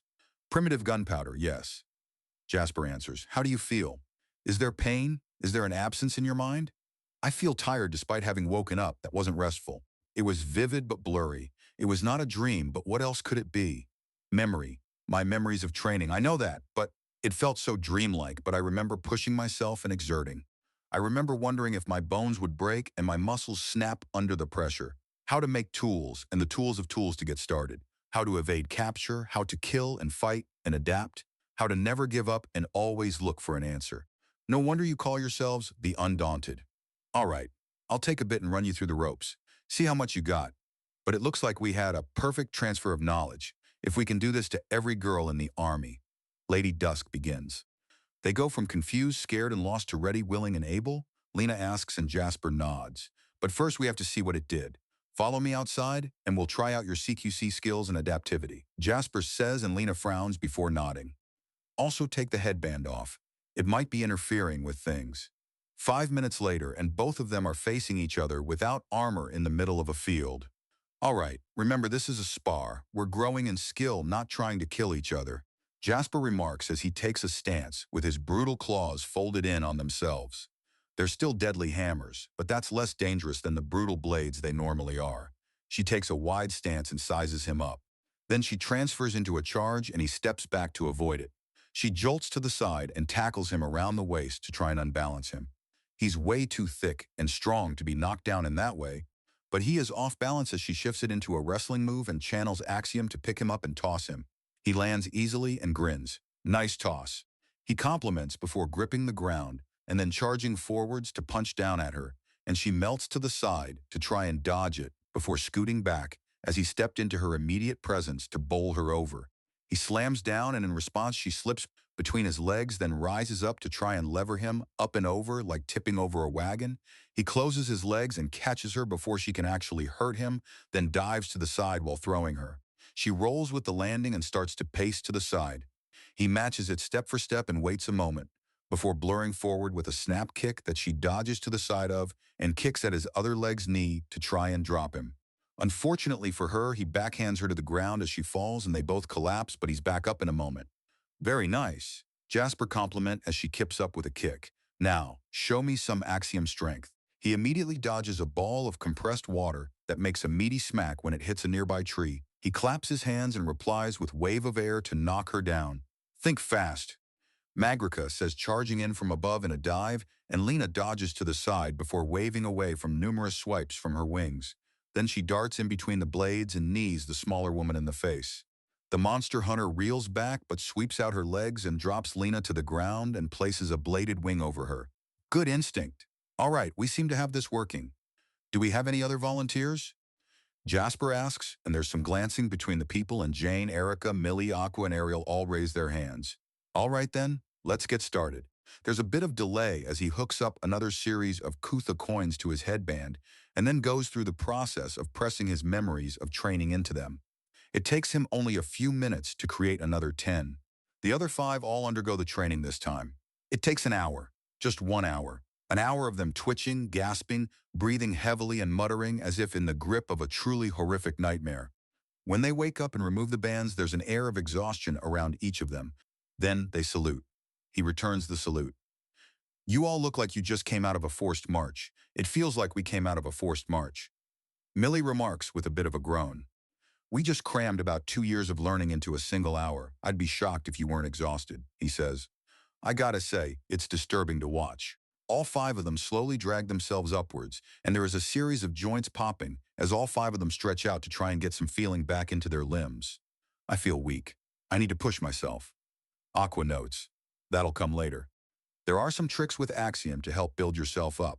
Follow me. I'll show you all the ropes. He offers, and all 6 of them, Lena included, follow him out. Remember, the Axiom is all around you. It keeps you alive and feeds you, so bring it in and eat. Send it to your struggling muscles and feel them grow stronger. Reinforce your skin and hair and bone and feel yourself become more. You understand what you can do without it. Imagine what can be done with it. Jasper announces as he leads his little squad in a race around the valley. They're running way better. It's kind of weird. Magrica notes as she flies just above them. Although it'll never be not weird to see an Earthani racing around on the ground. Most don't even like standing up. They just flutter around or grab onto a tree. We all have our failings. Mine is that I'm very, very weird by Earthani standards. Well, your blood mom is a spider thing, right? Of course you're weird. Magrica notes before thinking. Does this mean my daughter might have 8 legs or 8 wings? Oh, that'd be neat. I don't think it works like that. As far as I understand, the child has the same race as the parent they resemble, so if you're cooking up a son in there, then we've got an Earthani on the way. If it's a daughter, then there's a Metak. But there are some traits that pass over. Not enough to make them another race, but enough to be noticeable. So maybe my daughters will have antenna? Oh, well, that's a boring answer. I was kind of hoping for some gigantic horror to come screaming out of me and then pick up a weapon and go on to rip a queendom apart and take it for their own. I thought I was supposed to be the weird one. What the hell? Jasper asked incredulously. as the girls behind him try to regulate their breathing alongside the laughter. And it sounds like you girls are learning to eat off the axiom. What do you think? Are you willing to help teach this to others? We'll need a lot more of those coins to do things fast, but if we can do it, then we can have everyone ready to fight in a hurry, Magrica notes. That depends. Do any of you feel anything weird? I don't want to accidentally give someone some unreasonable fear of people in hard-brimmed hats or uniforms. What are you even talking about? Magrica asks as the girls sort of snicker as they keep pace with him. Drill sergeants, bane of trainees. They put the fear of God in the boot in you. Jasper says in a faux horrified tone. Can we be the drill sergeants? Aqua asks, and Jasper rolls it through his head. Sure, just let me make sure that you girls know your way around the basic exercises. We can cram the training into people, but we need to make sure they have the physical ability to actually do things. All the skill in the world means nothing if you can't use it. That said, he leads them twice around Aridus Valley and then gets them doing quick drills with their spears, swords, and shields. A quick look over their gear, and he spreads out a map to look over the area. They easily identify important landmarks and explain what they all are before making and breaking a miniature camp in a hurry. It's worked beautifully, so he spends the next while making another 50 coins. They then start to lay out a large number of bedrolls for the women to lie on before bringing everyone together to explain his plan. The idea of things being placed directly into their minds is frightening until he manages to properly explain that it's him giving them memories of his own training that turned his brother from some drink-obsessed fool into a proper warrior. After that, there's a great deal more acceptance to the idea, and soon enough all 60 places are taken, and there are twitching, moaning women with their friends watching in worry. Yet no one touches them and lets the dream training pass. There's a bit of trepidation as the exhausted women wake up from their naps and then, company, attention. Jasper bellows out and 60 women come to attention. Stand at ease, they move in perfect unison. Attention. They're back at attention. It's worked perfectly. He has a real start to a proper army. Stand easy, so it worked? This is amazing. Ivy notes walking up beside Jasper, who offers her a grin. Then she giggles a little. Of course this will put poor Micah out of job. Years of training done in just an hour. So much for the need for teachers. Not so much. Jasper remarks to the squirrel woman even as her fellow council member, the partially glowing cat-rabbit woman Micah, walks up with a concerned look. This is just a series of memories. Like all memories, if not put into application, then nothing is learned. The only reason I'm getting immediate results is because of my immediate engagement. Without that, then it's just an odd but vivid dream. Still, I'm not sure this is the best course of action. It's an emergency measure. They need to learn how to fight sometime roughly a month ago. If they don't, then things will get bad. I can break armies, but if another champion keeps me too busy, then I'm not any good. We need these girls to be able to hold the line. I understand, but surely it declines the quality of what's learned? I'm not sure. My entire being, personality, and memories were given to me in much the same way. Am I less of a person for such a thing, or lessened somehow? He asks, and she seems to fidget and seems uncertain. You can answer any way you want. I promise not to grow upset. I don't have an answer, though. I don't know who or what you were copied from, so I can't offer any comparisons. Fair enough. As for this, I think it will be an emergency measure thing at most. If they get the physical conditioning as they train, then there's little cause for issue. As it is here and now, though, they may try something they have the training for but not the capacity for and get themselves killed. No, this is an emergency measure. All right, that's a bit of a relief. Although I'd love to study and learn from these unusual events. Certainly, hell if you want, I can put you on call with the men that design these things. All I've done is copy the blueprints they've provided and make use of the items in question. That sounds lovely, Micah replies before frowning. Although there seems to be a lot more than just how to be an effective soldier in what you're teaching. The memories include several tests where they made sure that we were at least of respectable intelligence. The answers to those tests, which start insultingly easy and become brutally difficult, are in there, as well as the later learned answers that let me pass them at a fairly high level. Horace. The answers that let Horace pass them at a fairly high level. She reminds him, right, yes, I need to take those tests myself. She pats him on the shoulder. You're a fascinating subject, Master Blue. Don't you ever think otherwise?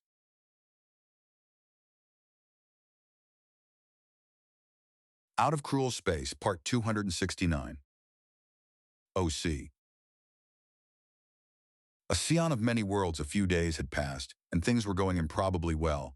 The army was prepped and ready. Axiom had sped up their training in almost no time at all, and they had started taking initiative, branching out in their own natural talents and pushing and pressing. The girls that had been minor thieves and pickpockets had transferred their talents into absolutely terrifying scouts. A woman who could use a ground-based radar or outright sense the condensation of the early morning to map out an area was scary. What had actually surprised him, although it shouldn't have, was the hardware they put together. A lot of these girls were going into demolitions or artillery when the Undaunted arrived. Because these bitches love cannons, there is a massive mobilization going on in the fort, and they're preparing their ballistae. Ballistae. It turns out cannons are bleeding edge around here, so the 20-pounders that his girls have put together are not only bleeding edge, but scary bleeding edge. A three-dimensional image of the fort in floating water shows the wall, patrols, numerous buildings and storehouses. All told, it's a typical late medieval style building. Heavy stone walls to resist siege, crenellations for archers to hide behind, machicolations to drop things on anyone who tries to climb them. Yes, the stone is mostly uniform, and there are other details that show that there are non-human skills being put into building this. The entire outer wall is shaped like a pentagon, with the main entrance opposite of the point, and the primary keeps snug against the inside of that point. The obvious-looking weak point appears to be a river that branches off somewhat through the keep and is used to both take away their waste near where it exits, but also hydrates them near the beginning. Something that would be a main target in a siege. But this is not a siege. This is a lightning raid to be taken out, just as the army begins to leave in order to head towards the Auritus Valley. The attack is coming. They're feeding and watering their pack beasts, getting supplies together, and having their local cobbler work overtime with extra soles for the boots. These women are getting ready to move fast and hard, which is exactly why Jasper had raced everyone into position, took a half day to rest everyone, and now we're behind a small hill to the northwest of the soon-to-be advancing column. Without the training and grit to move unreasonable speeds and the know-how to rebuild weapons where needed out of base resources, they would be having a far worse time. Couple that with their hunters going out to all but empty the nearby forest gave them all kinds of meat and rations. But they were on the ragged edge. If their blitz failed, then they would be cut off, dangling in the wind and with few places to run. But that desperate hunger also gave them exactly what they needed. Motivation today, there's victory or death. All right, is everyone clear on the plan? Jasper asks as he looks over the mock-up of the area. Yay. Blast Squadron is going to be left behind with the bait cannons to rain hell from on top of the hill. You lure out the army by being a big distraction, and Squad's Grapeshot and Fletchette go in through the sides. If we can get in, great. If not, then we pound them with our cannons until they don't even want to go near the fort. Meanwhile, us girls with the bait give them hell, and then when they come after us, we sabotage the guns and run as if routed, circling around to do some knife work when the girls take control of the captured cannons and blow themselves up due to our tinkering. The fire-based captain of Blast Squadron notes before frowning. Are you sure that they're going to tinker with them and not just ignore them? I can confirm that cannons are a known, but not widely used part of the Miru army. They'll know what they are and generally how to use them. The temptation to try will be immense. Even if they don't spring the trap, they will still try to keep control of and effectively pin themselves with the cannons. Lady Clarity remarks and Jasper nods. Excellent. So while a significant chunk is either dead or pinned with us, cutting off their retreat, we have teams Hydro and Dynamic, making sure the fort is ours by entering through the waterway.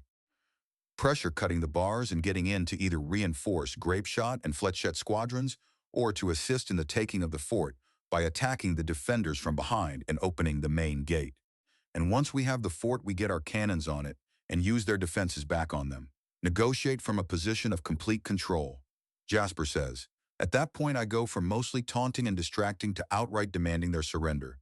And myself, Lady Clarity and Magrica are all in reserve in case you start getting overwhelmed or they prove to have more champion-level opponents. Lady Ayler says and Jasper nods. Once his soldiers started showing real skill and ability, they had come to him and demanded how. He had explained everything, including the philosophical bend he had gotten while in the mirror. It had taken some time for it to sink in, but they had all gotten it and were growing stronger. Reserve. Yeah, right. We all have jobs to do, but if shit's going sideways, we drop everything and help you. Magrica notes.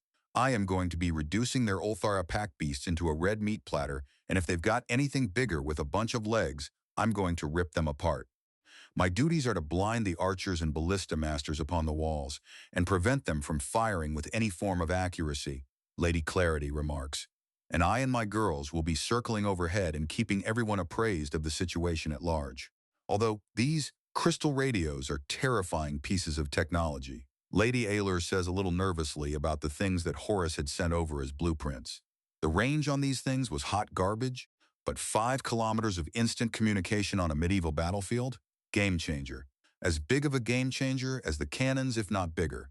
And they're jokes compared to the radio that's currently being guarded back at the monastery.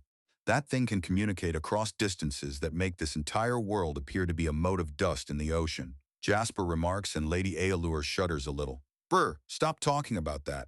I hate feeling so small, says the tall one. Magrica mocks and there's some friendly giggling. All right. So our plan is outlined. Are there any questions or concerns? Jasper asks the squad captains and lieutenants present. Why aren't we just sending our flying girls over and stomping on the resistance? The captain of the Flechettes asks. Because that kind of stunt is so common that most forts are actually warded against it. Fort Earthgrasp is no exception. The open air above it is so solid that it only just lets light through. It's darker inside than outside.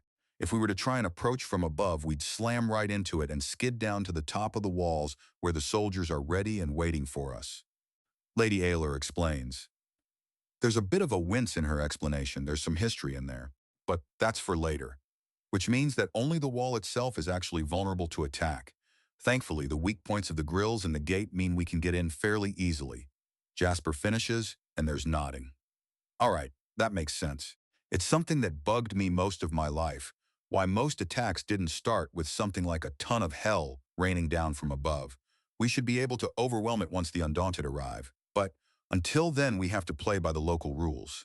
Jasper remarks, and there's a touch of mockery and sarcastic questions of, how will we survive? He just rolls his eyes and grins. There are no true remaining questions, and everyone heads out to their assigned positions.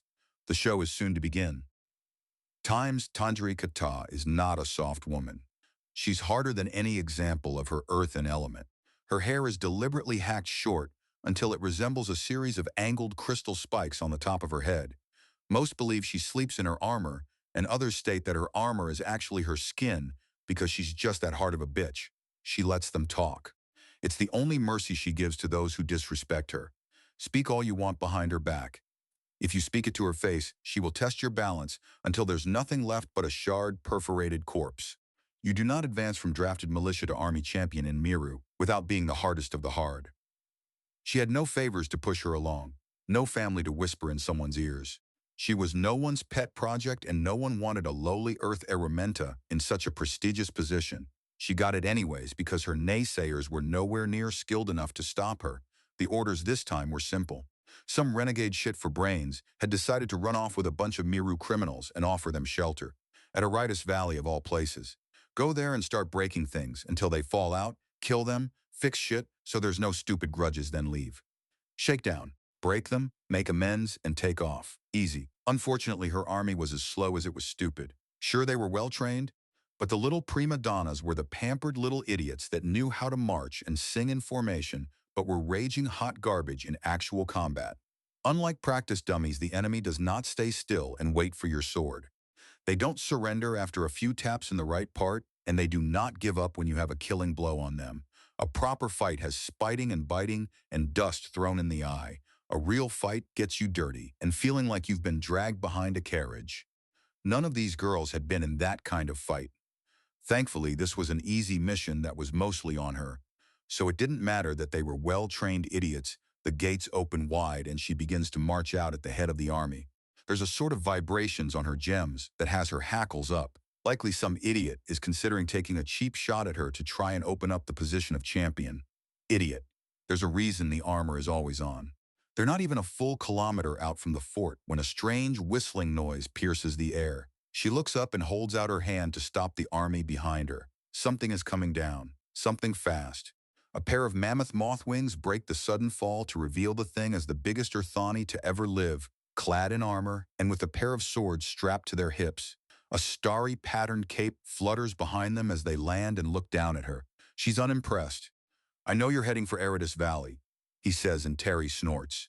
So that coward iridescent wasn't lying? Some giant Earthani battle sorcerer is really the being offering shelter. I am. So Jasper Blue, was it? Were you raised by an Earth Aramenta? I know a few Jaspers, though the Blues I know are all water-touched. Actually, it was a joke to line up with my brother's name of Horus. Jasper admits with a grin. Hey, if she wants to burn time talking to him as his forces get behind her, that's fine. What's a brother and what's a Horus? Well, I think Horus used to be a clan name some couple thousand years ago. No idea what it means. As for brother, it's like sister but for men. Men? Some kind of lesser woman without tits? Terry asks, sizing up the overlarge Earthani. The fool may not have tits, but there's a lot of chest, perfect target for a big opening attack, especially as she doesn't have to go through the tits to get at the heart and lungs. Not really? You know how in all forms of ancient history everyone agrees that something was lost when people came to Lochran? Yeah. So? That was men, or the males as they're called.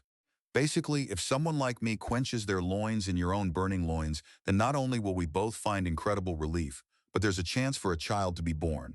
Every now and then a child born in such a way is male as well, and has the same ability. Make sense? No, but I don't really care. I'm losing interest. Are you here to fight, bargain, or surrender? Here to fight. Jasper answers and she nods. Takes a single step up to him and slams a fist covered in slate and crystal into his chest so hard it shatters as it sends him skidding backwards. She quirks an eyebrow to see he'd only skid back about 10 meters. The trenches his foot claws dug into the ground probably have a lot to do with that. The other eyebrow goes up as his armor undents itself and is quickly immaculate once again. He gives her a smile. I think I like you. She just takes a strong stance and is sent skidding back a few meters when he charges and punches her with the force of an avalanche. She steps out of the groove, her gripping into the ground, dug, and brushes herself off. So I'm getting an actual fight. That's nice. She notes before launching herself at him with a wordless war cry.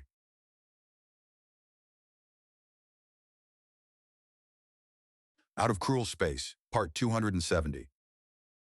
OC. A scion of many worlds, the sound of the fight starting begins with a shattering crackle and what's kind of like a gong being caved in on itself. If that's not the signal to start, nothing is. They rush up to the grill underneath the haze of the fire girls, warping their presence with the help of the air girls to smooth things out, as the water girls slink into the stream with the earth girls. The earth elementals grab the bars and instantly corrosion spreads over them, even as the river rises up to cover the bars entirely. Blue-tinged hands encircle the bars of the grate and spin the water so fast that they're eaten clean through with a spread of filthy rust. In moments, all 16 contact points are severed, and the entire mess is maneuvered to the side as the water is allowed to drop. There's a boom of wood striking wood from within, and there's a bit of cursing. If that wasn't the gate closing, then I'm an Earthani. Let's get moving. Aqua commands her squadron and they all pile in. In the distance, they can see Squad Dynamic move in as well, and there's some nodding. Guard towers are fully manned, gates closed, and everyone's on alert. Looking out, she smiles. This is going to be easy. Squad's hydrodynamic, do you read? Comes in over the radio. We read you, Overwatch. What's the situation? As much stealth as possible. The guards on the wall are unaware of Grapeshot and Fletchette. Any alert will turn all those guards around in a moment. Confirmed. We'll keep the haze screens up. Aqua says as she waves up a fire girl with air support, and they begin weaving another haze screen. We've got a touch of southeasterly wind. We need to reposition ever so slightly. Mist remarks as she helps adjust the massive cannon. On the slopes below, there are several Earth-based girls breaking up the side of the ill to turn it into a slippery slope from hell. There's only one real way up, and all of them can slide down another direction with ease as the enemy comes for the bait. But first, they need to know it's here. How you girls doing down there? She shouts down at the Earth Irumenta as they stomp slowly upwards. Bit tiring. But we already have enough to slow people down for us to escape. Very good. Mist remarks before rolling her shoulders and grinning. Fire! The world erupts into pummeling waves of sound as the cannons blast their rage into the sky. She can just barely make out the distant army turning ever so slightly at the source of the noise. Just in time for the balls of death to smash down on them. Some bounce, others shatter and spray shrapnel. Ricochets and panic and confusion reign, and the army wisely tries to scatter and not present anywhere near so dense a target. There's even a momentary pause in the champion trying to pummel Jasper, which is rather amusing as she has a giant stone pillar she was about to slam down on his head that is now falling as he bodily tackled her to continue the fight. We have some breakaway Captain missed. They're trying to be clever and come around the left as we look at the main fight. Her lieutenant says, and everyone glances at the tiny formation moving as fast as possible towards their hill with their heads low. We have time for about 2 more volleys. Fire at will, girls. The shock has been given. Time to awe them. Missed commands, and there's a flurry of movement all around her. Blast Squadron. This is Overwatch. Do you read? We read you, Overwatch. What's the sit rep? We need you to aim your cannons a little closer to the rear of the formation. Grapeshot and Fletchette have encountered difficulties and need some time. Copy that. Keep us informed. Times, he sidesteps the gigantic spike of granite that's aimed at his chest and breaks off the tip as it passes by. He then hurls it right in her face, but she doesn't even blink as it shatters against her and is reduced to so much sand as she rushes him. His sword comes down and is shattered against her fist, but he still drives the shards across her face. There is blood. Then the top of her head slams into his face with the force of a train, and he staggers back, tasting his own. He tosses the ruined blade into her face to buy himself a moment. She actually blinks this time, but still has the presence to deflect his thrusting claw. But he turns it into a brutal knee to the gut, and she responds by wrapping around his leg and levering him around to slam into the now spike-covered ground. His own reinforcement means that the spikes shatter like glass thrown against brick. But she has the wisdom to let go and back off before he can gouge into her side with his other foot's claws. A snap of his wings, and he's launched off the ground and after her in a moment with a flurry of claw jabs to try and get around her defenses. Her hands are covered in unnaturally solid stone as she deflects his blows and then goes in for another headbutt. Something he denies by trying to knee her again, but he catches her leg already ready, and she springs off and away. She skids to a stop and is seemingly retaking his measure as she paces to the side, a pace he matches as he looks for some kind of weakness. He's having a very hard time finding one. Times finger to her lips as she leads her team up the stairwell and onto the wall. Unfortunately, the fact of the battle is that everyone's Aramenta here, so they have to be in different uniforms, or they may end up killing their own team by accident, which means disguises and false flags are out. With artillery on the ground, honesty keeps your team alive. Aqua pulls out her knife and walks with rolling feet to move as quietly as possible. When they're this close, the heat haze will give them away too. Too hot, you see. Thankfully, Lady Clarity's blinding light is something they're all actively trying to resist, so the idiots are burning out their retinas and stubbornly looking the wrong way. Her thoughts flicker to her mother and what the lowly street sweeper would think of her little girl sticking a knife into the neck of a professional soldier and dropping her over the side of the wall. It takes about 3 seconds to hit the ground and thankfully not land on either of the squadrons below. Overwatch here. Get to the emplaced ballistae yesterday. They're starting to take interest in Blast Squadron. Confirmed. Aqua says, and they abandon stealth and rush down the defenders as fast as they can. The looks of panic as bows are turned their way too slowly to do anything gives her a dark thrill. She rushes fast and hard, and in minutes the walls belong to squads Hydro and Dynamic. They then split off and go to give the girls on the emplacements their personal complaints as to the situation. Retimes? Fucking damn it. Who the hell makes a road by lifting the fucking bedrock up to ground level? Jane Cragg growls out as they improvise things by fast digging a trench to either side and piling up the mess onto the immovable road. They could break it down and get it away, but that would take a lot of time, effort, and energy they just can't supply when they're seconds away from an enemy army pouring down on them. Overwatch. How long until we can get inside? Hydro and Dynamic are finishing up with the bitches on the emplacements and heading down. Stand by. Not what she hoped for. Dangling in the wind is the last place you want to be in a fight, especially when weighed down by a ton of equipment and munitions. If some fire bitch throws some heat onto their powder supplies, there's a loud thump and a grinding sound and everyone turns, weapons ready. But it's good news as the gates open thanks to some members of squads Hydro and Dynamic. Move it, ladies!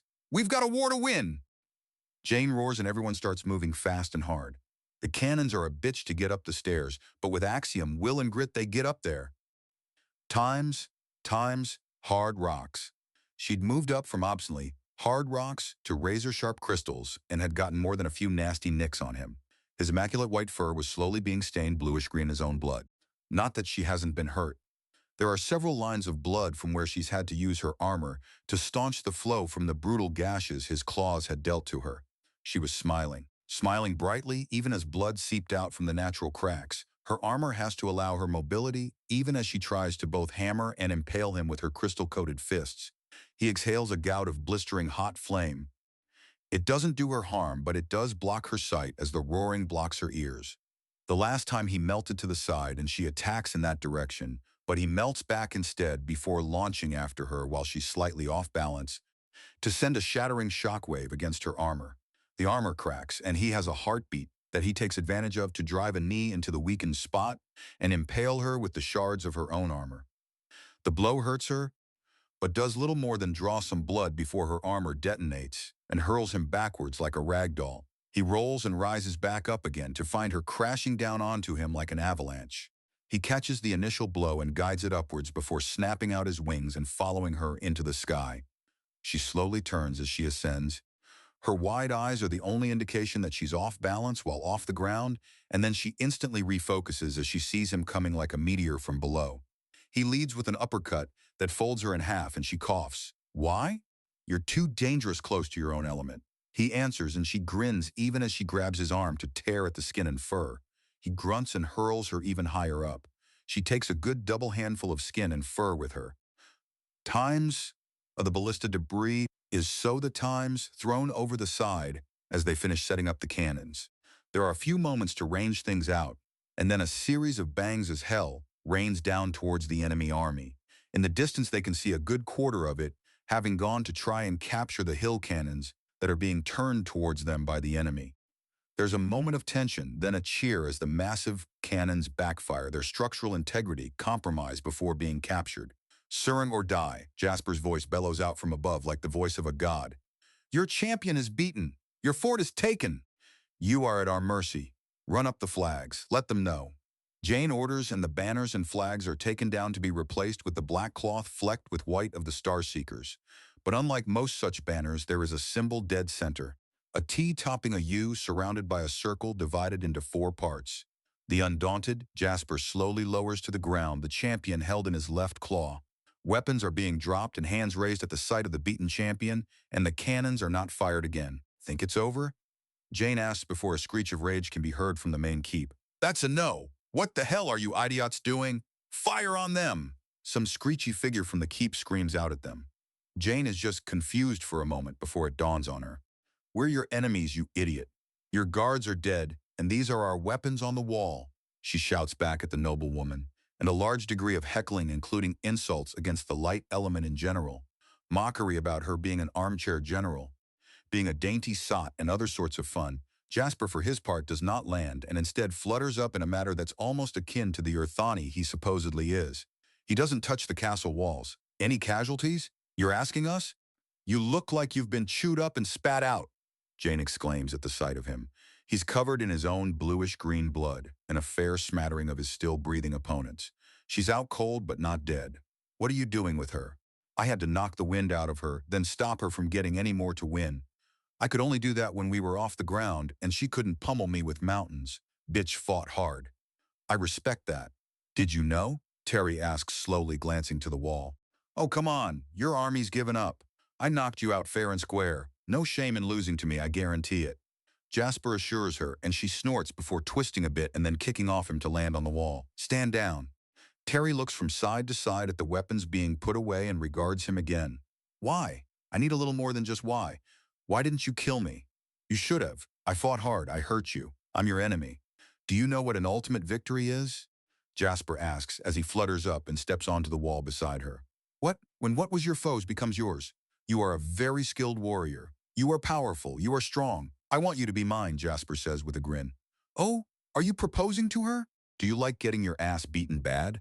Magrica asks, zooming in with a wide smile.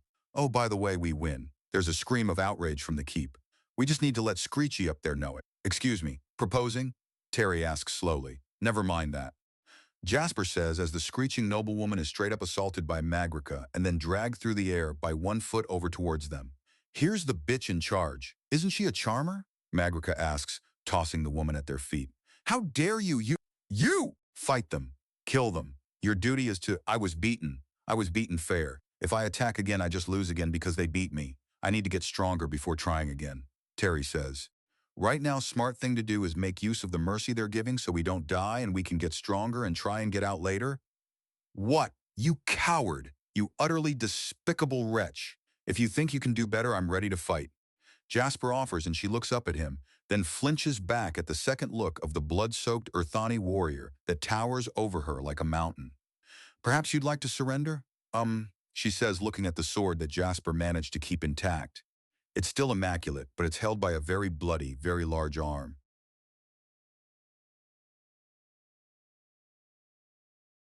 Out of Cruel Space, Part 271. OC.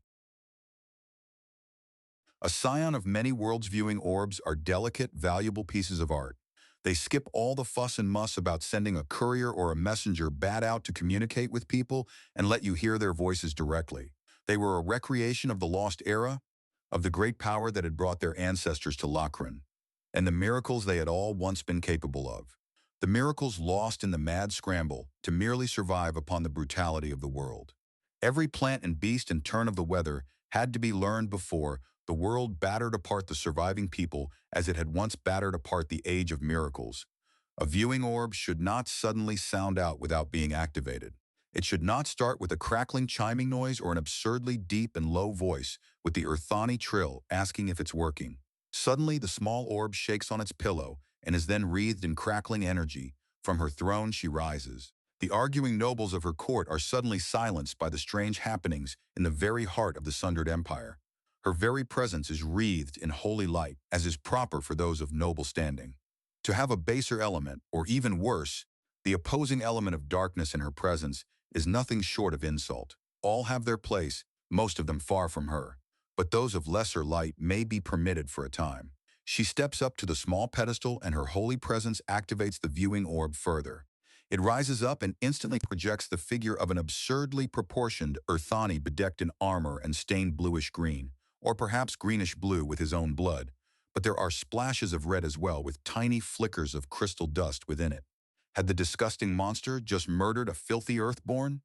So, I'm assuming from the empty throne behind you that you are the Queen of Miru. Am I wrong? I am the Empress of Miru. That my territory has been split by the disgusting rebels does not change a thing. I shall rule the whole of Lochran in time. It is sacred and inevitable. She remarks with a sniff as she regards the creature. It is odd, but clearly beholding her is the greatest moment of its life. Oh? And what of those who were sent to die simply due to being parts of families out of favor? Or those who were taken from their homes despite committing no crime and abandoned upon the wilds of your empire before being hunted down like simple beasts? Are you accusing me of wrongdoing? She demands. The Dusk family, you'll not speak the name of so full a family in my presence. I'm on the border of the country. All lesser elements are equally worthless next to light itself. But darkness is the element which offends. They are not only worthless but foul, wretched, unworthy to live, that I haven't had them all executed for daring to befoul my world. Well, there goes my moral. In fact, for daring to mention so foul a thing in my presence, I hereby decree that all Earthani are to be expelled from Miru's borders. Lady, I'm literally the only Earthani on the planet capable of offending anyone, Jasper states in a tightly controlled tone to hold back his fury. He had imagined many things. He had hoped for a young, naive girl freshly installed into the seat of power and unwilling to move without advisors. Circumnavigating those advisors and talking circles around such a person would allow this conquest to become nigh bloodless. He had been told she was young, but not belligerent and teenage young. I care not. You are Earthani and you have offered me insult. Insult must be answered with blood. And the fact that the insult is born of the fact that I find your treatment of the people you wield power over to be disgusting and insulting to all with good sense brings us where? Jasper challenges her and her eyes widen comedically. Yo dare! I dare you, incompetent tyrant. He rebounds and there is a gasp in the central chamber. He rolls his eyes before gesturing behind himself, some kind of shushing motion to some unseen individual. Not that she cares in the slightest. You filth! You think that rising as some form of inane champion of the lesser elements will spare you from my wrath? I will reduce you to naught but bleached bone beneath my holy light and damn any and all that dare to stand with you. They mean nothing to you, don't they? They could all be slaves in chains for all you care so long as they continue to work as they do now. Jasper goads her, and she doesn't even pause. The lesser elements are worthy only to work. They are bound to the water and air and fire and the dirt beneath me. They are all beneath me, beneath any of the sacred light, she screams. Oh, really? Jasper asks. They are only of use dying for my glory and providing the jewels to my glory. She screams and his eyebrows go up in surprise. Jesus, lady, I was only trying to get a little dirt I could spin, not a full-on confession. Jasper remarks before seemingly stepping to the side, and a gigantic crowd can be seen staring back up at her. He then leans back in. I mean, thank you for the army. But good God, woman, I'm wondering if strapping you down for a session of 50 with a psychologist isn't a better idea than just ripping you off your throne and taking your crown. What? She demands, and he shrugs. Change is coming, girl. Even if I'm somehow bested, others come still. The past returns, and the golden age of, what do you call it? The age of miracles? It's coming back, and I'm just the beginning, the first bearer of miracles anew. I'll see you soon. Try not to dirty my new throne. He finishes, and the image vanishes from the viewing orb. Even with the viewing orb off, he can almost hear her scream of utter outrage. He tosses the precious glass instrument up and down in his claws. A minor wonder of axiom and glass blowing that must have taken 1,000 hours of effort by itself.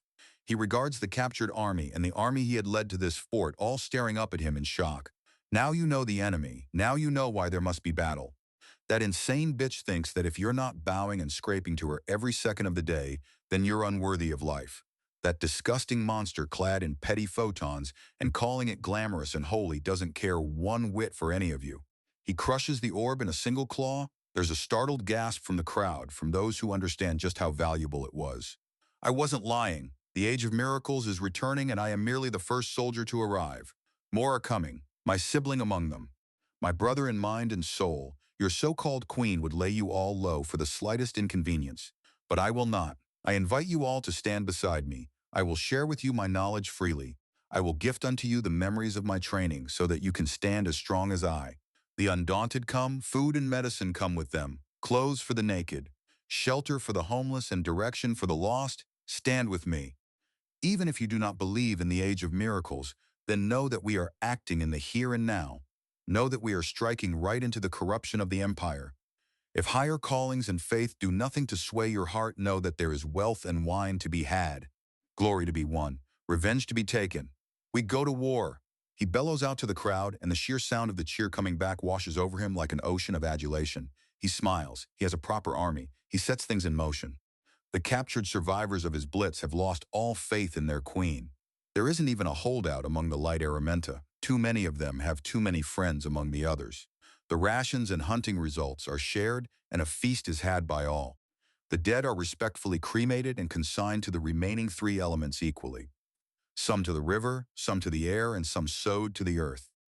Jasper takes some time to remake his shattered sword and clean himself off from the bloody mess that Terry made of him. The woman could really get her nails in, even when she couldn't crack a boulder over your head. There's a mildly surprising addition in Lady Iridescent. She had been accused of treachery and cowardice after her encounter with him and had been locked in a windowless room. Apparently, there's some kind of psychological torment that an Aramenta goes through if they're without contact with their element for more than a day or so.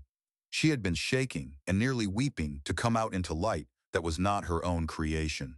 She had drunk an entire bottle of wine, half a haunch of the slaughtered pack beasts being roasted over cooking fires, and a bowl of reconstituted dried fruits before climbing onto one of the towers and just lying in the sun to calm herself down. According to most of the soldiers, she had taken all the blame of his forcing back the initial army onto herself. All of the punishment she hadn't expected to survive. Jasper had to resist snorting in derision after that. The planet was savage, even where it appeared to be more advanced. Thankfully, the general conduct expected in a more civilized war was something that was not skimped out on in his training, and it was something he was glad had been passed on to his student. He'd also taken a more up-to-date map of Miru. Generally, it was as if someone had slammed a mountain range, riddled with rivers, into the middle of France, and the Greenstone Alliance had the northern chunk. Miru was the southern half. It looked like it would take us several days to a week of hard riding by the local speeds to reach the capital. Fort Earthgrasp is close to the border, after all. He needed to consider some way to attack the city fast, very fast. A pity that his mind goes to the radio. It had crossed obscene distances in moments. Sure, it was about as subtle as a brick to the face, but if it could be done, and a proper system set up, he could teleport his army to anywhere on the planet so long as he could get himself to the area first. Make some kind of beacon for himself and use it to transport things huge distances? But that's not something he has any experience with. He needs to get on the radio again and get talking to both Franklin and Vernon, perhaps Lore as well. If he does pull this off, though, if this can be done, then he'll be able to drop his army onto anyone's doorstep in minutes. The fear of an enemy mobilizing too fast is what caused World War I. No one could risk standing down during the tensions, as the trains would allow an army to be delivered right to the capitals before anyone knew what was happening, even if they could see it coming. Mobilizations take time. The grieving and weeping for the dead, enemies but hours before, allies that couldn't be now.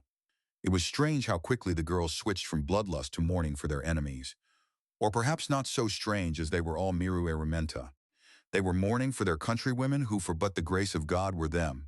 He churns it over in his mind and nods. This is a good thing. Keeps his army well and truly under control, that they recognize that the war is not one of slaughter and extermination, that every enemy cut down is a possible recruit lost. This is very good. The undaunted come to be the heroes of this world, not the horrors. It's important to remember the distinction between the two. One is calculating and conscientious in its actions, the other indiscriminate. Hesitate to harm and be eager to be help. Such a mindset will leave him a champion and not a creature. War may always hold a degree of madness and cruelty, but it will be minimized. Much more akin to a series of surgical cuts to heal a sick patient than a hammer blow to shatter a wall. At least if the option is open. He leaves instructions with all his lieutenants and takes off for Eridus Valley. He needs information, especially any information on if and where long-distance teleportation effects have been used in bulk transportation, or better yet, public transportation.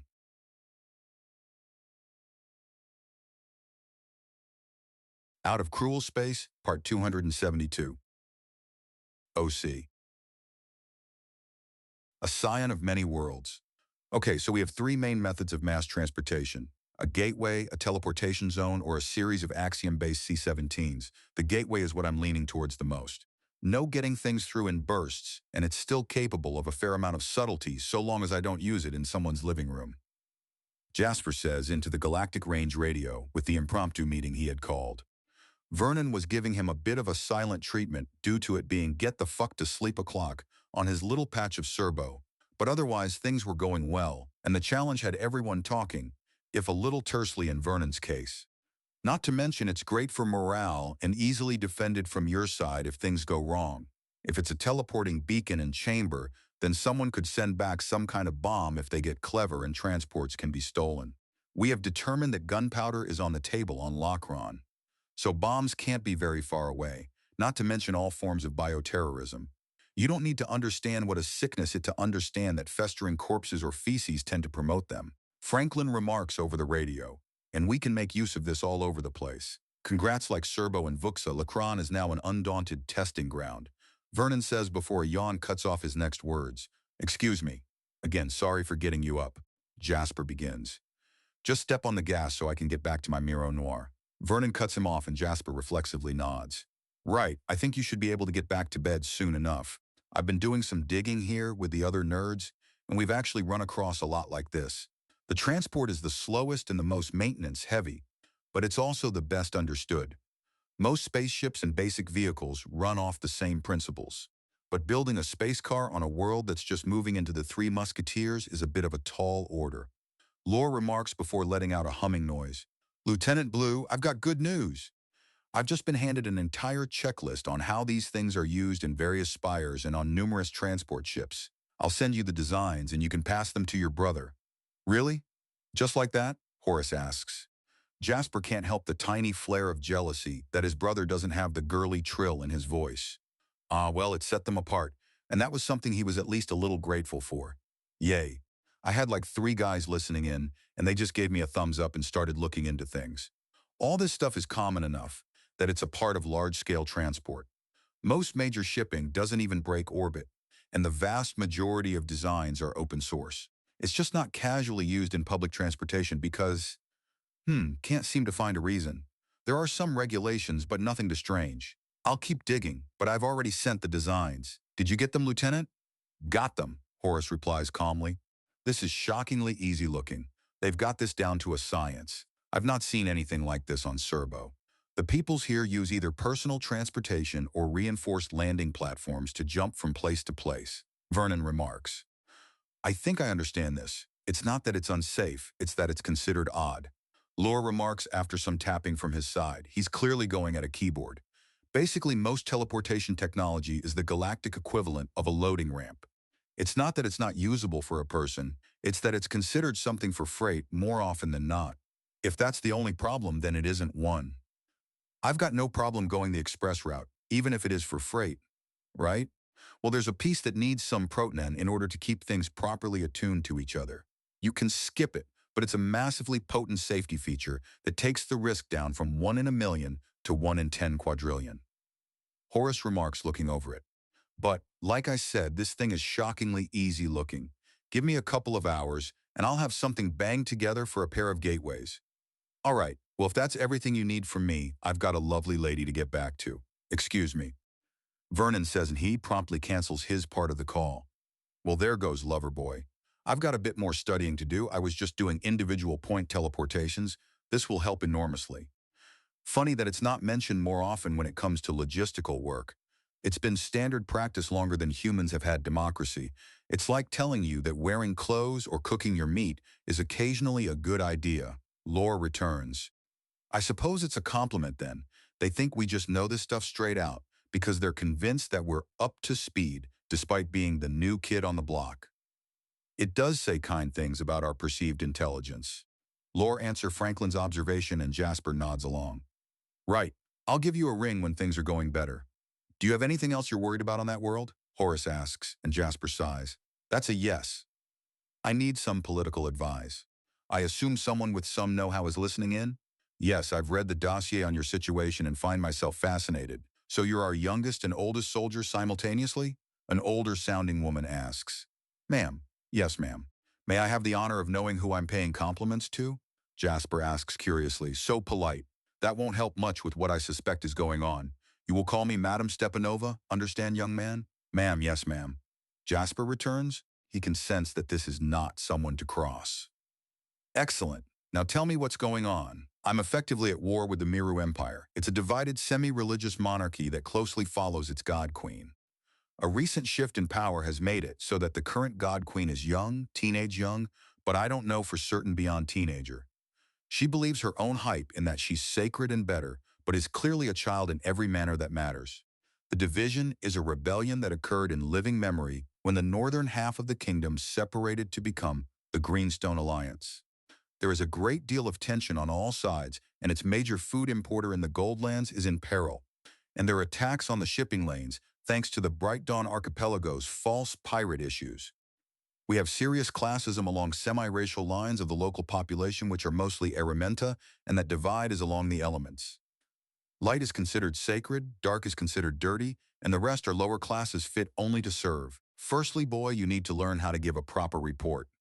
Madam Stepanova scolds him. Secondly, your enemies have several clear failure states based on public perception. If your enemies are already hungry due to the major food importer being down, then morale starts in a low state.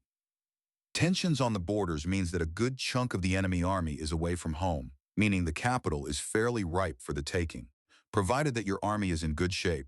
My army is well-fed and growing. We have access to Aridus Valley and its supplies. Aridus is a minor breadbasket in its own right. Not on the scale of the Goldlands, but it doesn't have to be. Coupled with the hunting and foraging, and the girls will be growing fat if I don't get them into some fights. Jasper answers, and there's a pensive noise. Excellent. Now, there are several ways to go about this.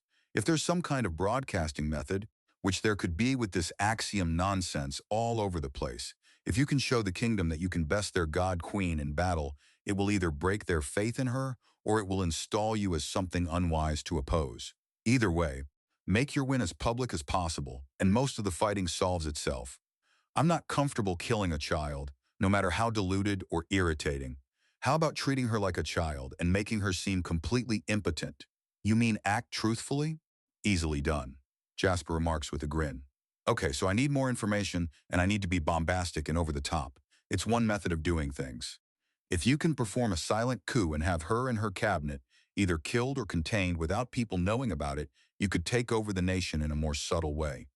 Conquest or co-option are your options. These girls I have aren't anywhere near subtle enough. Not to mention the way I confirm my information exposed me to her and her closest circle. Conquer then.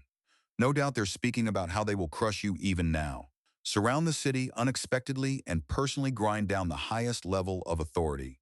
Let the capital see you on the throne with the crown as your plaything and the queen as your prisoner. Have their banners and flags fall to be replaced with your own before they can even figure out what's going on. The sheer speed of what's happening will give you a second and possibly third victory before you have to fight more than a handful.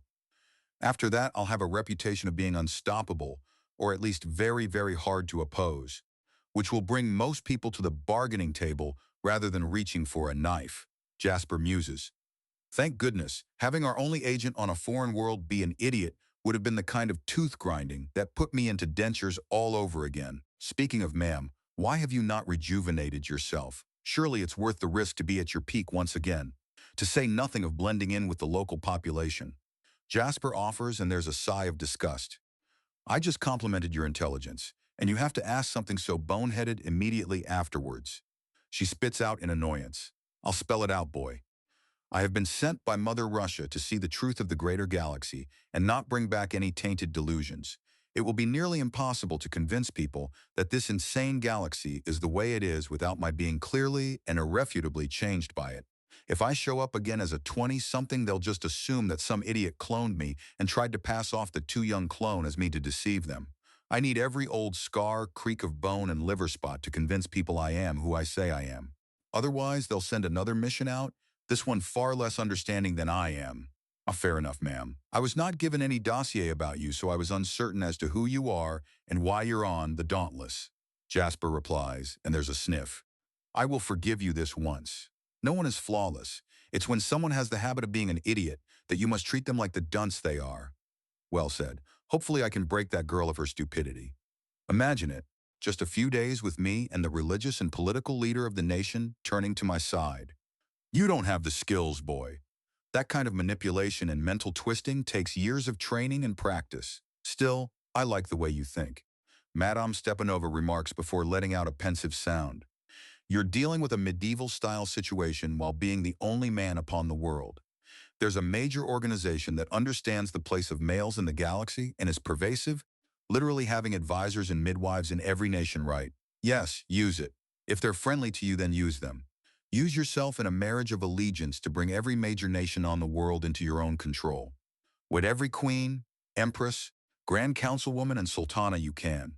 You've been thinking about this martially, but with a few choice words you could turn this world from an opponent into an asset. Perhaps not even marriage or such. If I drop down, take out her advisors, and install myself as the power behind the throne or the person who's teaching the queen, I might be able to avoid a lot of issues. Now you're thinking. Politics and manipulation is all about perception and leveraging it. It doesn't matter if you can or will conquer the world. If you convince the parties involved that you can and will, then you've already done at least half the job. Fuck. I do not have the training for this. Jasper groans as he rubs a claw over his faces and then head. The sensation of pushing down his antenna and having them pop back up helps focus him. Calm down, boy. The first step to controlling the situation is projecting control, even if it's false. If they see you behaving like you're in control, then you plant the seed in their minds. Madame Stepanova begins, and he can almost hear a smile in her voice. She's enjoying this.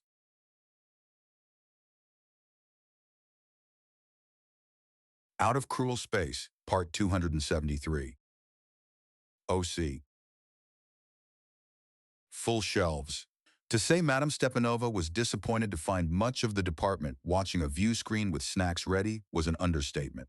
Her disappointed sigh only gets a few glances before turning back. Vodka? Sir Philip offers, holding out a flask. The bastard is going through the maintenance tunnels as his own hidden superhighway ship through the entire ship. It's smart, but annoying.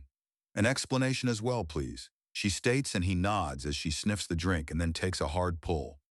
We're waiting on the results of a PR stunt. Effectively, we managed to get one of our soldiers with a Bollywood? actor's mindset into a new sitcom as a side character. The intent is to make the presence of humans more acceptable and unimpressive throughout the galaxy. Such a thing will allow greater ease of movement. Sir Philip explains and she cocks an eyebrow. I see. Such small measures are just the start, I hope. Yes. But one must build a foundation first if they want a house to stand strong. Sir Philip remarks and the screen activates with a jingle. There's a vaguely guitar-like instrument, and what could possibly be a piano playing in concert as it shows a variety of robots and a couple of children pausing to smile at the camera with caption of actors' names followed by character names. The robots have secondary forms. It appears with the male one shifting into a vehicle and three of the females integrating into the walls with a fourth having a small horde of proxy bodies. What surprises her somewhat is the very different names above the children. Ordinarily, yes, rejuvenating comas. It must take dedication to one's work to be reduced to a child in order to play a role. Then there's a quick clip showing a man in a knitted sweater close a hidden wall panel full of weapons before giving the camera a sheepish smile. Samuel Davis as Sergeant Gregory Thomas, Sarge, is the caption. I'm glad I'm not lactose intolerant. Otherwise, the sheer cheese could kill me. Oh, please, after all the things we've done to each other, anything shy of the Reaper himself coming to collect will only irritate you. Sir Philip remarks as the credits shift to a swooping view of the high-tech house in an idyllic neighborhood, and Madame Stepanova cannot help but smile. Oh, stop flattering me, you old deviant. I'm on to your tricks. She rebukes him as the episode starts. It starts with the little Pavorus boy, whinging about how he doesn't like moving and how it's going to be boring and blah, blah, blah. He exits the car as numerous groceries are lifted out by some unseen force before the entire car transforms into what appears to be a Pavorus man, albeit quite literally the size of a semi-truck. A wall rotates and a robotic body that's mostly chrome-shaped like a woman walks up and gives the little boy a hug, revealing that despite looking like solid metal, she's actually rather soft to the touch. There's some comfort. Promise he'll make lots of friends, and that little mojo is so full of charm and so friendly that he'll have more friends than he can count or remember. Of course, the brat will have an easy time. He's a scarce resource. You'd need to be royalty to be any more highly prized. Madame Stepanova grumbles as the little boy is coddled and pampered to a ridiculous degree. Then the older sister runs in and then out of the room with a splatter of paint all over her and three of the other mechanical mothers in hot pursuit. We have got to get that girl a healthier outlet. The father, Lyle Chrome, notes Riley as little Mojo Chrome giggles. There's a thump from outside and the pair make their way outside to see a large van with a larger man moving things into the house next door. Oh, I had wondered who had bought it. A Tret mechanist, maybe? The man clearly winces while carrying something heavy, and the father sends out a pale beam to arrest the object in midair. The man staggers before looking around.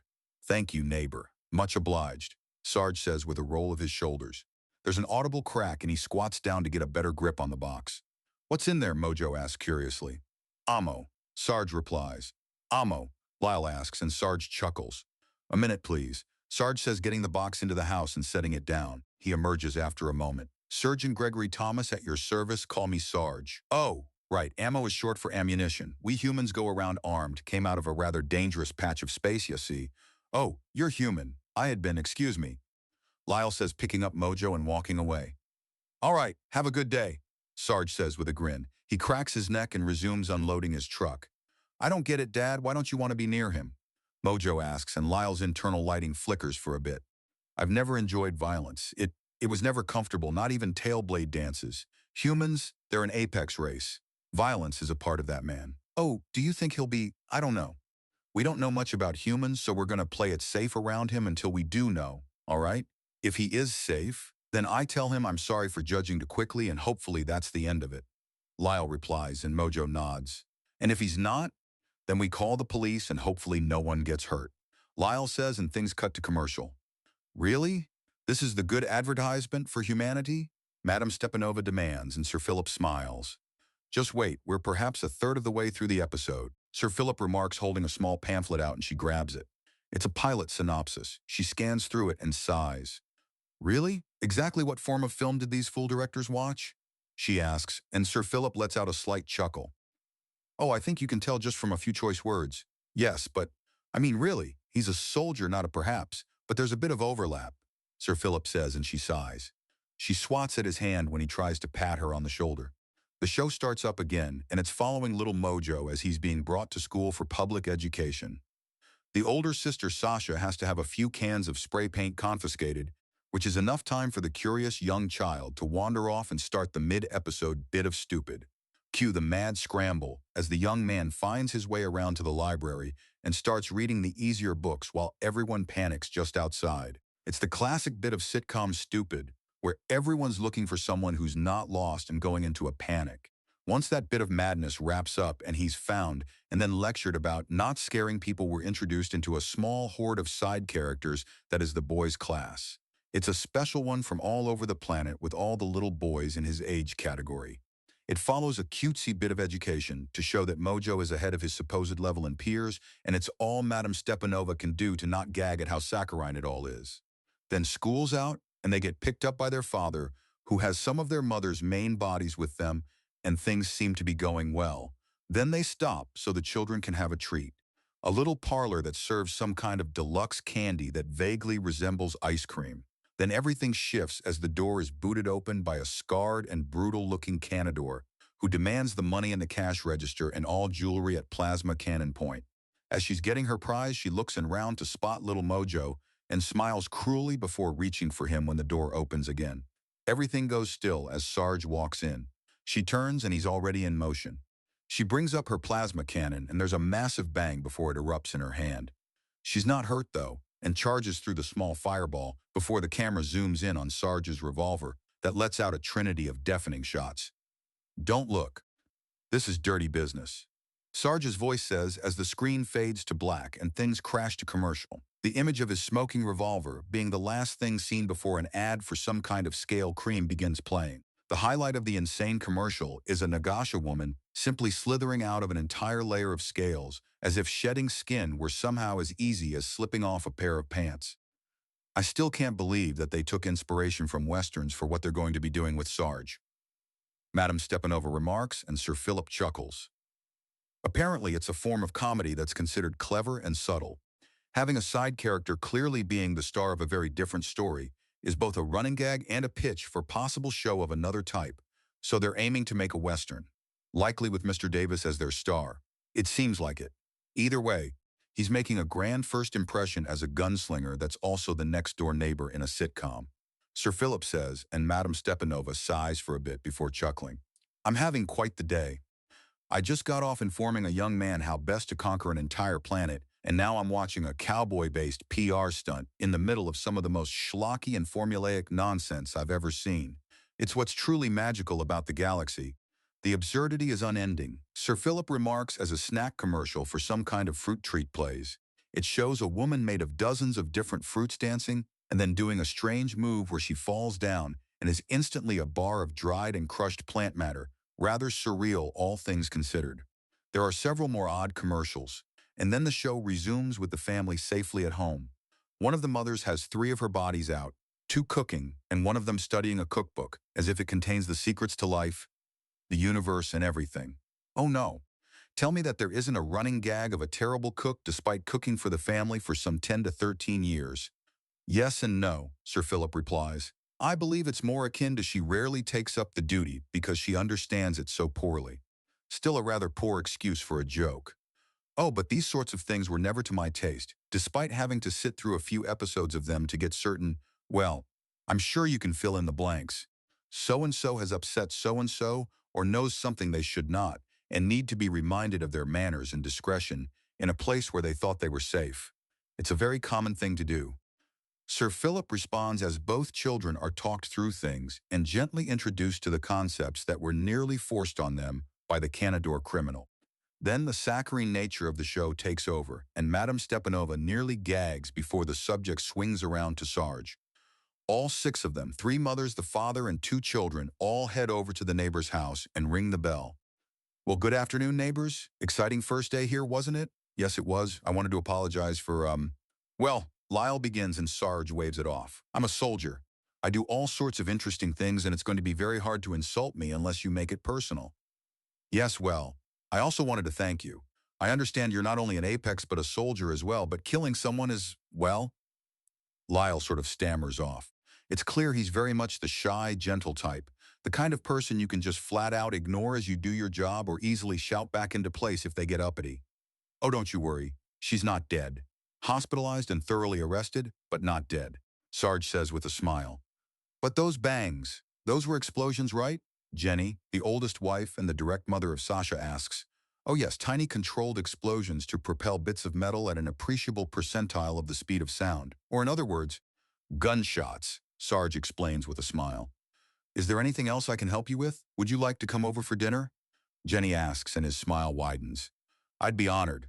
Let me get my boots on and I'll follow you over. Sarge says, and the theme of the show starts playing again as credits start scrolling over still images of Sarge being shown around the home and enjoying the meal with the family. Saccharin. Sometimes you need something overly sweet. What's the old saying?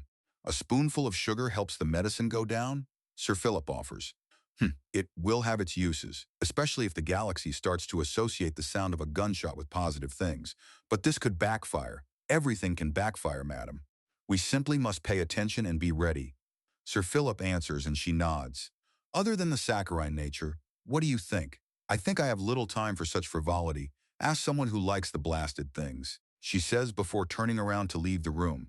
She's humming along ever so slightly with the music. The theme is catchy if nothing else.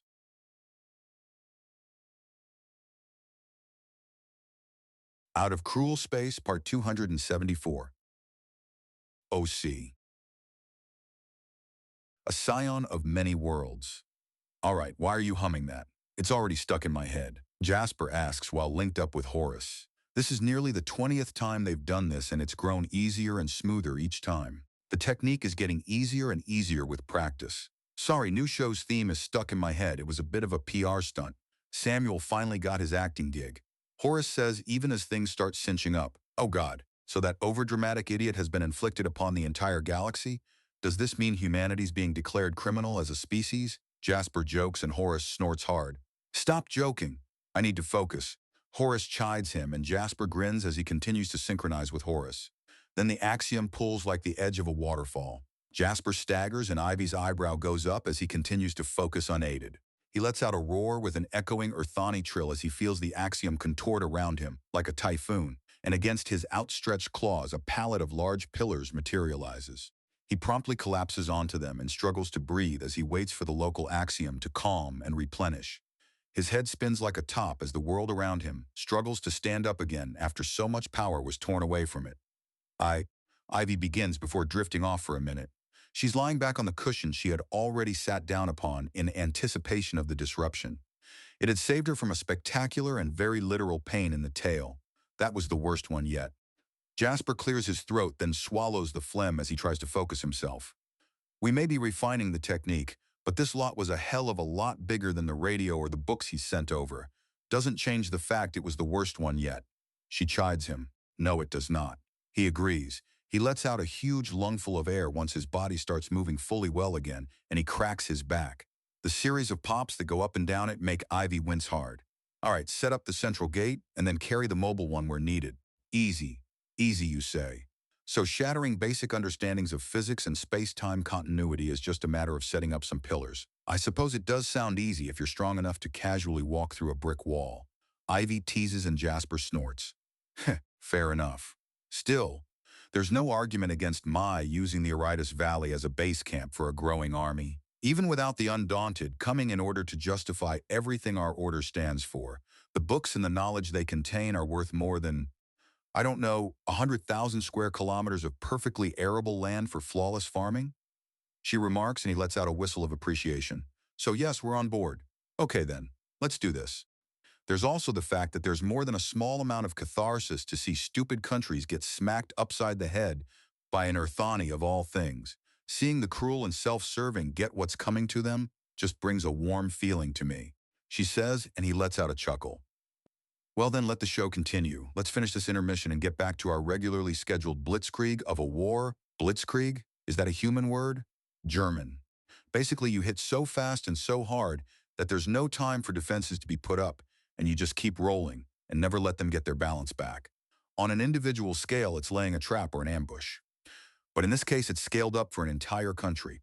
Where does the word come from, she asks. The woman's a scholar to her bones. German. I don't really know what Krieg means. I think it means ruler or victory or something. But blitz means fast. So I think it means swift victory, I think. I'm only sure of the swift part. It means war and blitz is lightning. The radio chimes up and Jasper glances over to it. What? Jasper asks, Krieg means war. Blitzkrieg means lightning war. The person on the other end supplies. Thank you, but. Wait, is the talk button stuck down or something? Jasper asks, putting down the pillars he had started to pick up.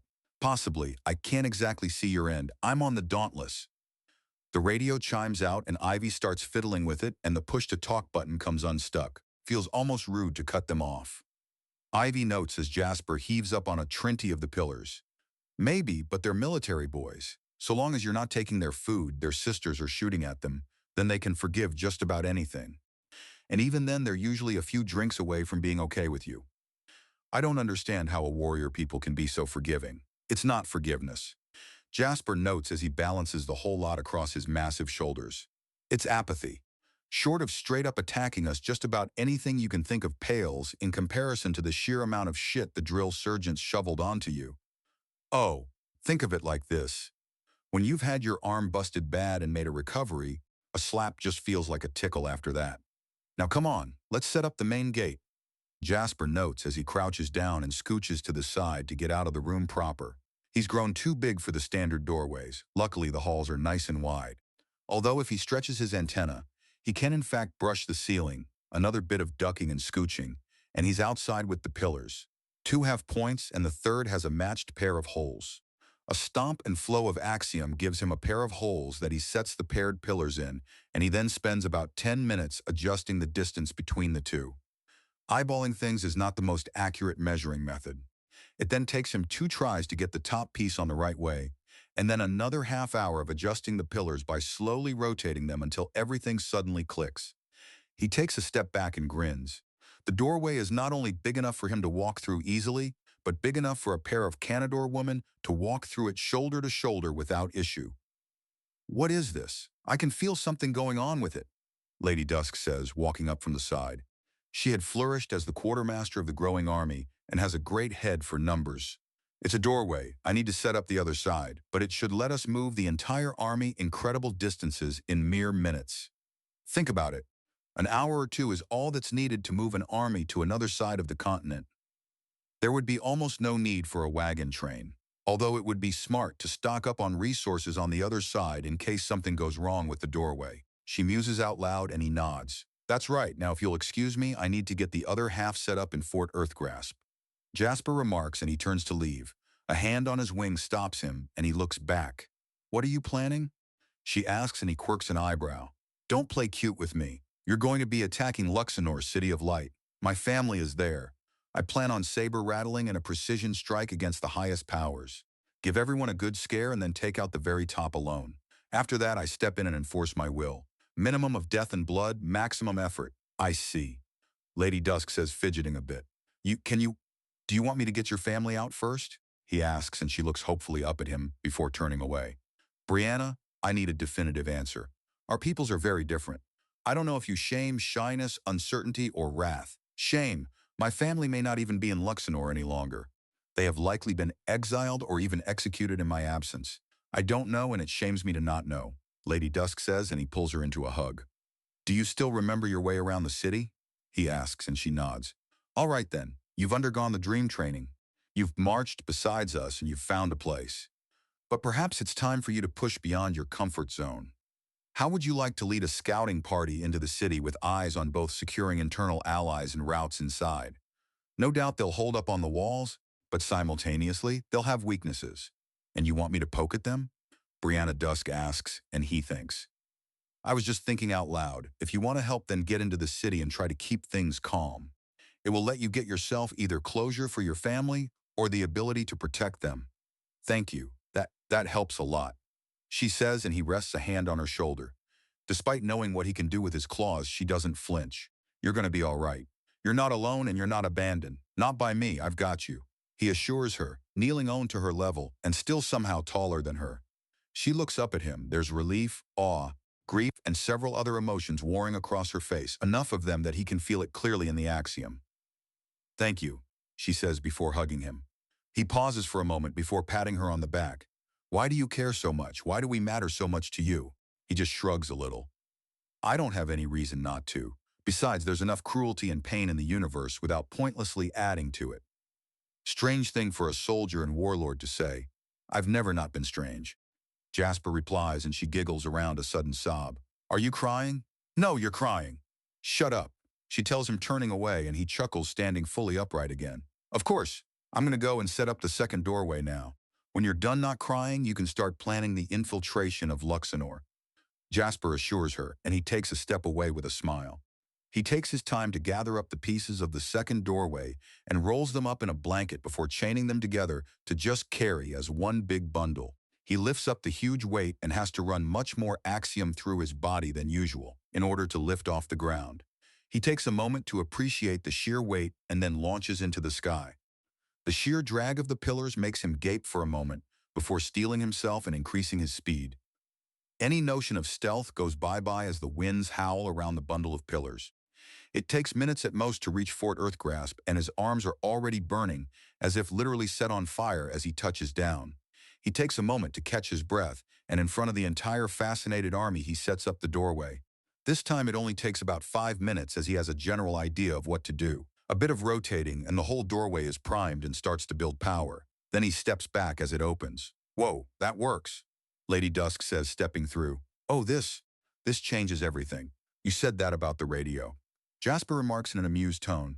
It also changed everything, she says defensively. And the cannons, he continues. You can stop that now. She half snaps at him and he chuckles. No, I can't, he remarks. All right, people, back to Auritus. Loot this place down to the floorboards and get ready. Next time the door opens, it's right outside Luxembourg. So we're going to be attacking the capital? Lady Aelur asks, and he grins. Too fast for them to stop? Their forces are divided across the borders and we can make this borderline bloodless in a single fell sweep? More fighting normal people? Boring. I want to fight something big. Something big and mean and with some attitude, Magrica complains, and Jasper chuckles. I'm sorry, there's just not that many major beasts being used in warfare. Still, once we have the capital, I have no doubt there will no doubt be some horrible monster attacking somewhere that you can go off, have some fun, and be a hero all at once. There'd better be. At this rate, I'm going to get lazy.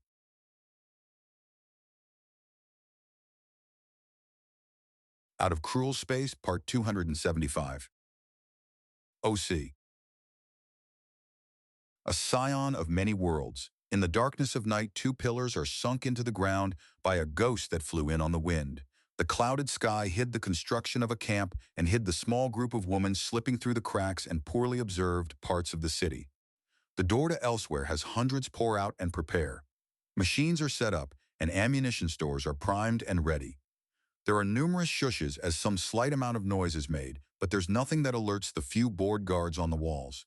However, deep in the city, a small team breaks apart, each with their own directions and goals as they disperse into different directions. One of them, a shadow in the darkness, slips away along streets familiar and yet not. What she had learned had taught her to look in different places and see things she wouldn't before. Possible places to shelter against in a gunfight, ways to sneak along, and how to easily mantle onto the buildings.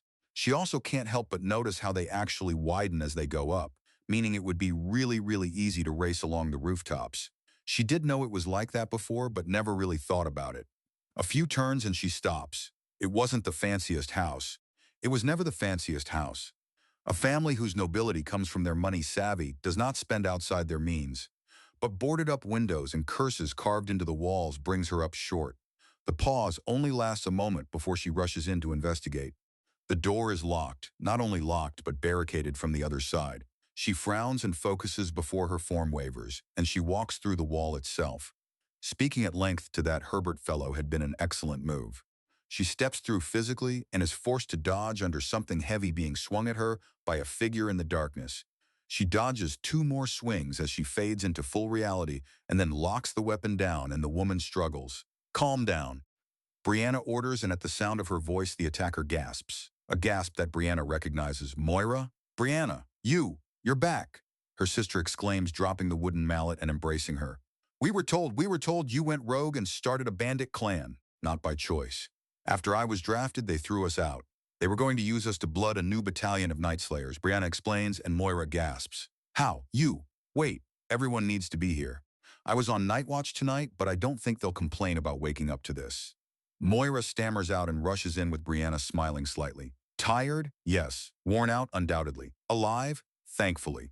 Blessedly alive, and hopefully the rest of the Dusks are as well. Moira, being Moira, doesn't shake people awake, but rather throws random things onto people's beds and bids them into the living room. Well, everyone except Grandmother Belle. She's gently shaken awake. There are hugs and some suppressed weeping. Everyone's being quiet and cautious, which tells Brianna everything she needs to know about how her family has been treated. To see them afraid of their neighbors at night, to set a guard at night and blockade the door to keep safe, she fights down a surge of rage at the idea of this happening to her family. It's good to see you, dear. Although you seem to wear that chainmail far too comfortably. What's happened to you? We were all told you abandoned Miru to become a bandit with your forces. We've been all dodging insults and other things for it. And there's Grandmother Belle's to-the-point style of questioning. No dancing around. Tell me, and this is what's happening, so you don't have your own questions to distract you. As I told Moira, after I was dragged off to be in the Miru army myself and an entire battalion were thrown away and branded as bandits, they then set a newly trained force of night slayers after us to blood them. As for how we got out of that, one word, Jasper? Jasper? The Rock? Or an Iruminta? Grandmother Belle asks with her eyes sparkling. She helped drag the family up and out of being mere merchants, and her haggling and haranguing had won them a noble title. Neither Jasper is the War Master of Auritus Valley, a being that stands so tall I would swear he was a small mountain in motion. She, darling, we didn't raise you to slur and mumble. That's just it, Grandmother. Jasper is a he, not a she. I had once thought that only animals had males, but apparently Urthani can as well. Jasper is a male Urthani? Brianna, have you taken a blow upside the head?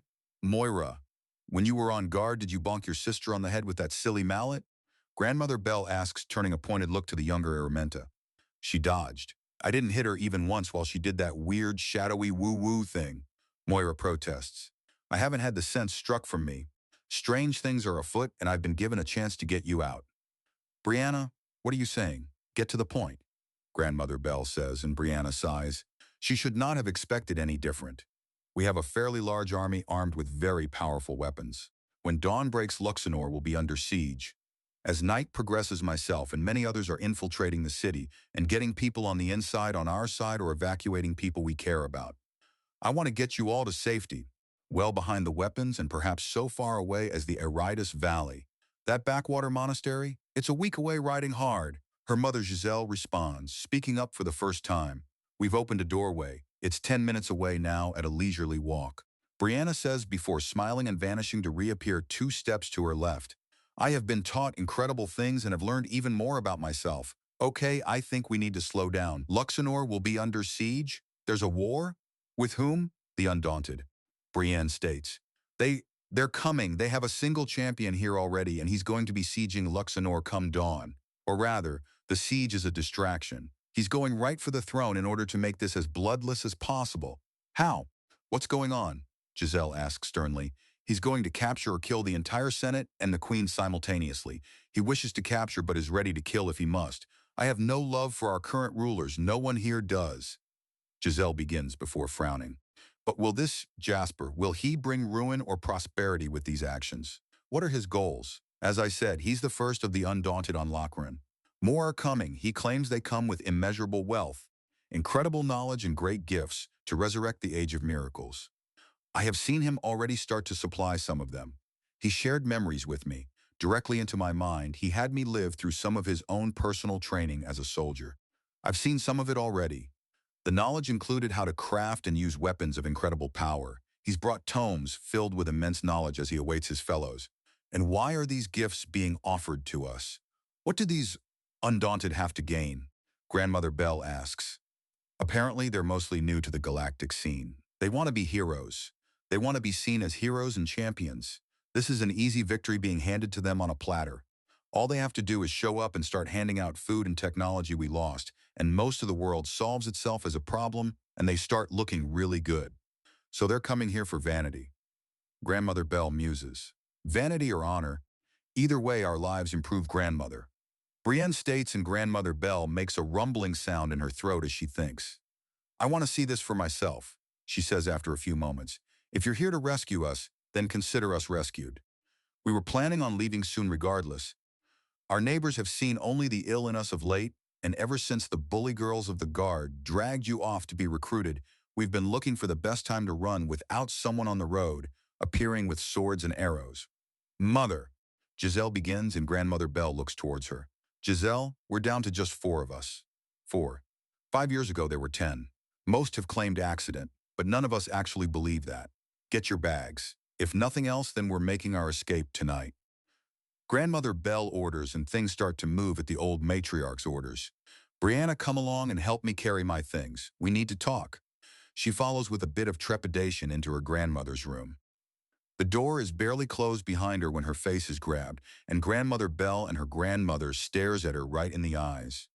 She then has her head tilted from side to side and is given a slight backhand in the stomach that forces a single breath of air out that Grandmother Bell sniffs. I don't think you're drugged. You've had a bit of wine, but that was a while ago. What's really going on? Grandmother Bell asks. You don't believe me? Your story is absurd. Of course I don't. Reality is stranger than fiction. It's really happening. Brianna defends herself and Bell simply snorts. Child, I did not drag this family up from Bell Cellars to a prosperous trading house by being a fool. There's much you're not telling me. I can promise you that it's not something that will put the family in danger. It's my own self and nothing else. Brianna states and her grandmother's face softens. You can tell me anything, dear.